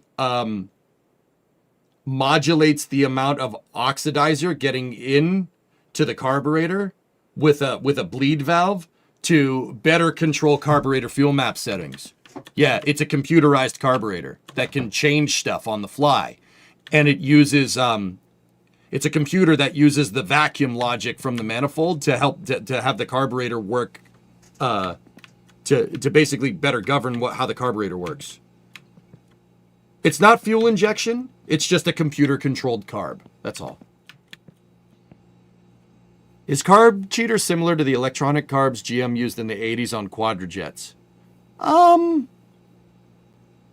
Kind of, rarest, yeah. Believe it or not, the carb cheater uses the same thing that an EGR system, an EGR scavenging system would use to moderate, to modulate the right amount of AFR. It's really wild stuff, dude. So how the carb cheater works is it has an EFR or an EGR spacer plate built into the design, and the computer controls a solenoid that will allow or constrict more air going through the EGR plate that they provide you. Yeah, super interesting stuff. And it uses the computer uses vacuum to meter it. It's wild, dude. It's like Holley EFI or a Holley Terminator kit for a carburetor. Yeah, and it's open source, made by two dudes in Iowa. Really, really interesting stuff. The YouTube channel of those dudes is Thunderhead289. That guy's cool. Super cool. Big nerd when it comes to carbs. Do you need fuel additives on the crew cab, or can it run on normal gas? It'll run fine on normal gas, Sig. Great stream today. Good mix of rockets, cars, and my winter car. Really interesting. Yeah, dude. All good. Here. One more thing I would like to show you guys. RE carburetors.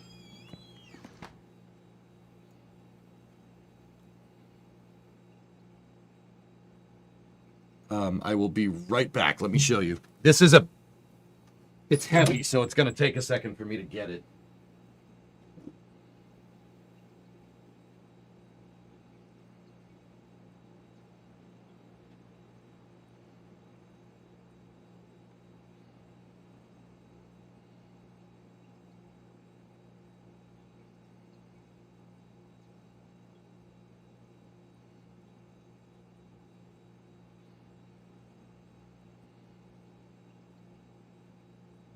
Okay, all right, coming at you hot and heavy.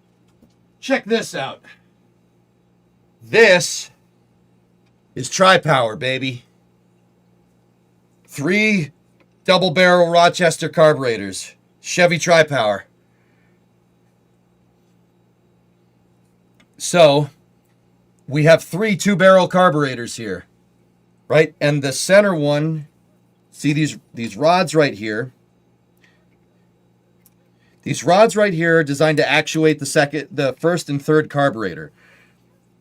When you step on the gas, you got to set these rods in. It's a big pain in the butt. But when you step on the gas with Tri-Power, what it's doing is on the lower end, right? If you slowly got on the gas pedal, you'd start to actuate this carburetor in the center, right? And then when you got higher on the throttle, you'd start to actuate the first and third carburetor on the higher end.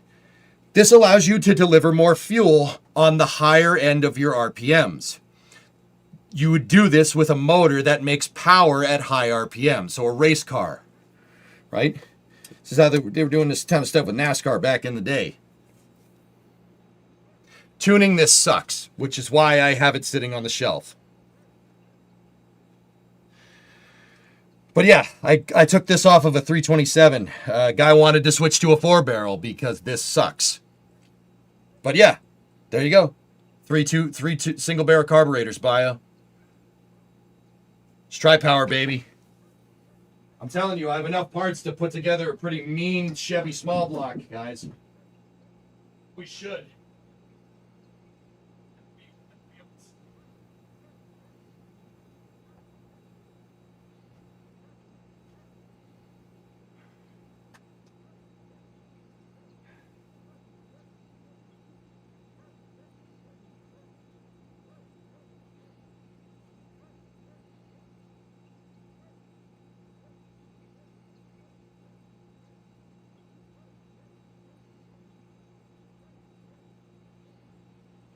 Pretty cool, huh? LS? I don't have an LS. I have a small block Chevy.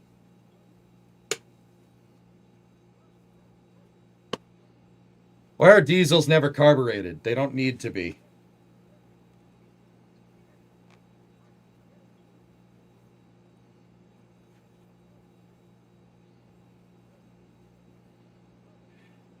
Diesels use mechanical fuel injection.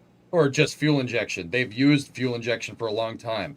Modern diesels use EFI. Older diesels use mechanical fuel injection. The reason why they do that, Flykin, is because the fuel with diesel needs to be... with a diesel engine, you need to deliver fuel at super high pressure. You need to do that in order to get the diesel to work. So diesels have direct injection, meaning that the injector is pointed into the combustion chamber, okay? So you have direct injection, okay? With direct like I said, you have to get atomization, the right amount of atomization inside of the combustion chamber with a diesel. And what that diesel, and this is the difference between a diesel engine and a gasoline engine. What that diesel does is rely on the efficiency of diesel fuel, with the specific efficiency of diesel fuel to be able to auto combust at a certain temperature. So basically, when that piston comes back up on a diesel, it'll compress the sprayed in diesel fuel with the oxidizer that's coming in, right? It'll compress it to the point where it'll auto combust. It'll blow up. Because with the ideal gas law, PV equals nRT. Gas at high pressure gets hot. Gas at low pressure gets cold. Diesels rely on auto combustion. I think it's said specific if it... Yeah, I'm pretty sure I said that right. That was close. Close enough. So the diesel needs to be able to, you got to spray that fuel in there in order to get the diesel to work right. I mean, I assume you could probably do a carbureted diesel. You could probably do that. I mean, I'm not sure you'd deliver enough fuel, though.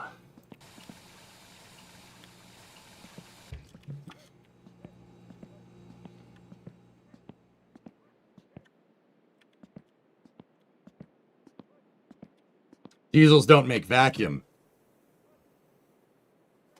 Yeah, not so fun. Yeah, see, that's where my knowledge of like actually like, dude, I have wrench time on V8s, gasoline V8s. I don't have a lot of wrench time on diesel engines, so yeah, this is where you guys would have to take over because I don't know that very well. I mean, I suppose you could do port injection. I suppose on a diesel, you should be able to do that. That intake is a pain. Guys, you know what the cool thing is? That's a real Offenhauser aluminum intake manifold. That's the real deal. Like, that's old school, man. It's cast aluminum. Old school. Will that carb pass inspection? I don't know. Probably not.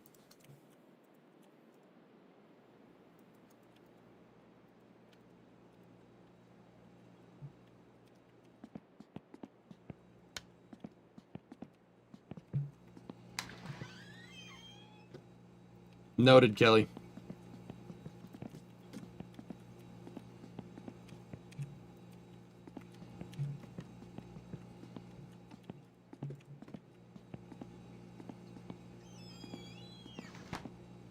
Older diesels were 2-strokes too. Yeah. No, you cannot carb a diesel because fuel is also introduced later in the stroke than, yeah. Yeah, that's what I mean. With a diesel, you have to deliver fuel at high pressure. If you don't deliver fuel at high pressure right into the combustion chamber, you're not gonna, it won't work. It won't diesel. You have to get the atomization during the compression stroke, and that's hard to do. The way to do that is to deliver the fuel at high pressure. Because you need the crazy thing, guys, is that you need low pressure to get atomization. You need low pressure. If you don't have low pressure, you can't atomize fuel and oxygen. So with a diesel, the injectors have to be able to deliver diesel fuel at a pressure that's higher than the pressures encountered inside of the combustion chamber, right? That's the only way it's going to work. It won't work otherwise.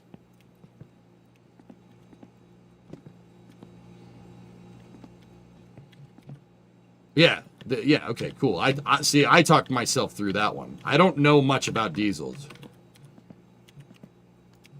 Like, I know how it works. I understand the principle of operation. I get it. But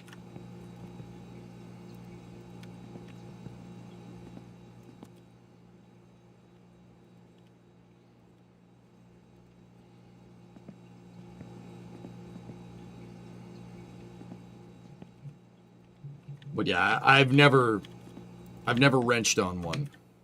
Ever. Never done that. Never had the pleasure.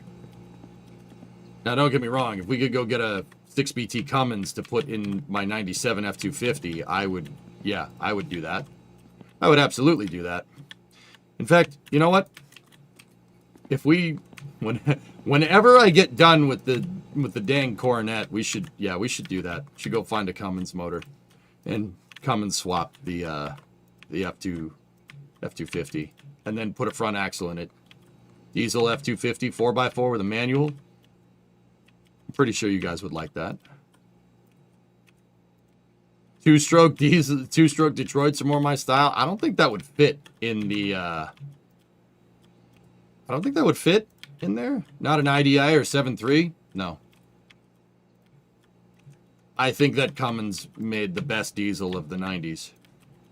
I think, yeah, Cummins makes the best diesel from the 90s. You can't screw on a 6BT or a 5.9. Those are amazing. Dude, I watched a YouTube video this morning when I was on the treadmill. It was a Weston Champlin video. He's a Ford Ranger with a 6BT in it, with a Cummins in it, attached to tank treads. So it's a Ford Ranger that's sitting on tank treads with a 6BT turbo diesel in it, and it pulled a Centurion tank. I don't think I need to say any more. It pulled a Centurion, a British Centurion. That is not a small tank.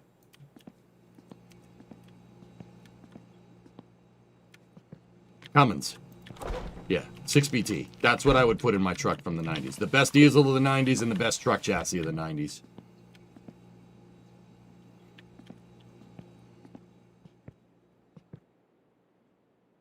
It's no IS-3. I mean, Centurions and Mana are all they're pretty stout, dude. They're pretty stout tanks. I mean, yeah, it's not an IS-3 for sure, but also a Centurion is not exactly light, dude. That's a main battle tank. That's a big tank.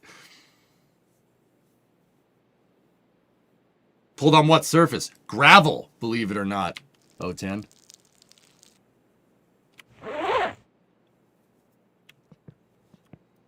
Yeah, exactly. Yeah, diesel sounds like constant detonation because that's what it is.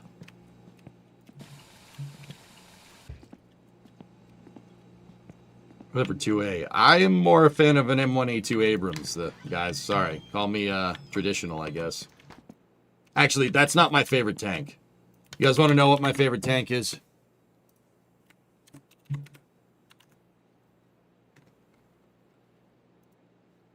Yeah, I'm going to do it. I'm going to do it. I'm going to say it. My favorite tank is an M88A2. You know why? Because your enemy's expecting you to bring a turret into battle. They're expecting a gun. They ain't going to expect a crane. Okay? Okay? That's my favorite tank. Because what's cooler than a freaking tank with a crane on it?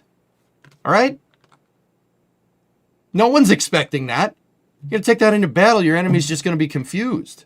And then you just pick up their tanks and take them.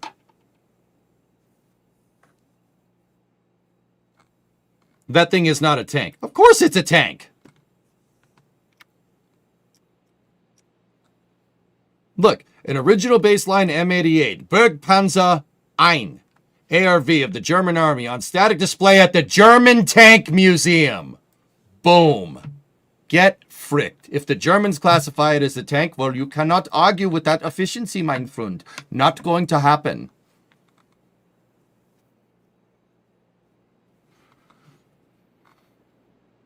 Stridswagen 103 is the correct answer. Yeah, M88A2. That's if I could choose any tank, I would choose that. Because, yeah, like I said, it's a tank with a crane on it. That's cool. Merkava is the correct answer. Oh, you would say that. You would. You freaking would. Yeah, the Merkava is good if you're fighting, like, if people are fighting on your doorstep. Give me the Abrams any day. You know why? Because I could put that in an airplane and take it anywhere.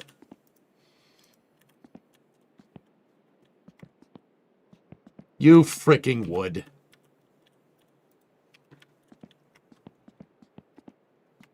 See, I don't armchair general much, but when I do, I prefer Dos Equis. All right, let's go open up that box here. Leopard 2A7. Yeah, I can get behind Leopard tanks. The Germans do make a good tank. Yeah, they're very good at that.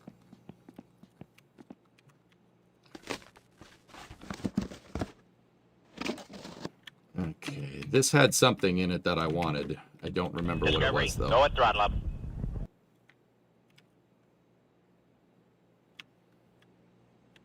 That must have been a rando box. I could have sworn we bought one with a clutch pressure plate. Why did I buy this? This has to be a rando. It has a... Yeah, I don't remember buying these parts in this sequence here. 60. Chris, hey man, what's up? 65-month resub. Thank you. Well, now we have a spare alternator. It was only 190. Yeah, I thought this was the one with the clutch pressure plate. I'm kind of bummed, but it's okay. I did get another cool blacked out grill, though. That's pretty neat. Put that with the other one.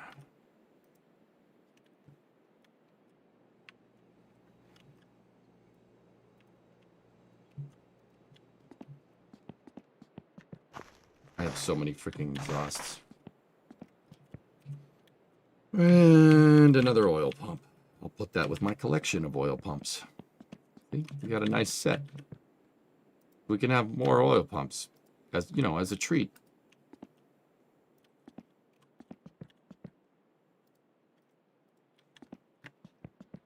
Really need to expand the barn. I'm debating taking parts and putting them in the garage where you chop firewood.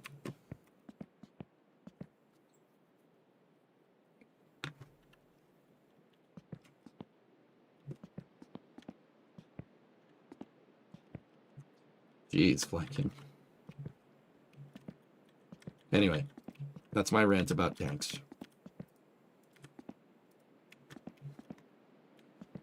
Guys are stupid. They'll be expecting a tank with a gun.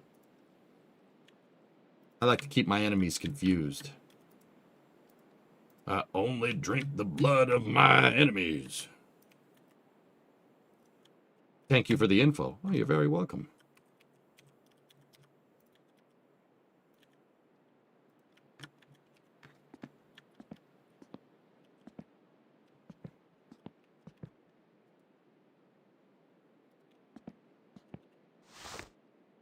Now, if you'll excuse me for a second. Oh, yeah, baby. Yeah, baby. Nice. What are you waiting on? Clutch pressure plate? Clutch pressure plate and wheels. I get wheels pace, we can roll the car in here.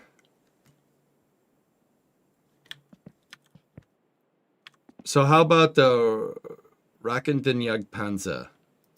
Was ist das?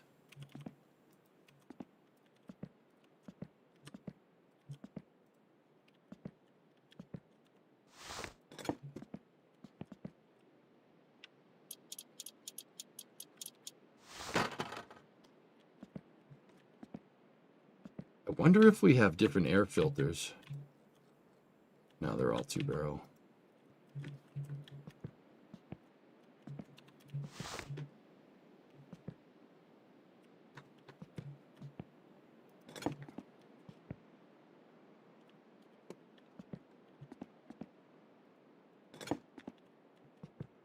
Rocket hunting tank? Yeah.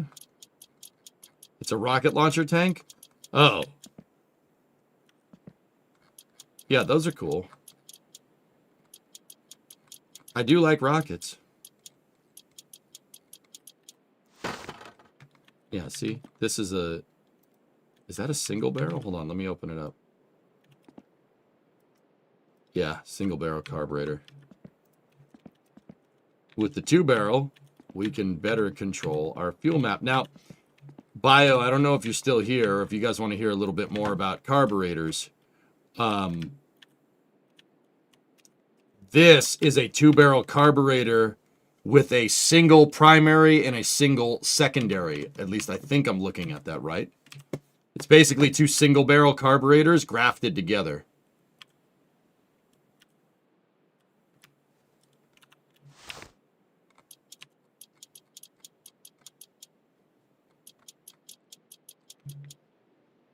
Yeah, we have a single barrel for our secondary. And now let's see how good. Let's see if Topless is good at this. Let's see if he has the linkages right.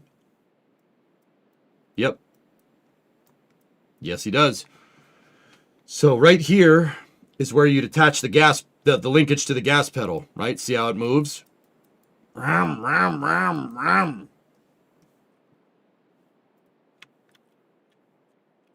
Right? And what that's going to do, look, there's 2 lever arms. One, well, this thing is attached to your primary right here. And if you notice, there's a lever arm attached to a secondary. The lever arm will actuate the secondary when your primary is halfway open. See that? So when this thing turns a little bit, it'll open up the secondaries. They should both open up at the same time. At least a little bit of a delay. You can't really see it. You can just see the choke. Yeah. But yeah, he did model it. Yeah. Like I said, fuel mapping, guys, is all analog on old cars. You want a delay for the secondary to open? Good. Put it on a lever. Levers and pulleys and springs. Now, you'll notice that it's also actuating something over here. That...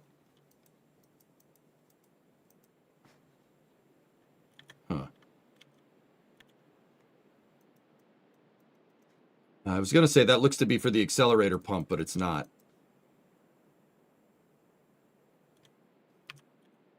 The accelerator pump's over there. So it might be. I don't know. I'm not familiar with this style of carburetor. The bowl is right here, and you have 2 accelerator pumps on either side. Why is the accelerator pump for the secondary missing? That shouldn't be open like that. Yeah, 58, I think that's the choke release. I think you're right. I think that's the auto choke release. Yeah, because it's up high. Right. But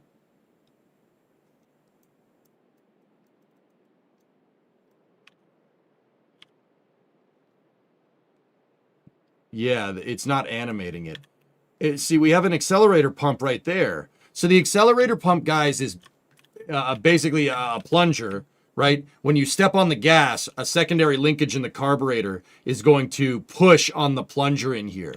What that plunger is going to do is pressurize the carburetor bowl. There's always a fluid buffer tank in a carburetor. They're called bowls. We were looking at one yesterday with the snowblower, right? If you watched my snowblower fixing stream yesterday, right? What the accelerator pump does is it puts pressure, it pressurizes this thing, and it forces the fuel through the carburetor jets. It basically is a way for it to be like, no, deliver fuel now because homeboy stepped on the gas.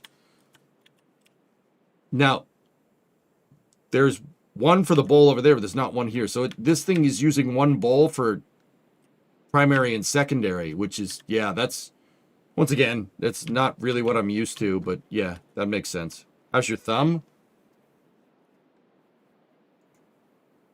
So you see that? This line right there? That's not a wrinkle. That's not like the wrinkles. That's a gash that goes all the way around. It starts here and goes around my thumb. It's all right, though.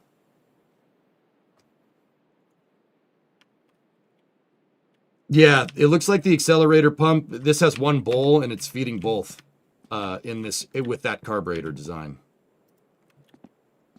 Yeah, don't worry about it. I'm fine. But yeah, there you go.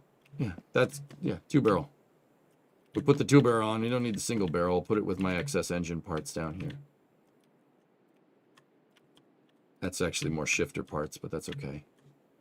We're going to have to go back into town again, guys, because I don't have... We need the clutch pressure plate. That's really what I'm waiting on. And the tires, too. 'Tis but a scratch. Scratch your arms off. No, it isn't. You know what? I don't feel like getting the heat out of the house, so I'm going to headbutt this stuff through the wall, because I can. Alright, watch. Ready? Just pretend there's a pass-through over here. Yeah. Go check your front porch. It's already in the shop, Rob.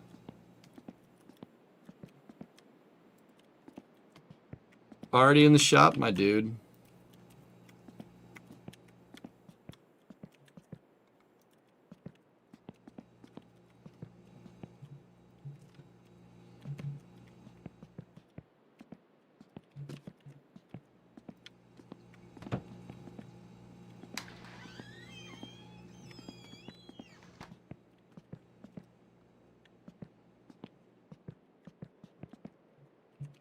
He's just putting off opening the heating bill, or trying to not have a high heating bill, dude.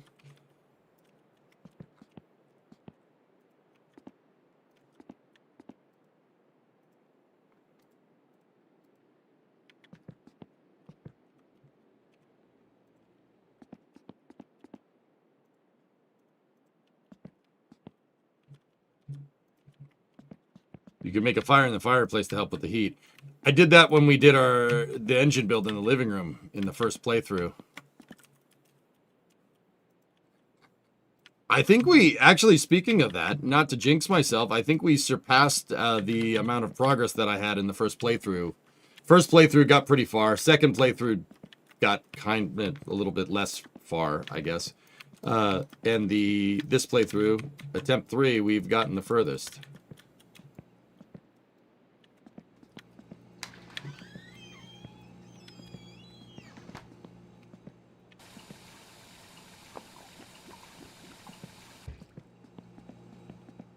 I built the engine in here, yeah, because in the first playthrough, I didn't have my coveralls. Hello, perkele.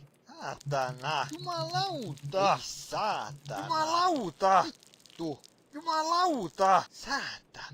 Voi vittujen kevät! Saatana! Vittujen vittu! Dude, that's the jinxiest jinx I've ever heard. I think with our rules, I think we'll be okay. Now you tempted the Kraken. I never said anything about dying. Just said this is the furthest we've gotten. Did I leave the light on in the shop? Oh, I did.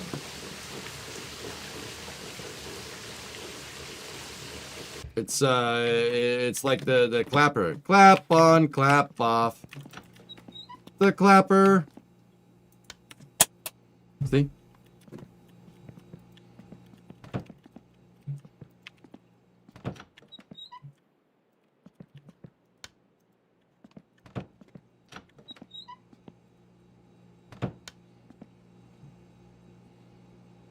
Time for sleepy in game.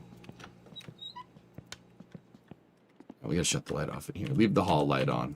We don't want any boogeymen.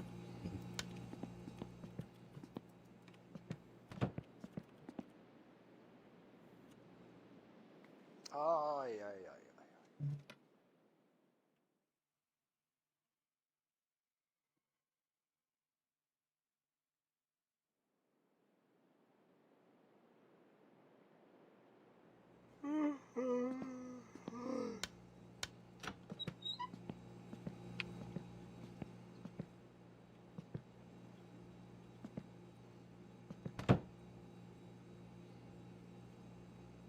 Okay, we have 2 septic jobs to do, and yeah, we gotta go into town.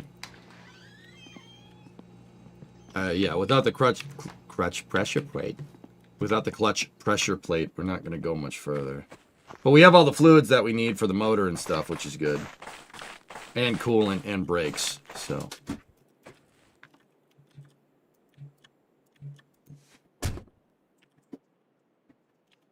Let's drive back into town. Why do you have so many transmissions? Because the game gave them to me. I have a collection.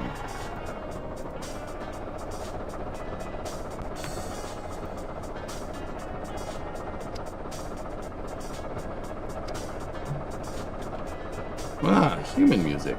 I like it.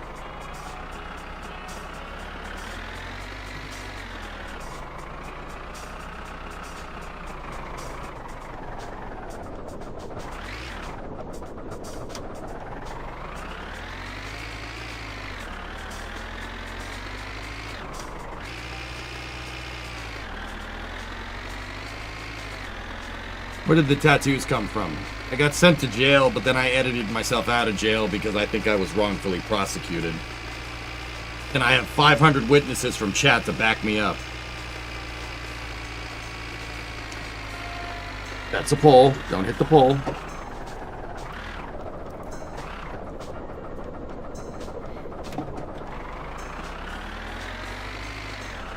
An NPC walked into my vehicle, and it counted as vehicular manslaughter.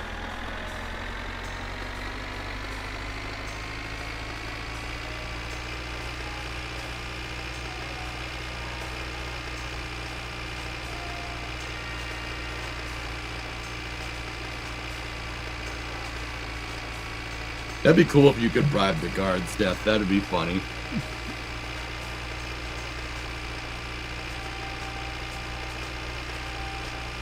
Yeah, but then I stopped. And the second I stopped, he ran into my truck. So technically, Pickle, he hit a stopped vehicle. He walked into a stopped vehicle. I cannot be held responsible for other people's stupidity, okay?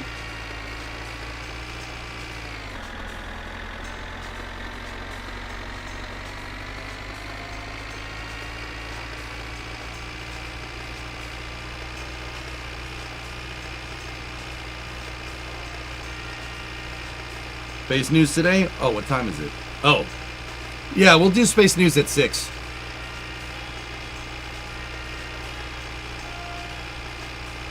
That was yesterday, Bizarro.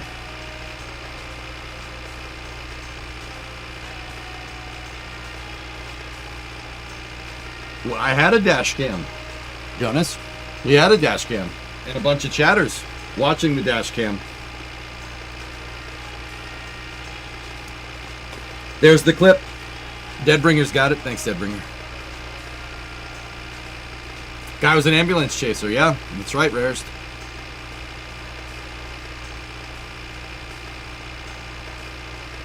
If you were responsible for other people's stupidity, he would have banned you 9 years ago. A very rare Penta self-owned.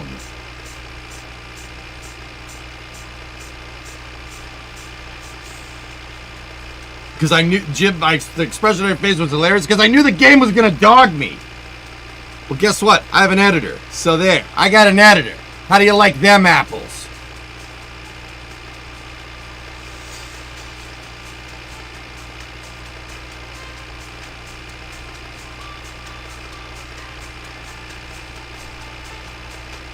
Eric Johnson scrap accumulation. EJSA. Oh, God.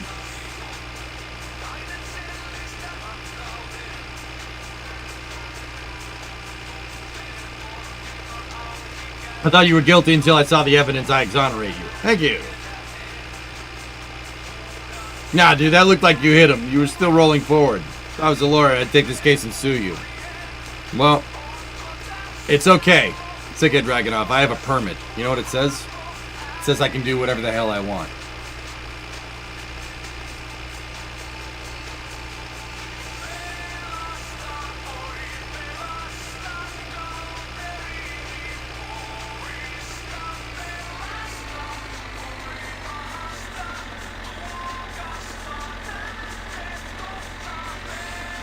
Yeah, I mean, guys, the truck was still moving, right? But also, I hit that guy going maybe a half a mile an hour.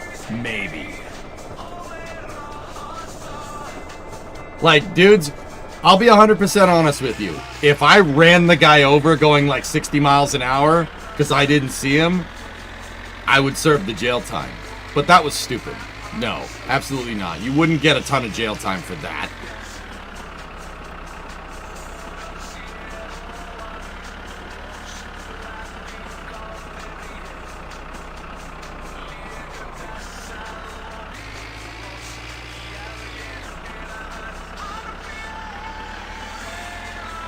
Need a better mustache to hold that permit? Yeah, that's right.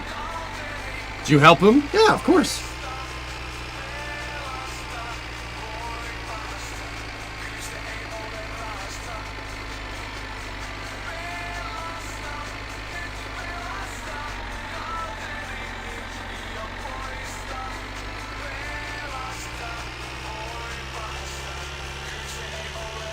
Yeah.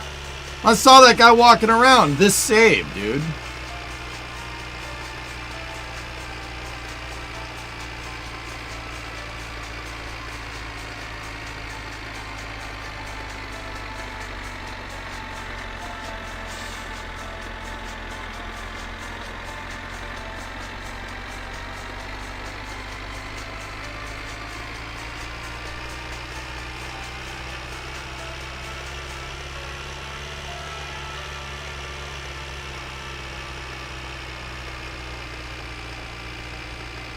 He would have got a ticket for jaywalking. Is jaywalking a thing in Finland?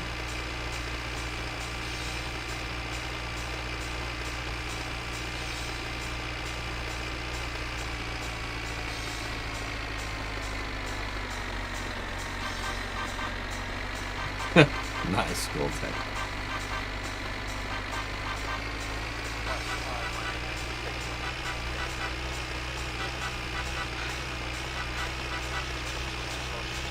You've never heard of anybody getting fined for jaywalking. Alright, cool.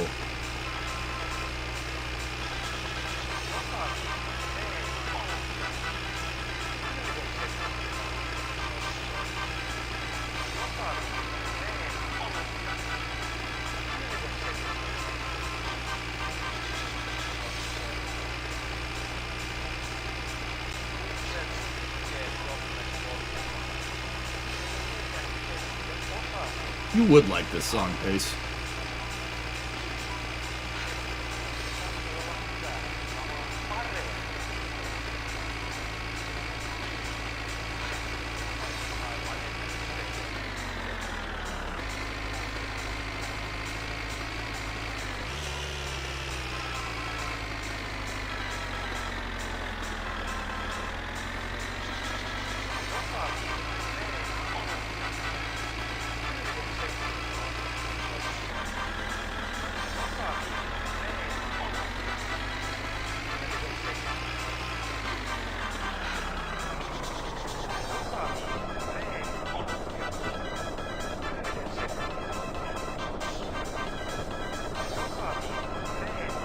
This is fine.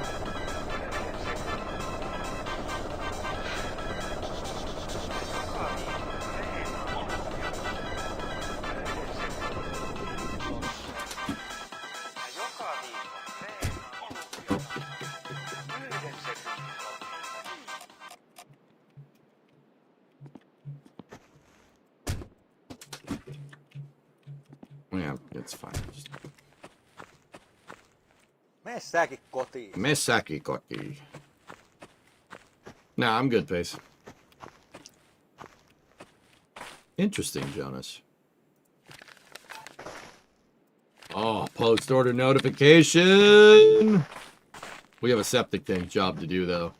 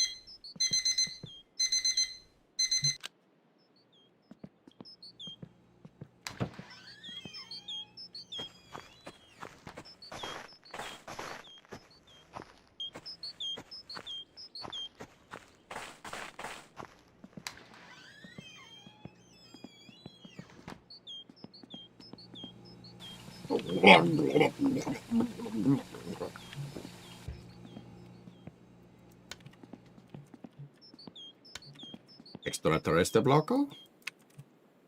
Yhdellä sängyssä silmät kiinni, hengitys rauhallisena ja Extraterrestre täysin blocko. siinä, että samaan aikaan luonnostosi ulkopuolella luonnolla jokin, joka haluaa sisälle tahtomattasi. Extraterrestre blocko.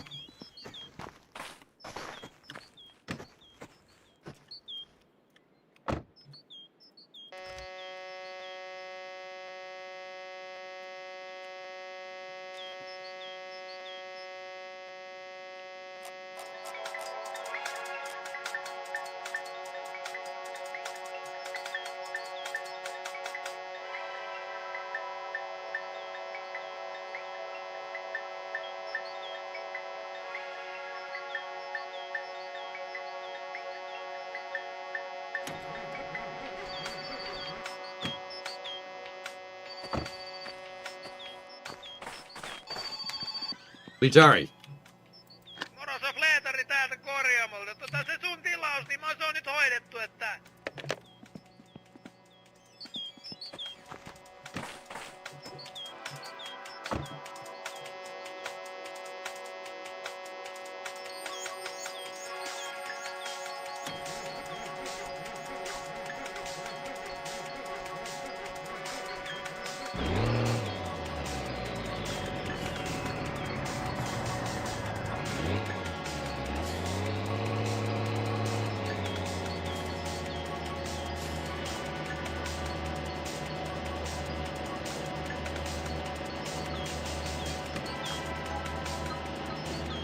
Hey Tom, what's going on, dude?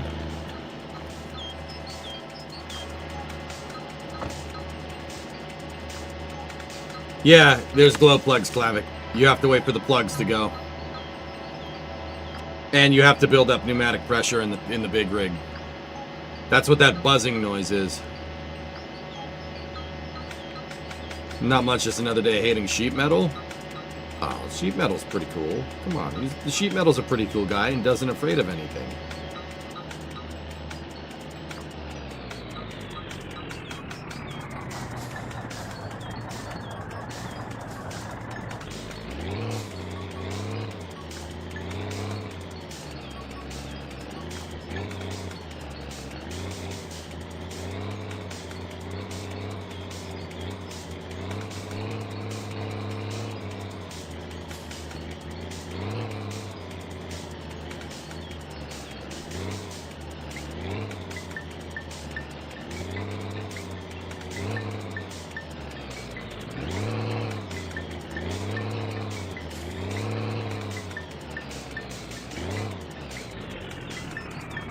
Didn't do that right.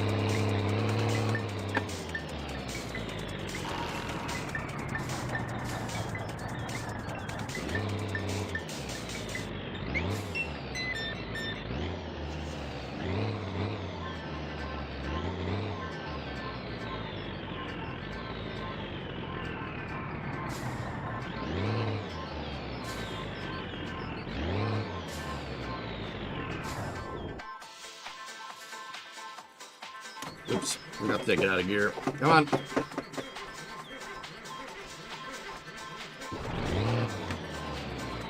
This warps too much, man. That's how we make these parts. Those things go in circular to heat treat and come out oval. Ah, jeez. Also, the design is from the 60s. Tom, I don't know if I've ever asked you what you're making. What the hell are you making? Or, I mean, you can't say, don't say, but interesting.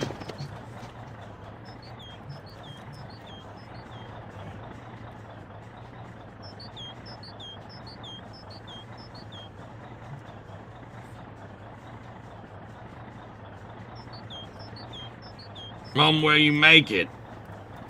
Everybody know that. Damn, boy.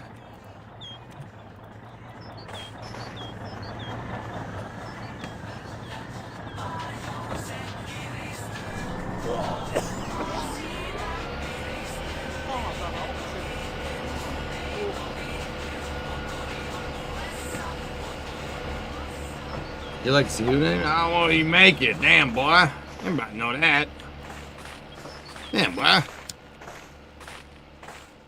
Yeah, that's one of the jobs in the game, pumping septic. Easy money, dude. People are always gonna take a dump. People can take a crap anywhere. They come to tchotchkes for the atmosphere and the friendliness.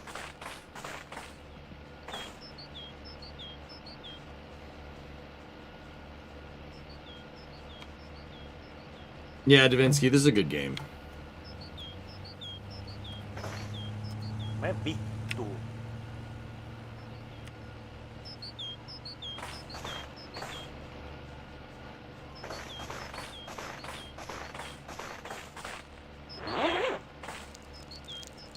Not top secret, but there are water separators that go into the MH60. Ah. Cool. Right on, Tom. That's actually badass, dude.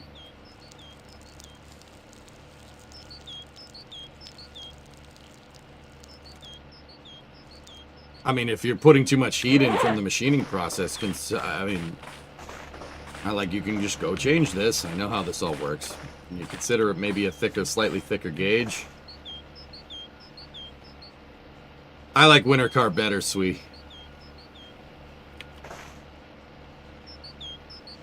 Is it mean the restaurant with all the goofy stuff on the walls and the mozzarella sticks? You mean shenanigans? You're talking about shenanigans, right? Oh. Y'all remember the time Waterboy intercepted the ball and his pants fell off and he ran to the touchdown bare ass? Y'all remember the time Bobby Boucher showed up in halftime and the Mud Dogs won the Bourbon Bowl, do you?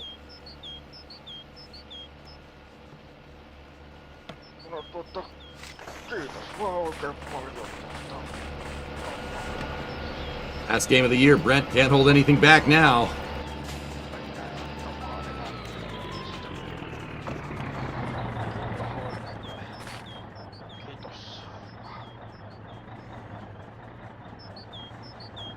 Boy, Boucher knocked the poop out of him. Poop.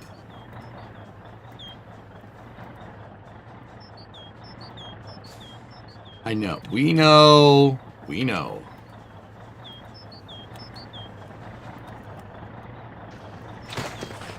You know what, Pace? That's actually a really good football movie. Just on a side note. It's actually a really good football movie. Let's head down over to Lope and go get our tires, and then we'll bring the tires back here, grab the post orders, and bring those all back to the house.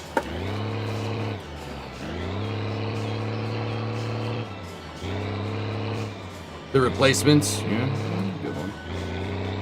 I don't know, does Rudy count as a football movie?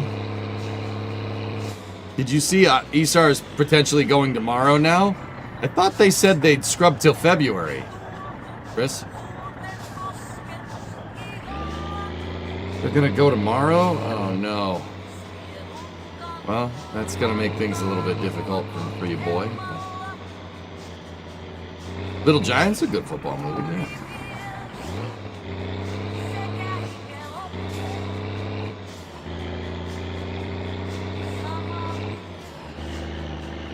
Yeah. I implore you to read Jonas's last. I decided to become a writer instead of working as a septic tank cleaner. Pros before hose.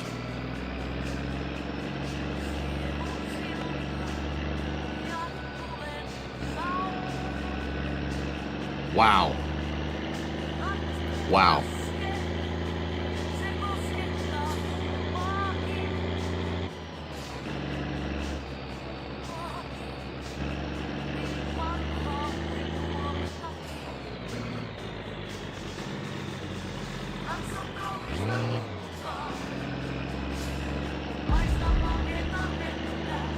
$100 for his sake.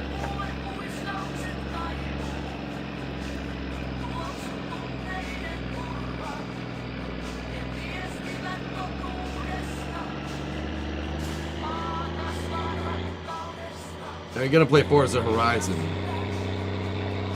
No. I don't like Horizons. It's too arcadey for my taste.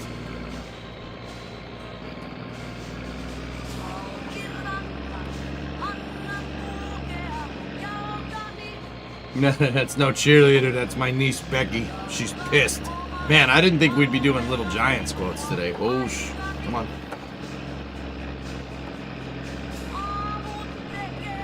You have a poo job south of Lope. I know, that's why I'm driving this out here.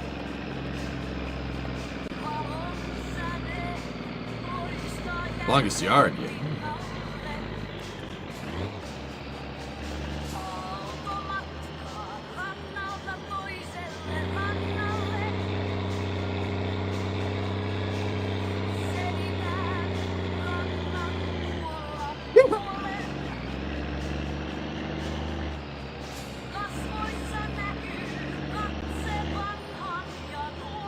The car is rolling, but it doesn't have tires. I'm fixing that right now.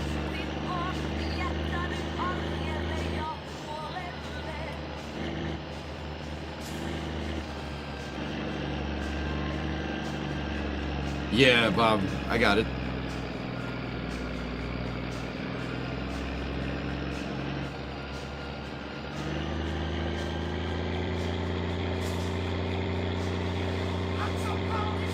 Sandlot.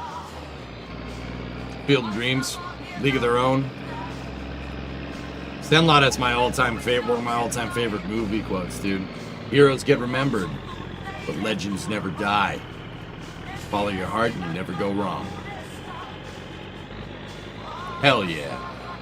Dudes will see that and go, hell yeah.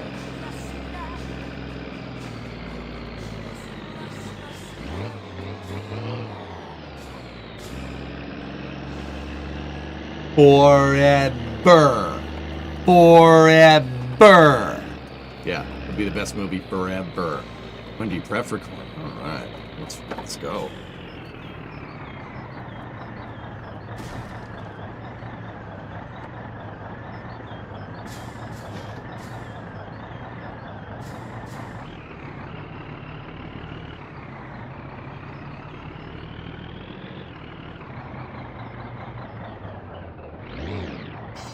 First gear.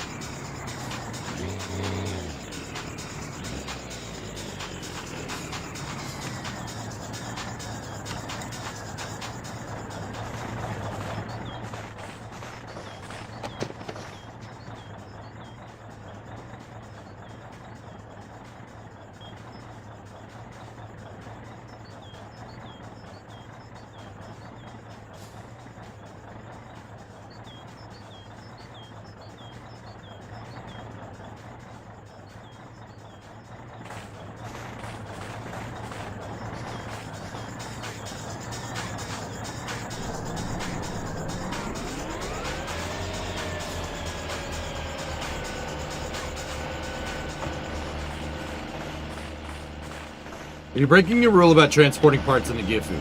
Transporting parts in the Gifu is fine. It's transporting containers. So the boxes. You don't transport boxes or shopping bags in there.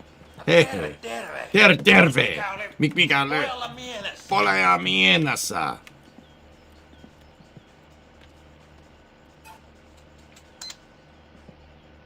Sweet.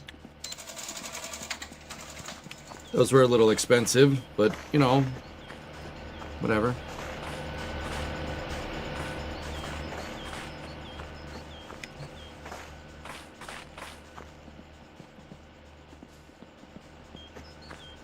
Man, that is a skinny tire.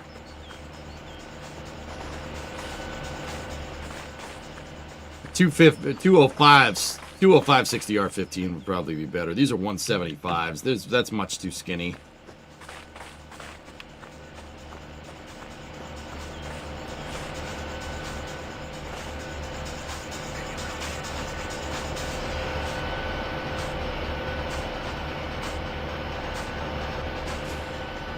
Are you able to drive his car? You can drive. He'll give you the keys to the car if he's doing something to your car to make your car, like your car is in the shop. That's his loaner vehicle. It looks like a Delta 98 if I'm looking at that right. That's an Oldsmobile for sure. Which is math because I like the 72 Coronet that he had in my summer car. That's like a 66 or 67 Oldsmobile. No, that's a Delta 98 all day.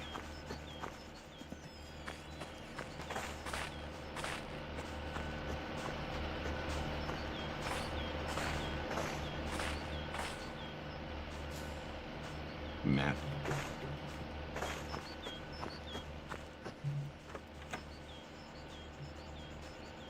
That is not the horn this car had.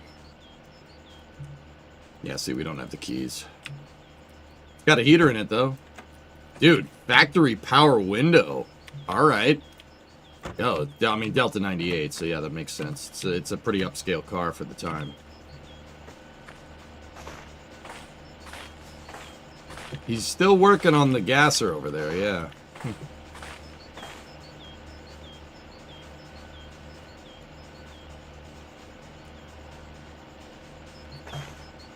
Sport style ski championship as opposed to a not sport style ski championship.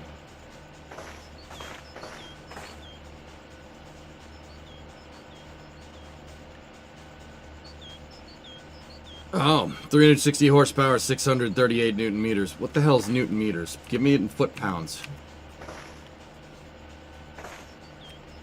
Business style ski championship. Oh yeah, Graham. Yeah, that makes sense.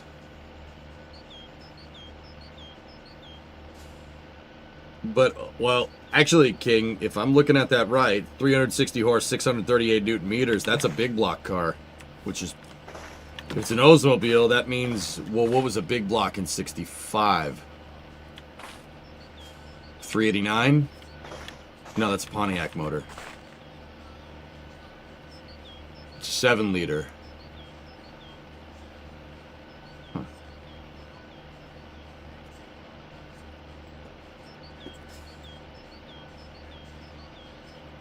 What's the most powerful horsepower rocket engine in the world?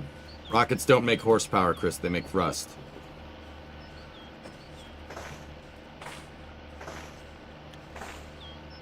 Horsepower and thrust are two different things.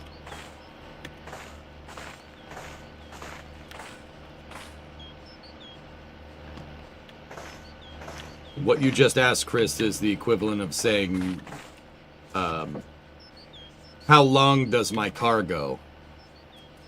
Like that, but no, that makes no sense.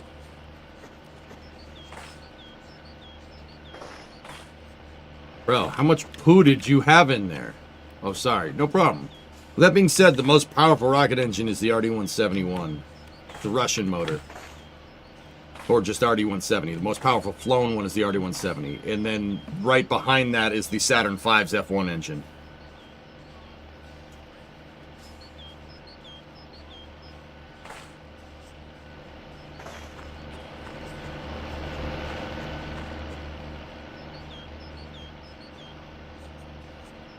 It's not pumping. What the hell?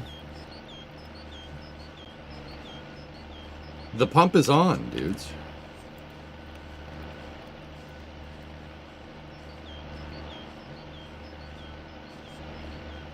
Come on.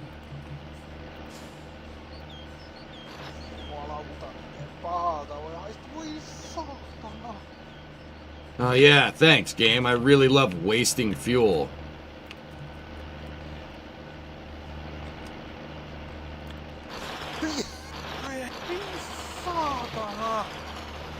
Hey, Shenru, thanks for the raid, man. How are you?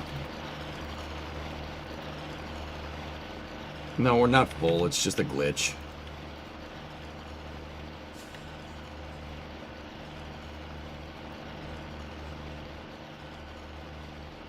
Means I had this thing up at 1500 RPMs for like 5 minutes for no reason. Anyway, Shenru, what's up, dude? What were you playing?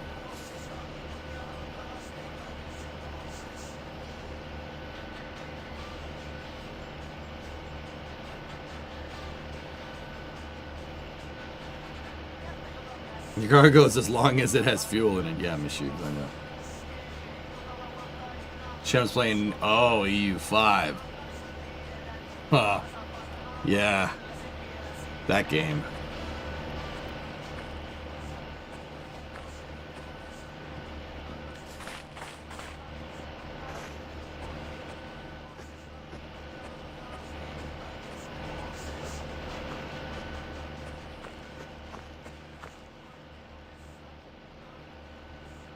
All that freaking power and run. Got skinny rims like that? Tell me he's got some meat in the back. Nope. Oh, look at it, dude. Look at that now. That's a trunk.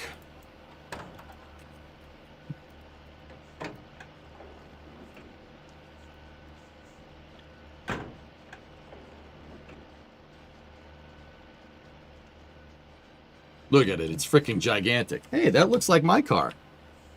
That's how my car looks on the inside. Or looked.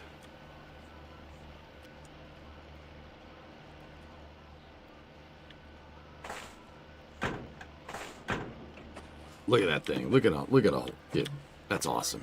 Now that's a freaking car, dude.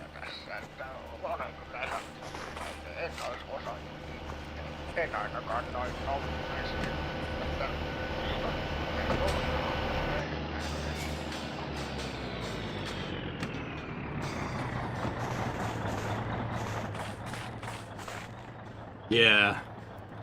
It'd be cool if you could get one of those, but the Rivet is fine, I suppose. I always thought it'd be cool if you could trade up in summer car, you know?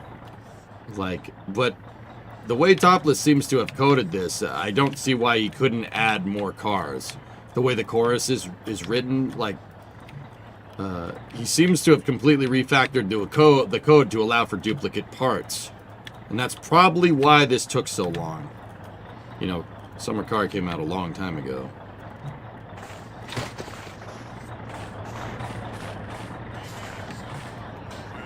Alright, back into town.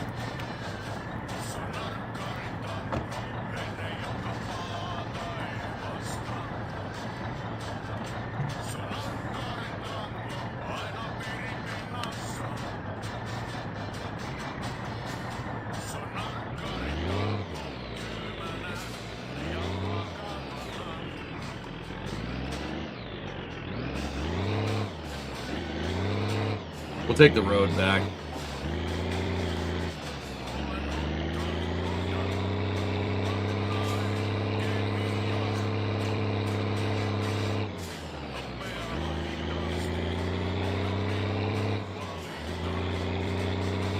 Yeah, it's like at least a 5-body trunk, that Oldsmobile. Why?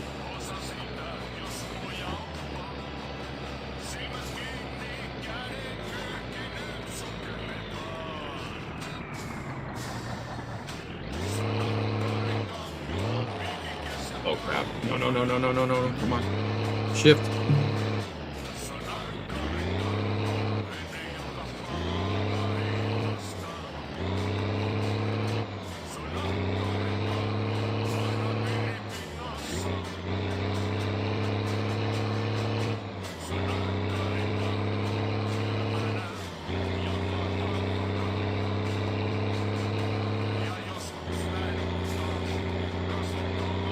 They did some emergency testing for Artemis today.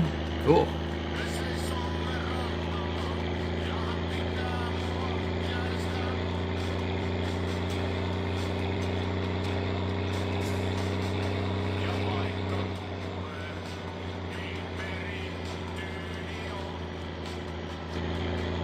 Really depends on the wet dress rehearsal, Chris, but yeah, I think we're all right.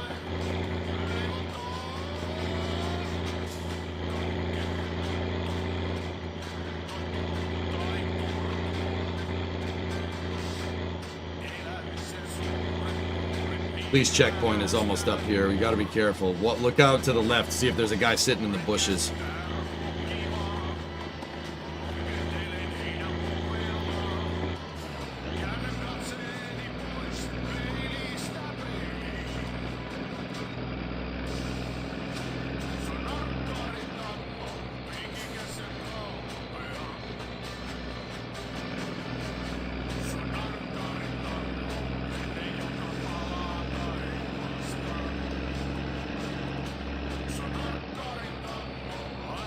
No, I did.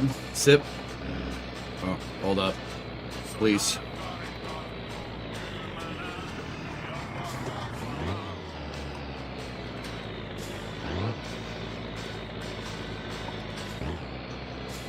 Truck isn't full, guys. That's why I opted to do this.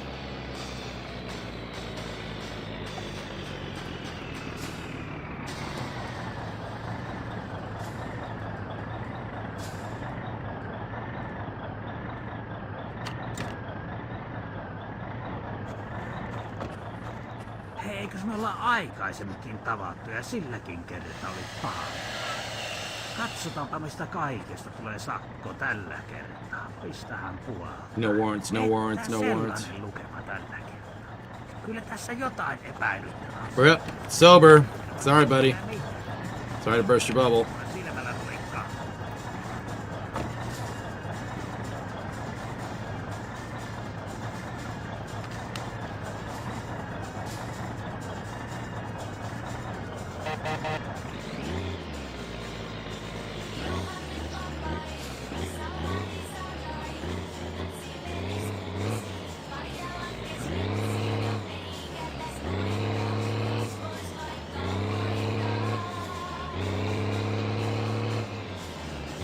Yeah, super, don't worry about it. We good.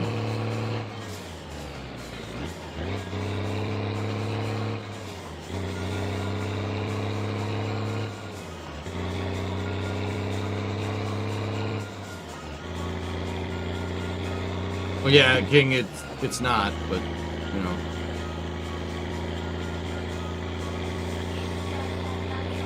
You didn't see the jail tats. That's right.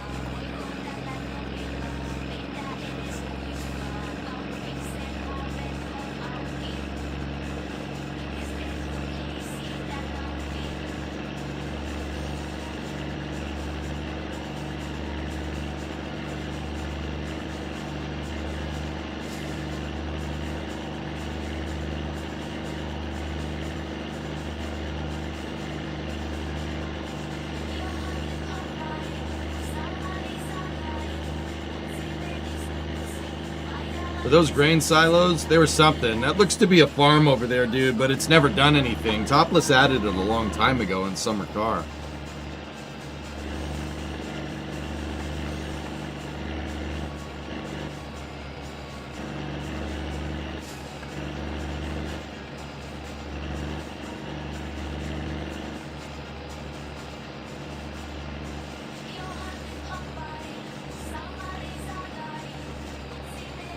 The way the car is handling, or the way the truck is handling, makes it seems like Topless was trying to make it seem like there was slush on the road.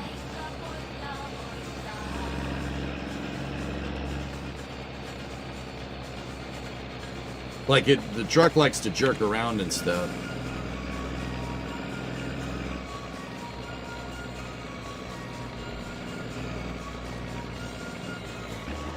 Not the sewage slipping. It does that whether it's full or not, but you can definitely feel the weight. That too. Especially when you go around a corner like this, it'll try to kick the back end out. I didn't do it that time because I have the tag axle down, but...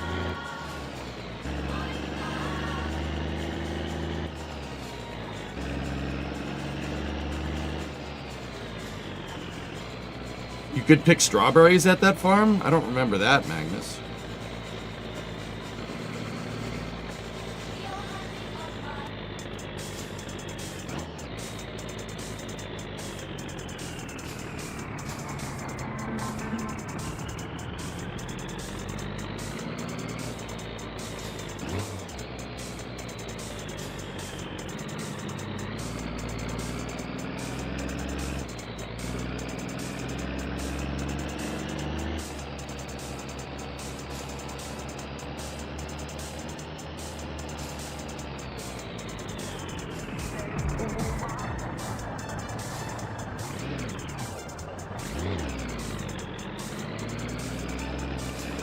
I'm making the same mistake twice.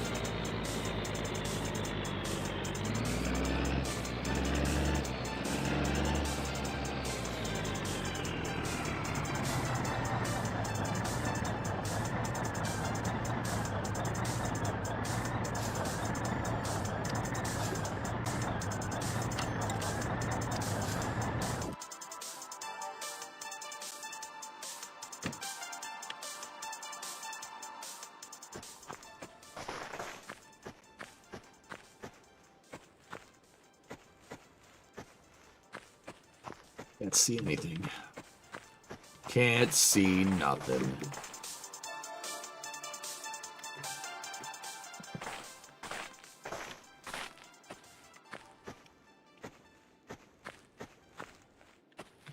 I hated the strawberry picking job. It's so not worth it.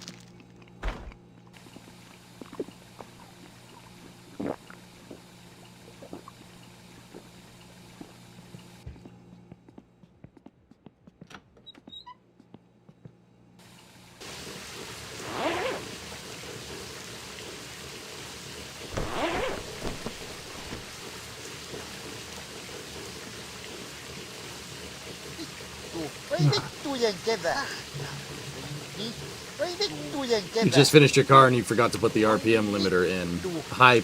Oh no. Rip pistons.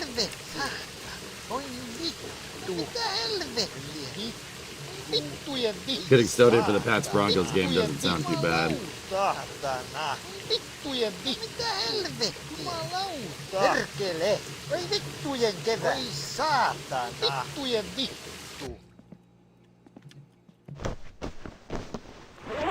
Time is it? Oh. Oh, yeah, we got time. Hello?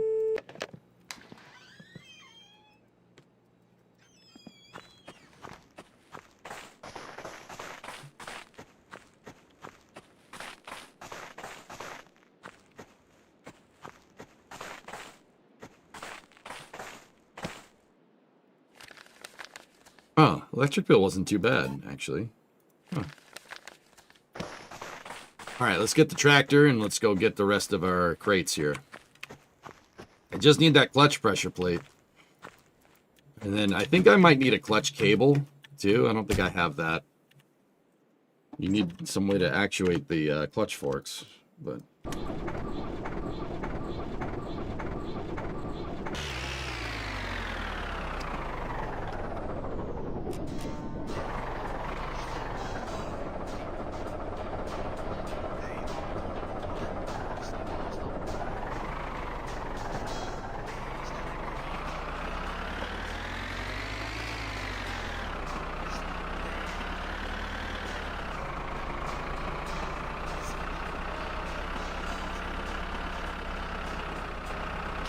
Well, the temperature, I noticed the body temp inside of the house was a lot colder than what it usually is, Zeros.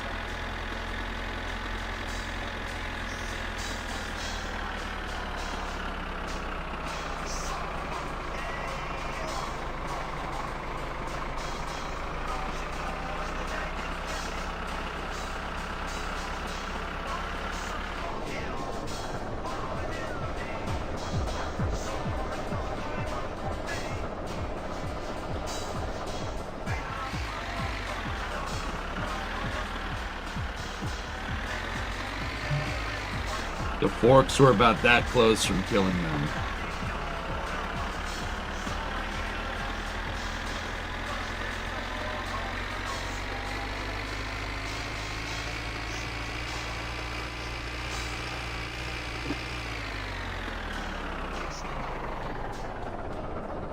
I don't need those dudes following me around.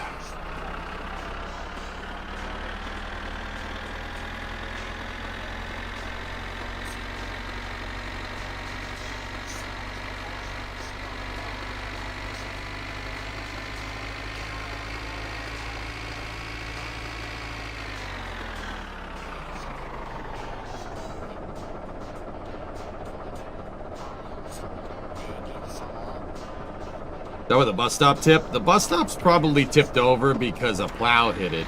That happens in places where it snows a lot, Gujar. At least that's what I think Topless was intending with that.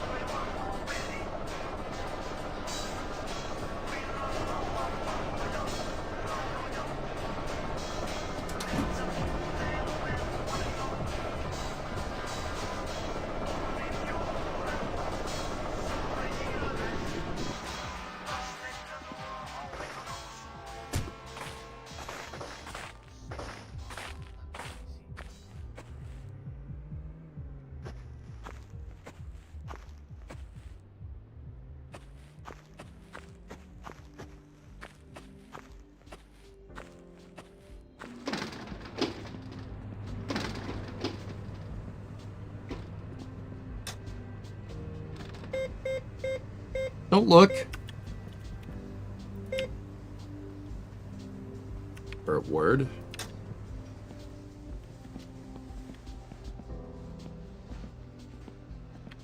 Yeah, just walk away.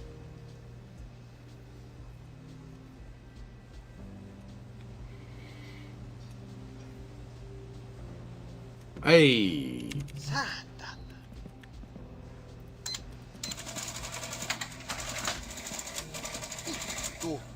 What? Oh.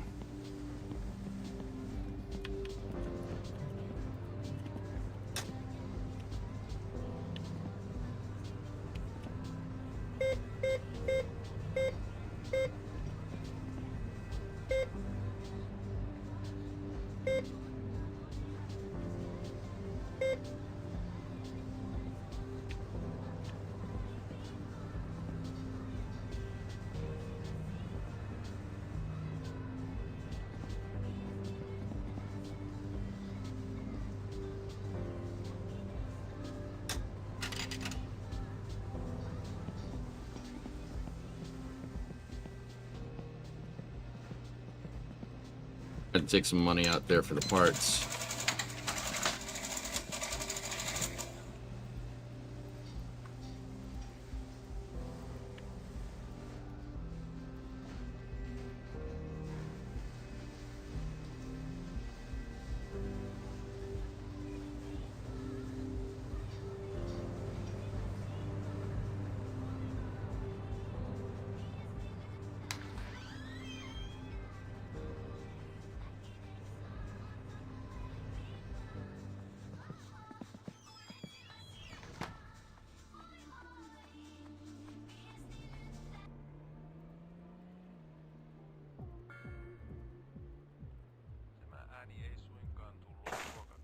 All right.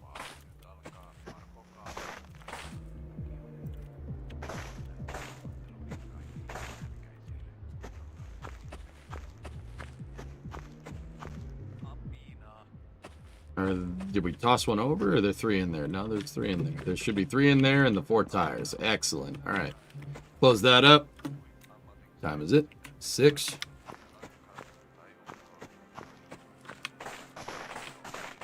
All right. 2 more things. Smash the energy drink, fill the tractor up with gas, and then we take it back.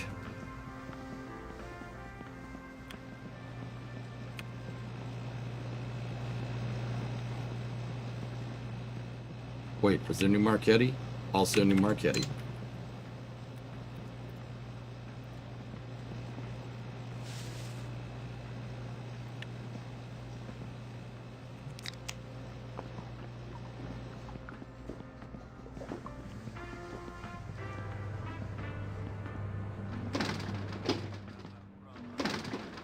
It snowed earlier in the game today, dude.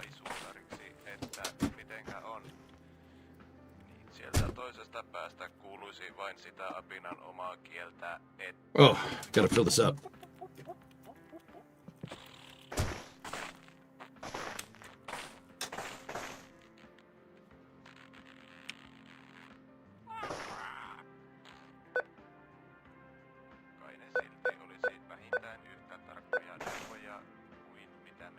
Korttia varmennetaan.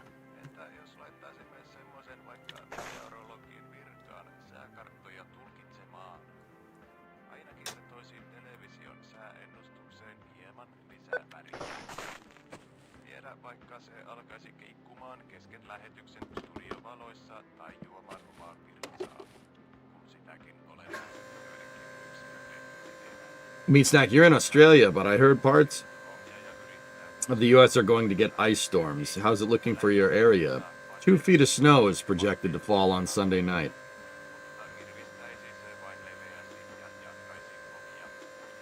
For the rest of the world, that's 60 centimeters.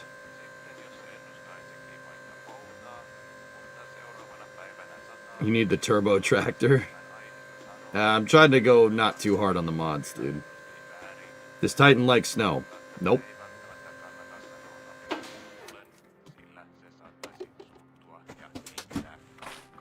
Yeah, that's why I fixed my snowblower on stream yesterday, because I was very worried about not having that ready in time.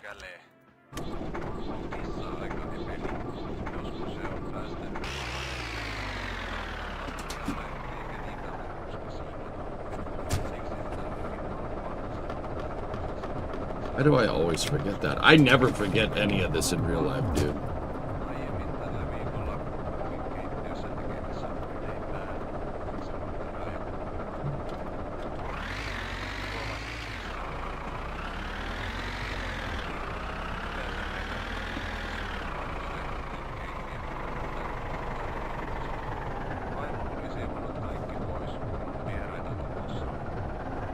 In the 90s and in the early 2000s, we call what that guy did going from cool to tool very quickly.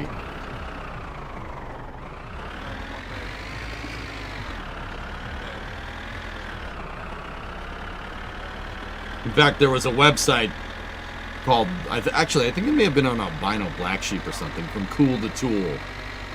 It was people trying to do stupid things in cars and crashing. It was awesome.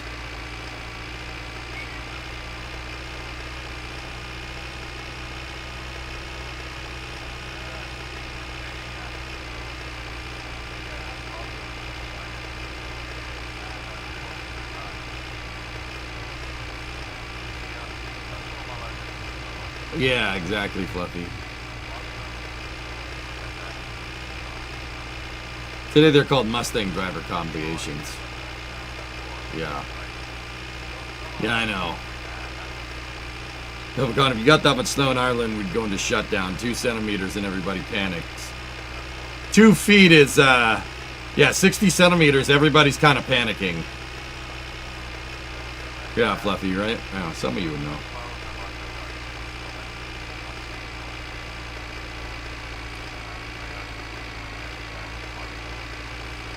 That's the projection. They don't know. It's in a nominal range right now. Right now, the weather report as of this morning said 12 to 24 inches. So that's 30 to 60 centimeters. So, yeah. This whole storm was supposed to hit the mid-Atlantic, and then everybody, or that's what the weather people said, it was going to hit the mid-Atlantic, so it was going to go south of me and stay south of me, but nope, it decided to drift up here. And the worst part of it is that it's going, the part that is going to come hit, like get to me, is going to go out over the ocean. It's going to go over, basically over New York City and get lake affected from Long Island Sound, and we're going to get dumped on pretty bad, which is great. It's coming at the perfect angle, which really sucks. But hey, it is what it is. So, just general PSA, guys. I might need a mulligan on Monday, because I might be still removing snow. But yeah, for the stream on Monday.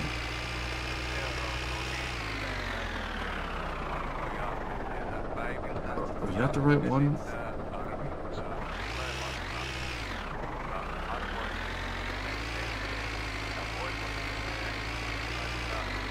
Nope.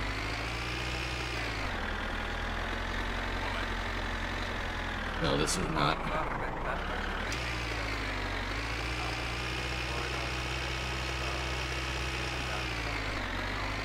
Pretty much, Magellan, yeah. Get back to the road. Turn on the beacon so I can see trees. Yeah, pretty much, Bob, yeah.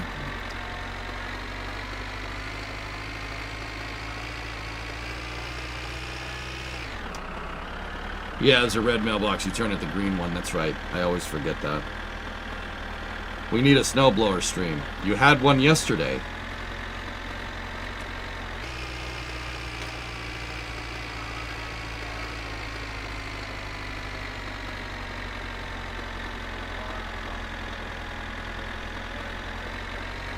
You need one when you're actually blowing snow. Oh.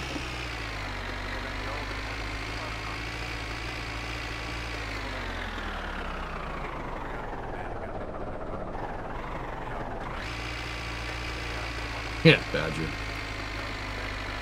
I know, Katra. I don't need tips for how to handle snow. But I appreciate it, man. Yeah. It's yeah, because it's Sunday. I mean, Katra, you say keep on top of it. You say it's Monday into Sunday, right? So I'm basically going to need to be up all night.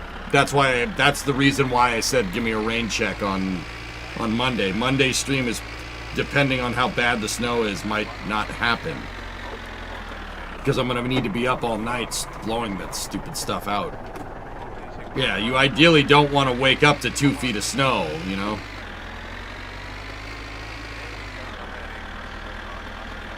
I don't want... Yeah, exactly, Dean. I don't want to do a snow blowing stream because then I don't want people to see where I live. I think that's fair. So, I'm not doing that.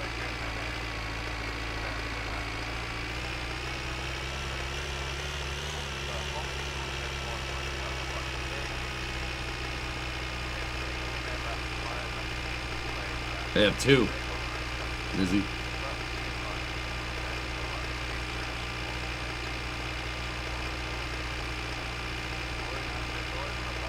One of them is inoperable. Maybe, you know what, dudes?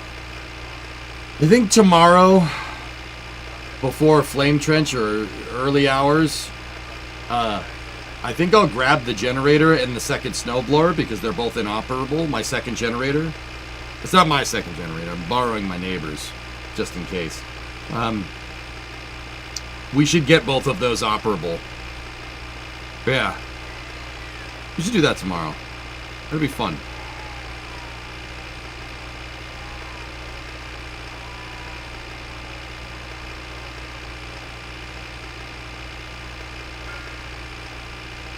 Yeah, I'll have to go dig my second generator out. It's in my storage shed. It's in the mower storage.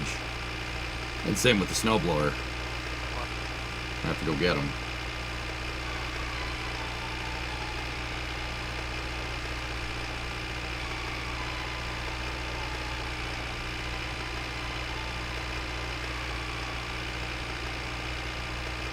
So, like, we'll work on that stuff tomorrow. Then we'll do Flame Trench, and then we'll play winter car.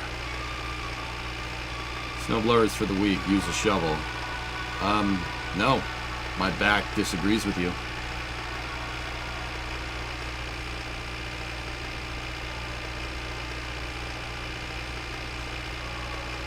Generator repair stream. Well, the fuel system's destroyed on the generator too, Rarest, so...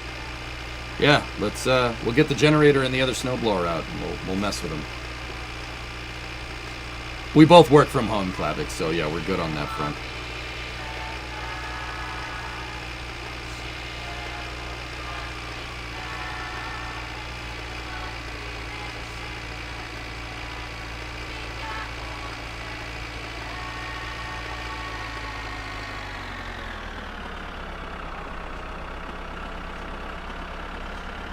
That's a good idea, Bright. Yeah, I agree.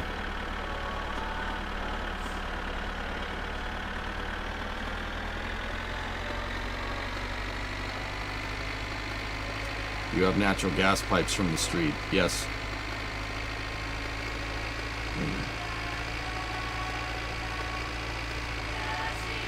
Is there a crazy story to ask this how the snowblower broke? No, just ethanol fuel ruined it.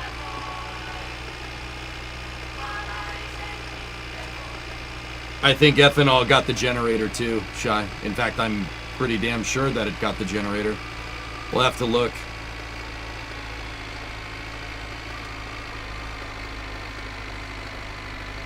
Another solo trench? I don't know, Matt. I don't want solo flame trenches to become a thing, dude. That's fun, but it was cool as a one-off thing, you know?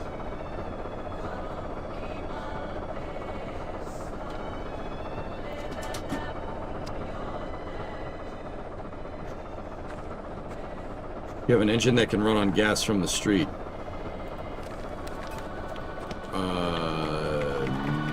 No.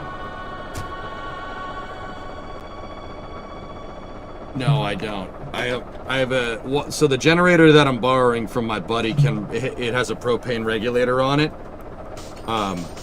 So it can run off propane, or it can run off dang old propane, boy. Or it can run off gas. The generator that's inoperable is just gas, because it's old. The generator that's inoperable is a 6,000 watt generator from the 80s, dude. Or it might even be the 70s. The thing is old. And honestly, it's rusty as hell. It could do with it. Yeah, probably could do with fixing some of it.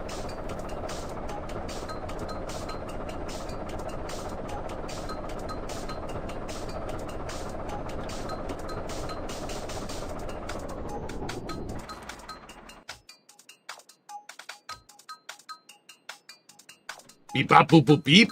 Beep boop.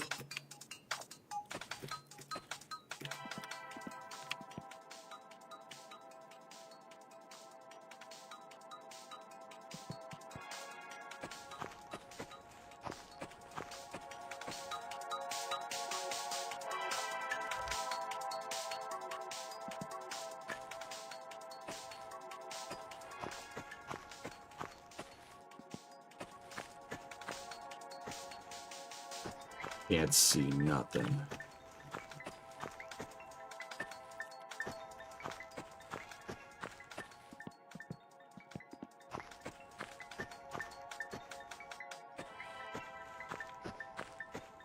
Yeah, in a moment, Cajun.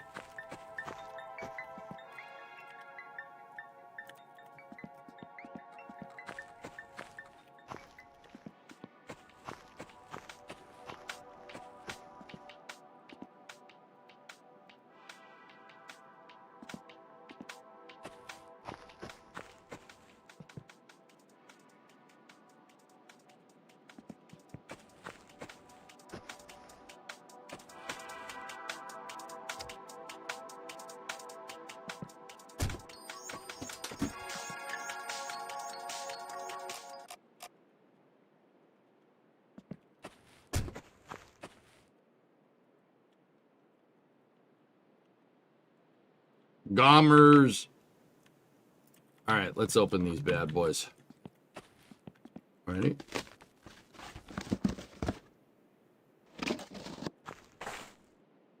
There's the pressure plate. Yes! Beep bop boop boop boop boop beep beep boop boop boop. Yes. No, spoiled, believe it or not, it actually didn't, which I'm very surprised by. Oh, yeah. I don't really care about the rest of this stuff, but, another 3-speed. That's cool, I guess.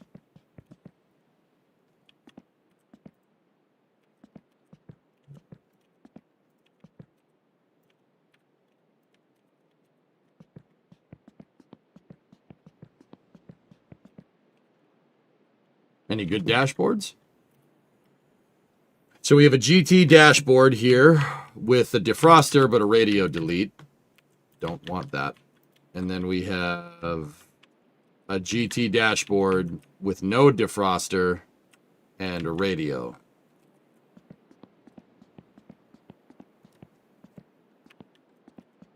That's annoying.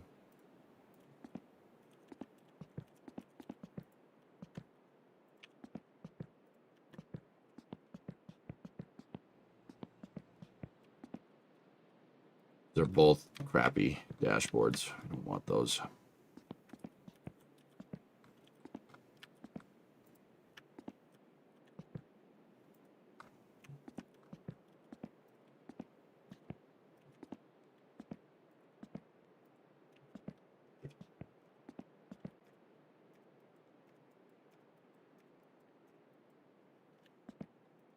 Couldn't get it. Why not just store the junk you don't want outside? What are we, heathens? I mean, I stored some exhausts outside because I don't care.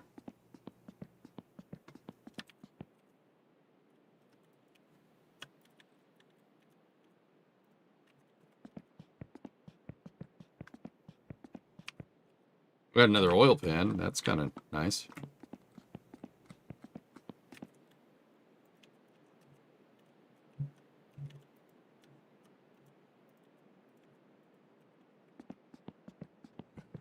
All right. Now, next. I think these are the rando boxes that we ordered. Let's see what's in them. Oh no, those are the studded tires. Yeah. We got studs, baby. I got studs and I got regulars.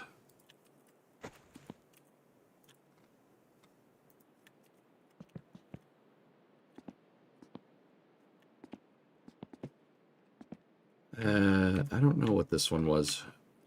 Now I'm not sure if we bought randos, but here, let's open it.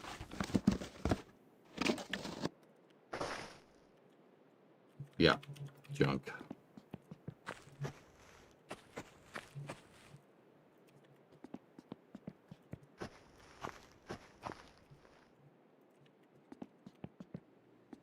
But now you stay on the road, huh?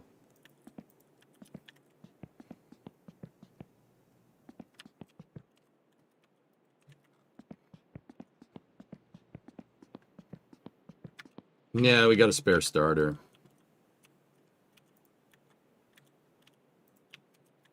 All right. Okay, cool. I'm gonna get the jack and we're gonna put the tires on this damn thing.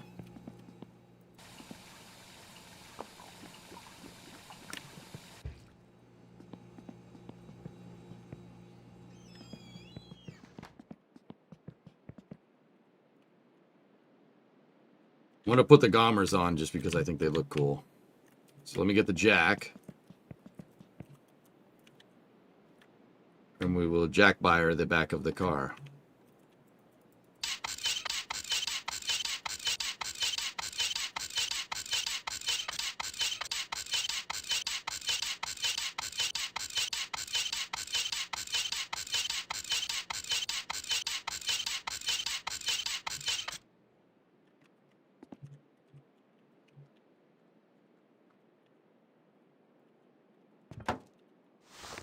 Yes.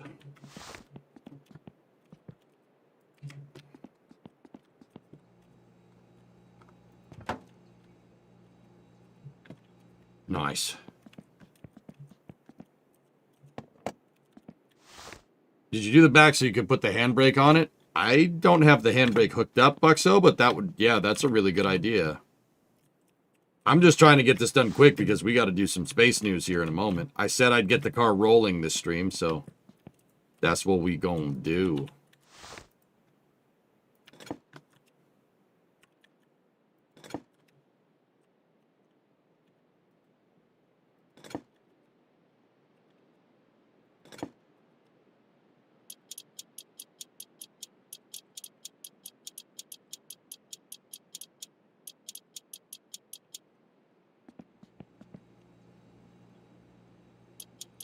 Yeah, baby.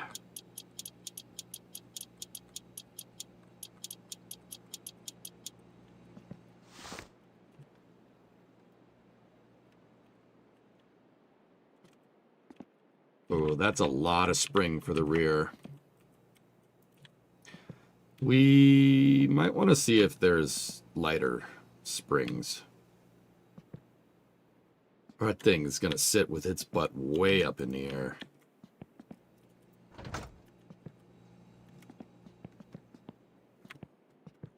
Do I have that dang handbrake? I should. Pretty sure I do.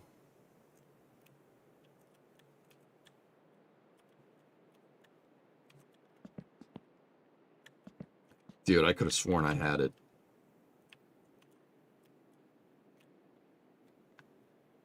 No handbrake.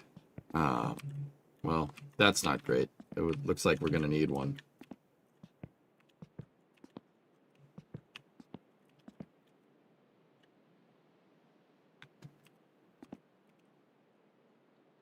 Oh, no, shut up.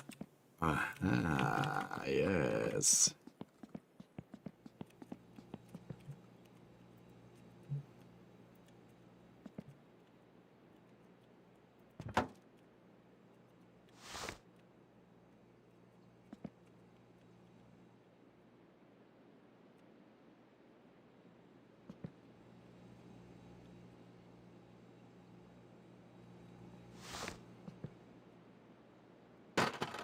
Oops. I mean,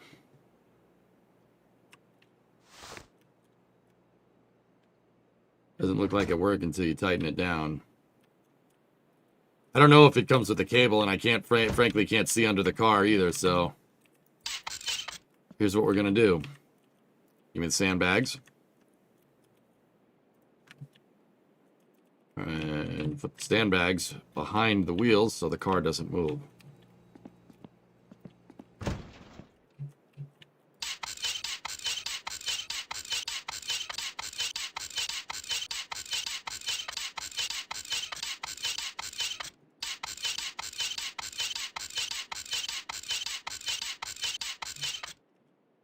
Nice.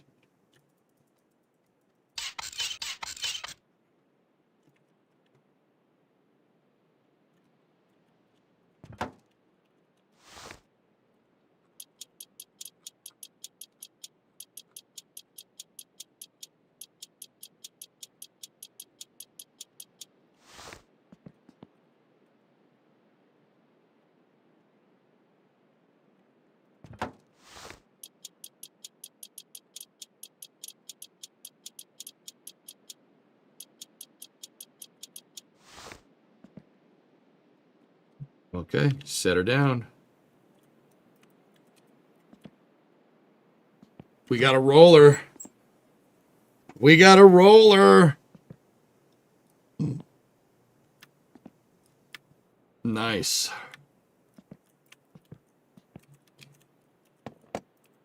Rear lugs already fastened. We got a freaking roller, dude.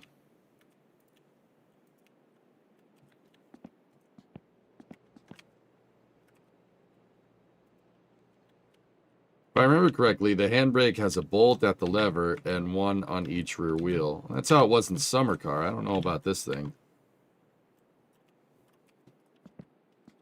I'll tell you what.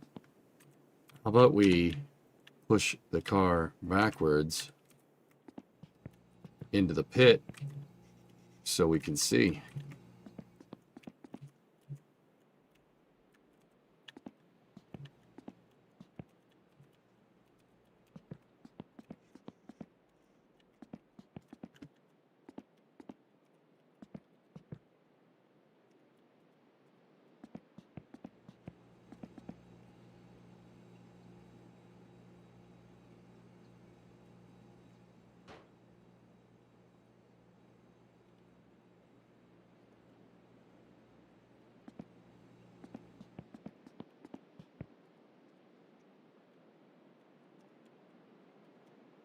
Okay, just gotta be careful as we push this thing back. Uh-huh.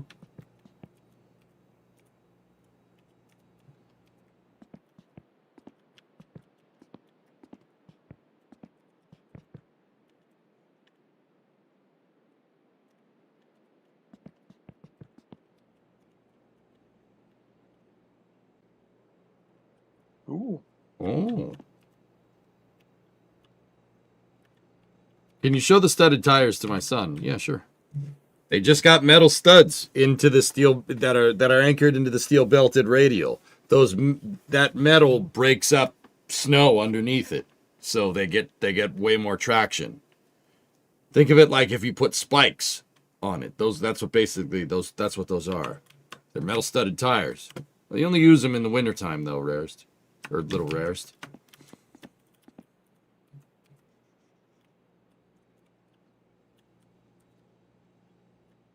It makes one hell of a noise going down the road, I will say.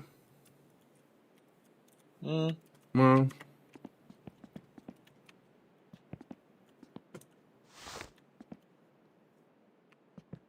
See, now we can see underneath here. Fantastic.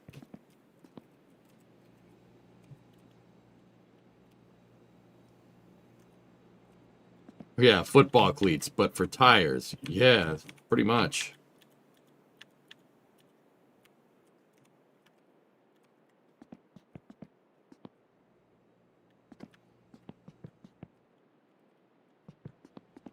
Hell yeah.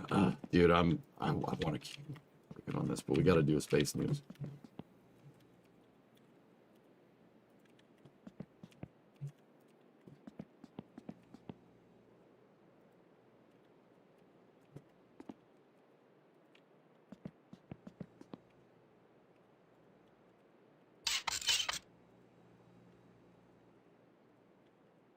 Bop, bop, boop, boop, boop, bop, beep, boop, bop, boop, boop, beep.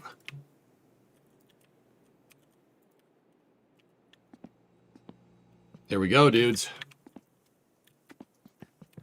There we go. Looks like the car is a little bit this way. We just got to give it a little push that way. She's nice and straight now. There we go.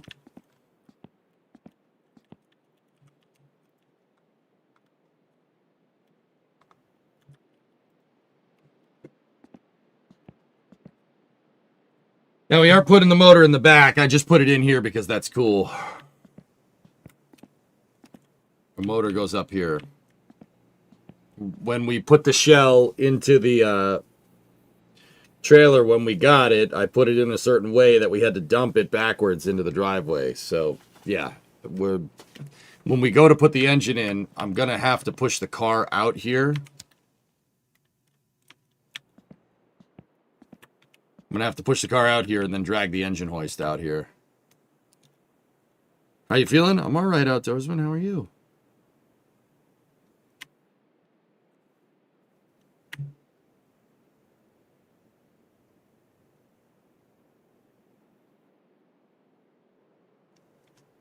Now you will see the final assembly of the car on the other side of Space News in part 9. Or no, this is part 9. In part 10 for attempt 3. Can you get the hoist around the car? Probably, Jack, but I don't want to tempt the Kraken. I don't think that's a good idea.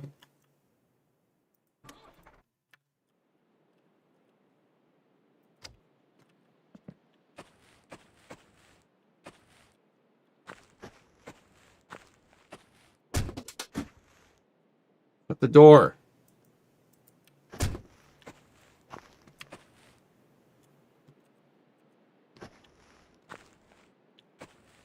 Where the hell did the Marchetti go? Damn it, I can't see it. I think I got it.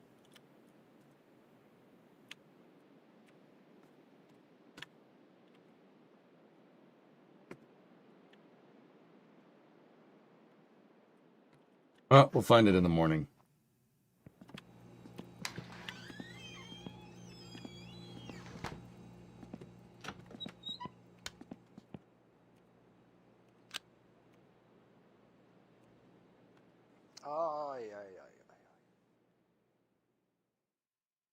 Oh yeah, outdoorsman. That sounds like good. Sounds like fun.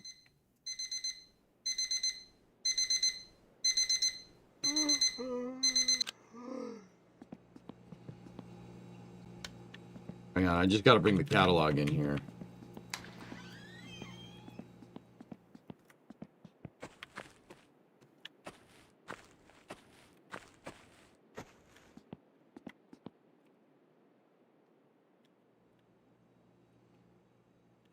Where the frick did it go?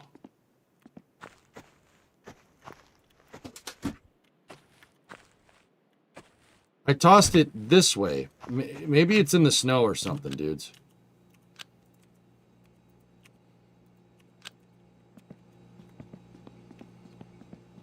Maybe it, you know, it's clipped into the snow.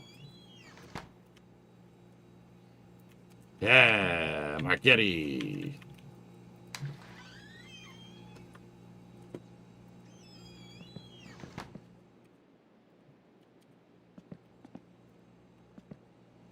All right. We will figure out what's in the Marchetti on the other side of Space News. All right.